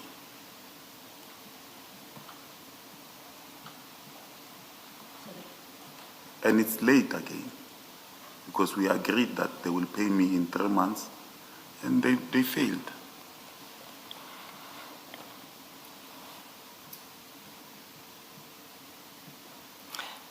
How much did you borrow Mr. Aliwali, according to you, directly him? No, remember, this is what I didn't explain. The initial amount that I was going to borrow this 3, under the premise of saying their business is drowning, was 1.5 million. Now they come to me because I wasted time and say to me, Mr. Piri, we can only take 1 million. And I say, no, that's fine. The very same day, I want to go to Mpumalanga and Limpopo at the Kruger National Park. I transfer myself 100,000 through my other site, which I will use. But then they realized that we made a mistake. They called me the next morning, saying, Mr. Phiri, we made a mistake.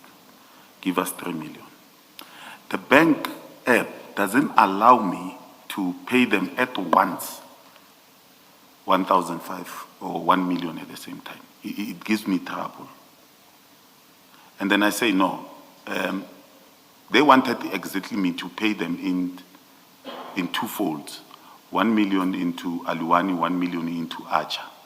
Then when they realize that I am struggling, they say, no, pay this account. I think that's where the problem came. But now, he's paying me back here. And then he's representing the company, and I expect the other two gentlemen. I constantly call them. Guys, if you have something, at least between 20 and 15, just pay me every month. I will do my books and then your amount will be cleared. So he's not the only one who's paying me. The other two guys are also paying me at the same time. Major, these loan agreements, were they in writing? I don't know if this will sit well with the commission. No, just give us the honest answer. Don't worry about how it sits with us. No, it was not in writing. It was not in writing? Yes. You just shook hands and talked and I'm you from gave them Mamelodi. R1 million. I'm from Mamelodi. So.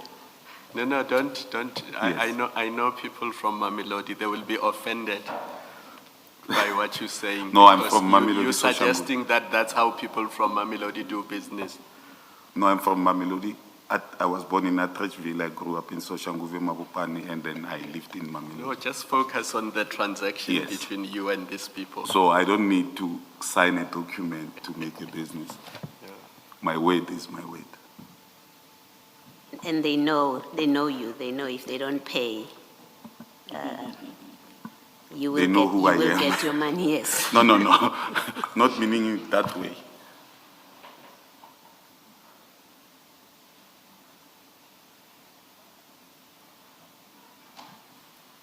Then go to, so you see on page 87, Page 80. 87, Yes. you receive an amount of 500,000 Yes. on the 19th of September. Yes. That amount is from Makuva. Yes. And then if you go further down, Yes. you receive 100,000. Yes. The same amount is, that amount is also referenced as a Makuva. Yes. And then 2 days later, Yes. you receive another 100,000. Yes. And your explanation is that this is in relation to the loan that you have borrowed them. The amount that you Not are the loan. receiving, it's a loan repayment from It's Mr. not the loan repayment, it's the money that I borrowed them. I don't have a loan service business. I don't have any business.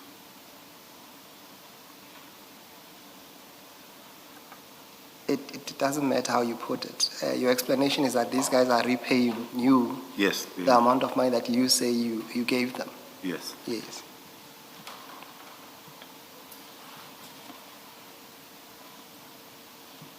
Mr. Msikili, isn't the point made with this sample? We know the answer is going to be the same. Yes. And maybe we get to a point where you make the proposition that you want to make.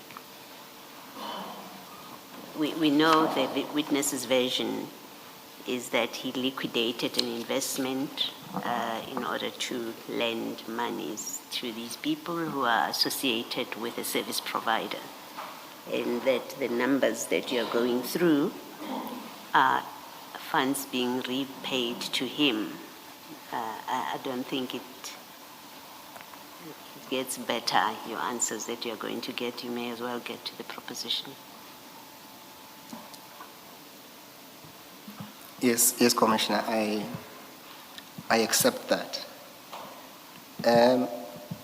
Then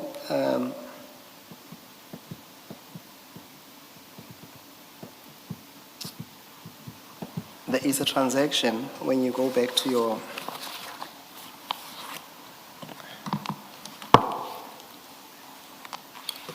file 1.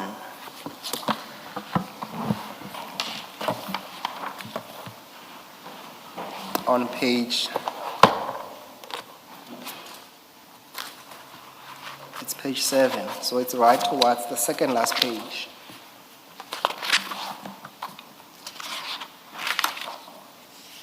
Page 7 of file 1, File 1, yes. second last page.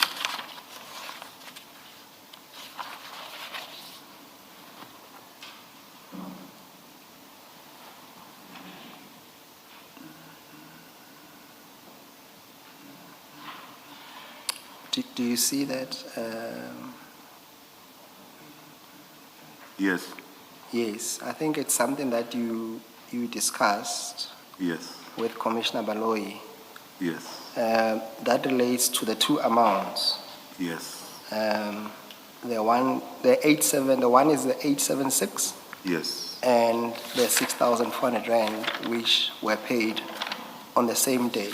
yes, And when you were asked, you said that's the amount you received from, I think to quote your words, you used the word Stockfell.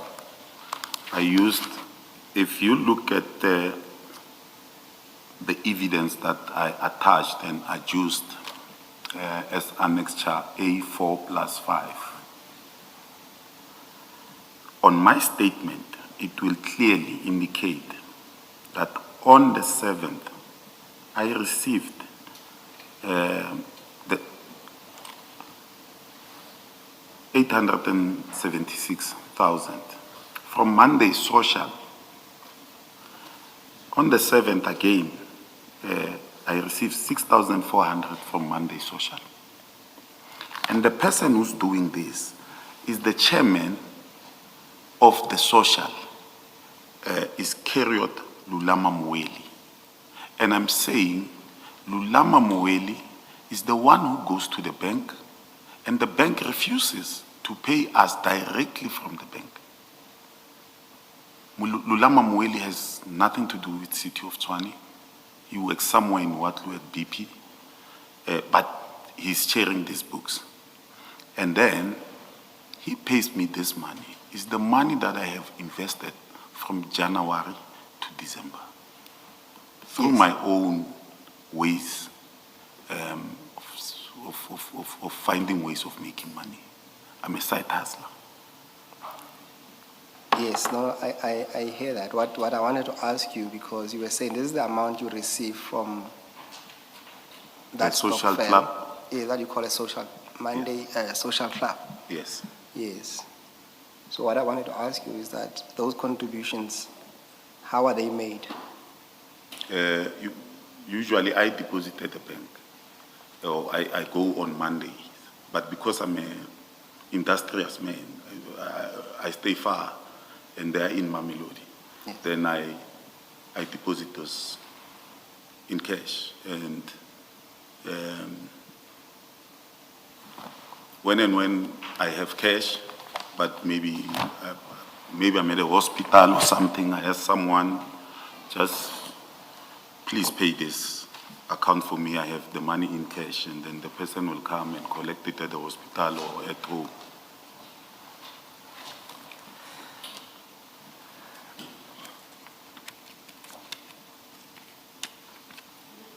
just ask about that payment? This is in December, so December is when you get When- your payouts. Yeah, when everyone gets this share that he has invested. Okay. Now, at page, and that's your Capitec account or ABSA account, I No, think. this is my ABSA account. The social uses an ABSA account, so Okay. if you use another account, it's a problem. Now, if you go to page 1 of that bundle still, and that's your Standard Bank, Page 1 yes, of A1. bundle. The same set of documents. Just go to page 1, A1. It's marked A1. Or A1.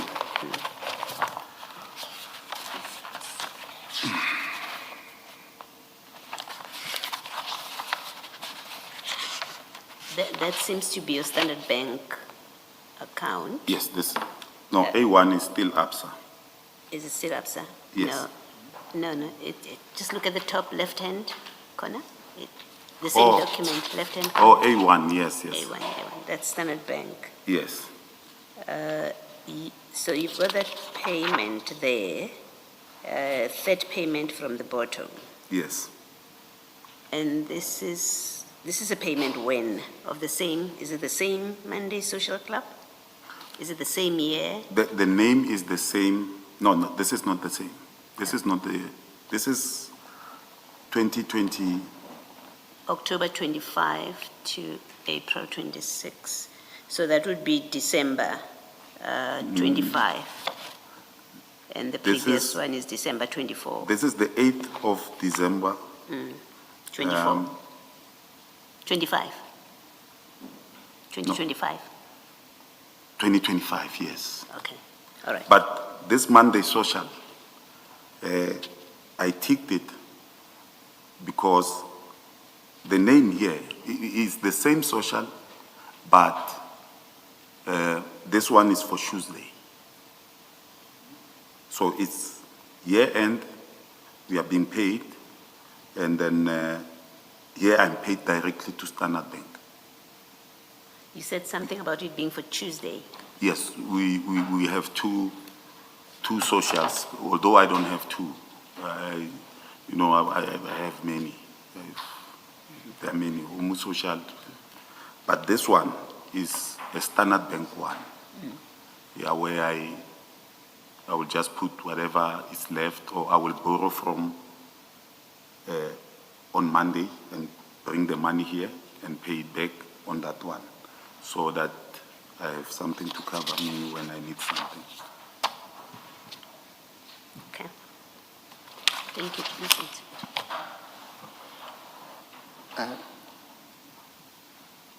Mr. Perry, we're going to make, and I'm inviting you for your comment, submissions that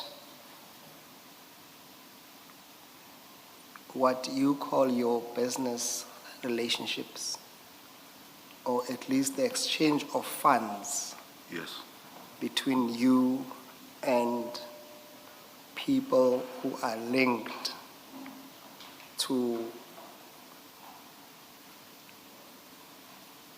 the city of Tshwane, or the companies that are linked to city of Tshwane as service providers. Yes. That interaction on itself is inappropriate. Yes. Do you care to comment on that?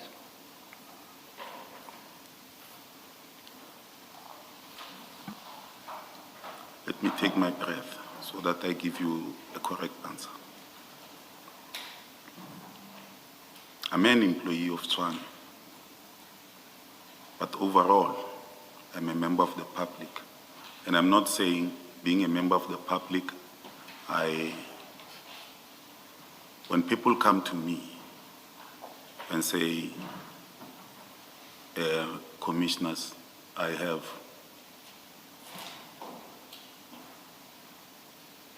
I need such amount of money.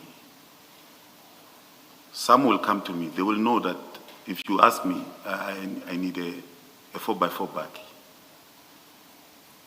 and I have 200,000. I'll just tell you straight, give it to me. What mileage are you looking at? And then I know who to call. I have business friends. So when someone comes to me and asks for help, I help. And I know that that person will say thank you. And I don't know how much will he say thank you. He will need a car today, and I will give him the car today. I will just call dealerships that I know and say, do you have a car like this? And then they will say that to me. And then people, they take that as an advantage and says, can you borrow us money? They are not the only ones. Some are not working in the city of Tshwane. These statements are being read in particular to people who are linked to service providers. But in essence, if you read these statements and you take your time, advocate, you'll find that many people are paying me. People are paying me a lot of money for what I do for them. And I'm not in the business of working. I don't register companies. I assist. People call me from Limpopo. Dealerships ask me, Mr. Phiri, it's a pity that I got involved with these people, and I saw that their business were drowning. And as I told you, I've known Junkie and Maluleke for 15 years. They didn't start working. They worked at Ramalepe when Ramalepe got a contract. The court order gave them a contract in 2022. But they were already in the system in 2015 already. I'm saying in 15 years prior. In 2010, they were already working here. So I know them. You can go back to my statements. Sometimes I will borrow them money and tell them I need it in 2,000 batches for 10 months. Well, I've given them 15,000, and then they will comply. And I have no nefarious intentions of borrowing someone 1 million.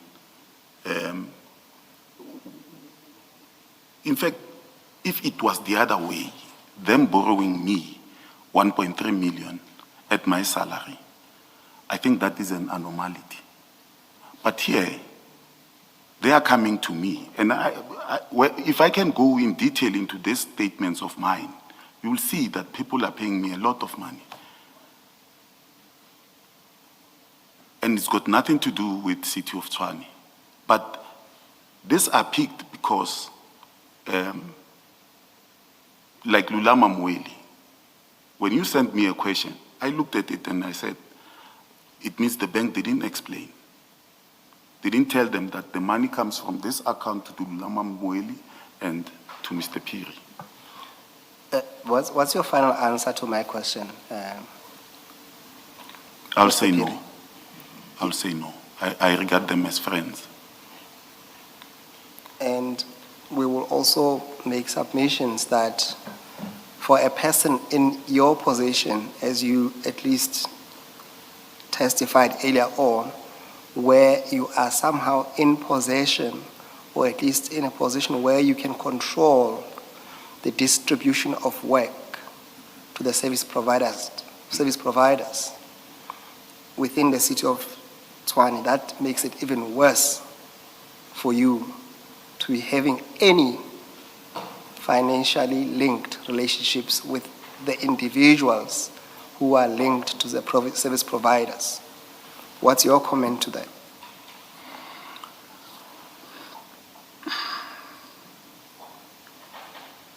If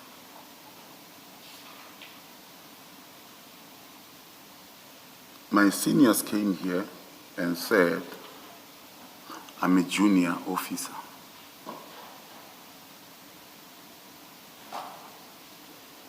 I will not agree to that. That means they have never showed me a policy as a junior. If they say I'm a junior officer, they've never given me a policy that says you cannot borrow someone that works in the city money. So I will not accede to that. We would say that it is apparent that for someone in your position who can influence the flow of work, that there is an obvious conflict of interest in you having financial transactions, as you have seen in your bank account, with people who are employed by the service providers. What is your comment?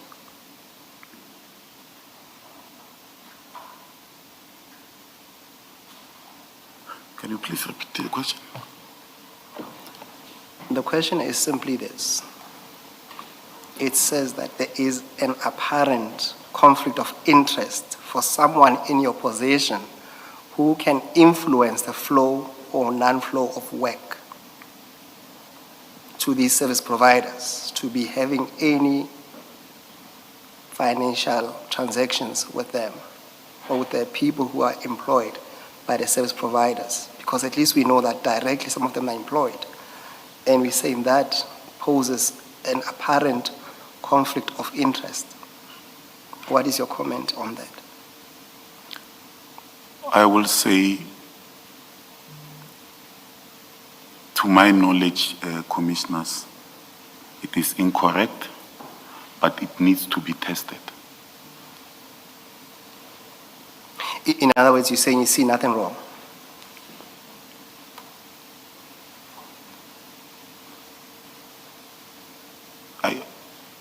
That is putting it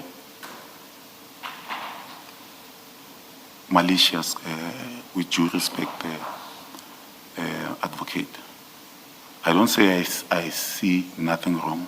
I will say no, it's incorrect, but it needs to be tested, because when we look at the policies, I've never read the policy where they said I must not be engaged in such. And it's a pity, because you asked me this question before going to my hearing. And now you have given someone who is sitting in an office somewhere, who can't even type, to come and ask me the very same question. But it is what it is. Mr. Piri, we are going to make submissions and ask the commission to make findings. Yes. That you came before this commission and in an attempt to explain amounts in your account, either coming in or out, and some of your answers did not accord to the obvious description of those amounts. For example, a lot of amounts, or few amounts coming into your account, they clearly reference service provided. And your answers to that, we're going to submit that they are unsatisfactory. Do you have, or do you wish to make any comment to that proposition? Commissioners, it is the work of the commission to make recommendations. And I'm not here to prove beyond reasonable doubt, but I'm here to testify. So if the recommendations, the commissioners see it fit, that what you advocate, Sikidi, are saying, and what I have explained, the recommendations, they see it fit, the commissioners, that something is untoward of my evidence. I have no power over that, but what I will say is the assertions are incorrect. We are going... The thrust of the question is that your responses with regard to the issues Mr. Musigiri is referring to were not satisfactory, and that they will submit to us that that is the case. Do you agree that the explanations you have given are not satisfactory? I think that's the thrust of the question. I don't agree, Chairperson. Yes, Mr. Musigiri. Thank you, Chair. We will also make submissions to the Commission that your explanation that you somehow paid a money, 200,000 at the very least, into an active service provider for the city of Tshwane is inappropriate and also demonstrate an attempt to at least hide the true nature of that transaction.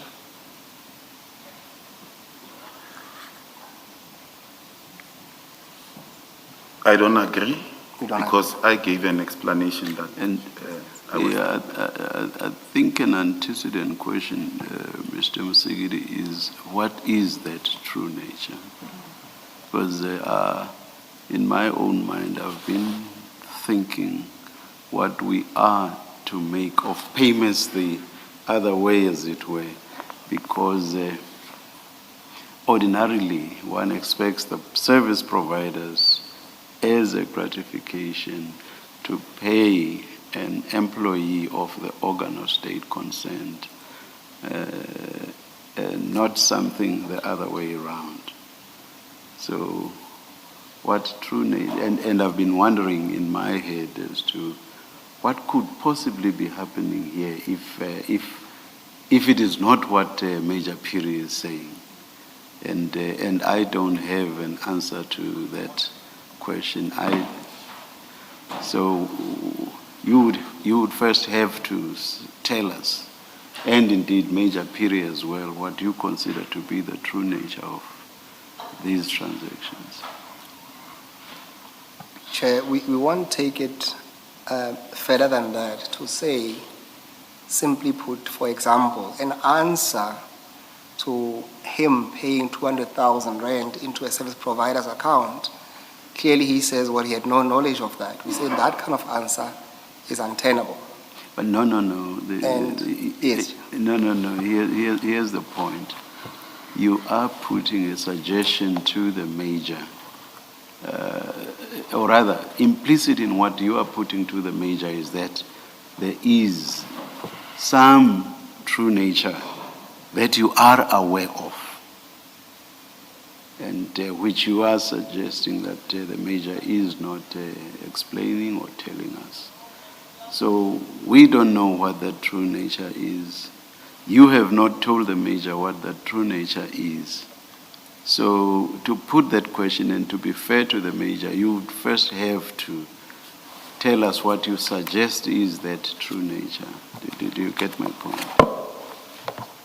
I accept that, Chair, and I would not take it higher than that, as much as I'm tempted to make propositions to him or to the Chair in respect of those transactions.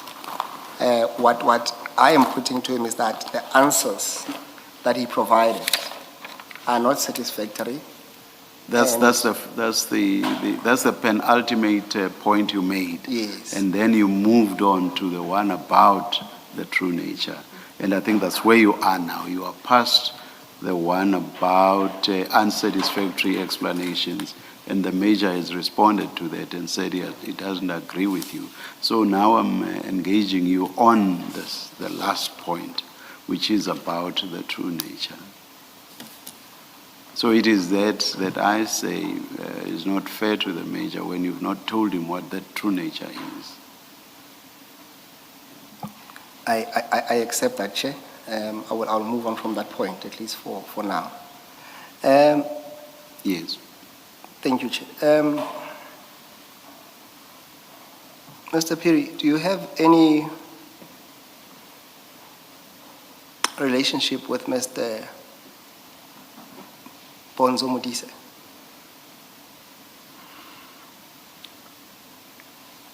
Maybe let me take a step back. Do you know Mr. Bonzo Eugene Modise? yes. Do you have any relationship with him? I know him as a deputy mayor, as a regional chair of the ANC. I grew up in Mabopane, Winterveld. I know him from Mabopane. And when I came to work in Tshwane, I met him here. He was not a deputy mayor, he was not a chair. He was a director of a company called Triotic Protection Services. Then before becoming the deputy mayor. Are you guys in contact? Um, By that I mean, do you call each other? Yeah, because as I told you, I've known Bonzo Mudise from Mabopane. I grew up there. I know him from there. Even, you know, when you are from a place and you know someone, you can speak to him. People will speak to him as deputy mayor, and I will also speak to him as deputy mayor. But at the very same time, I will call him Brabi. What is the nature of your interaction with him? Do you interact with him as a friend? Do you interact with him as a brother, as a neighbor, because you are all from Winterfeld? I think that's what Mr. Musikiti is trying to establish, the nature of the relationship, if any, today. Or is he a comrade, is he a chairperson of your branch? That's what he's trying to determine. I don't know how to explain this, but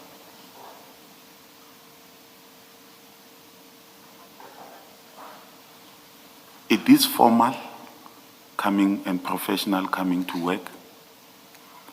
And because I know him, I will just speak to him at any moment. Sometimes I will even call him. I'm just passing through your office at Swane House. Are you there? Outside of work or outside of the business of Tshwane, Yes. the city of Tshwane, do you have any interaction with him, No, I any don't. dealings with him?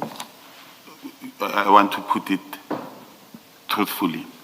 I will go to Mabopane. I don't stay in Mabopane anymore. And we will meet at a certain place and we will just greet each other. He's always with what you call protectors. We'll just greet each other. They won't allow you very close to him. And then we just greet each other and speak in our language, strict language, shosho. So you don't socialize with him? I don't socialize with him. Do you have any business relationships with him? I don't have any business relationship with him. I've never had, unless managing when he was still at Triotic, coming to directors' meetings and stuff, and then we meet there. But Thank you. Mr. Msikili. Do you know Mr. Joe Sibanyoni? I know Mr. Joe Spanioni when I see him on TV. But if he can come here, I cannot point him. I've never spoken to Mr. Joe Spanioni, and I don't believe I will speak to him because I'm not interested in taxis.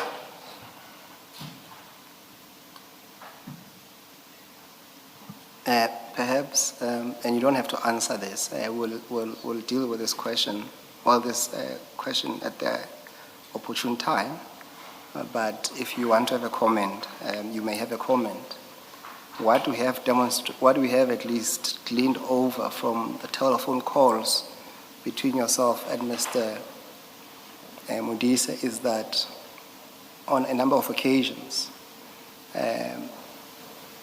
after calling you, or at least on the same day, there seems to be a pattern where he calls Mr. Sibanyoni. But I accept that that's not your telephone record to comment on. But if you want to comment, you may. Please. Are we speak. going to have that evidence?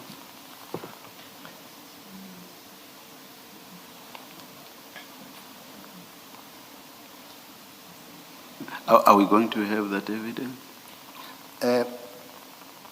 Chair, I just want to have his comment. We're not going to deal with that, Chair. No. Perhaps not then, if as you say, we are not going to have that. Yes. Okay, maybe what you could ask is whether, maybe let me ask the question, Mr. Piri, have you discussed with Mr. Modise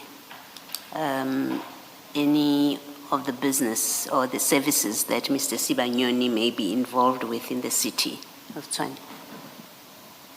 Maybe first let me ask the first question.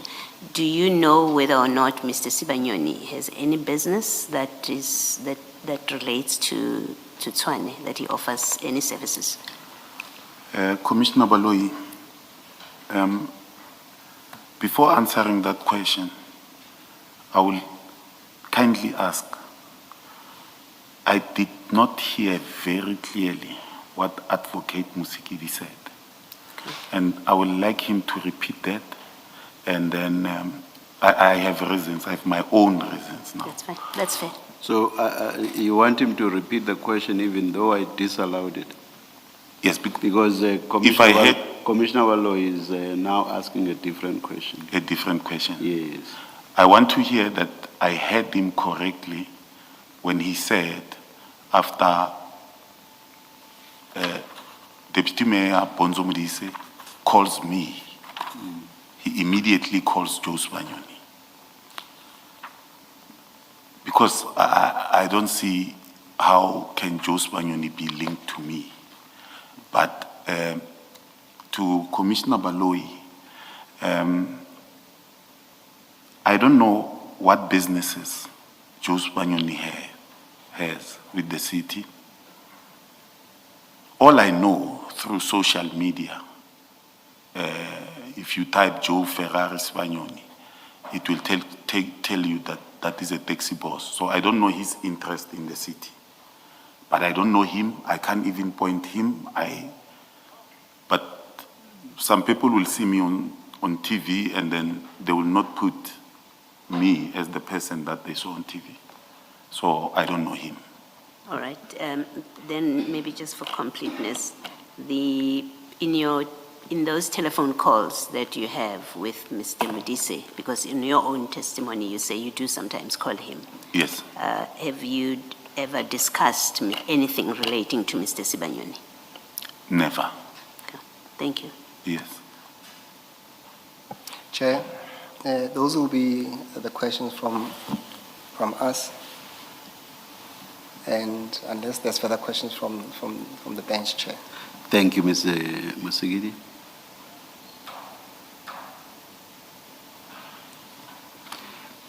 None from us.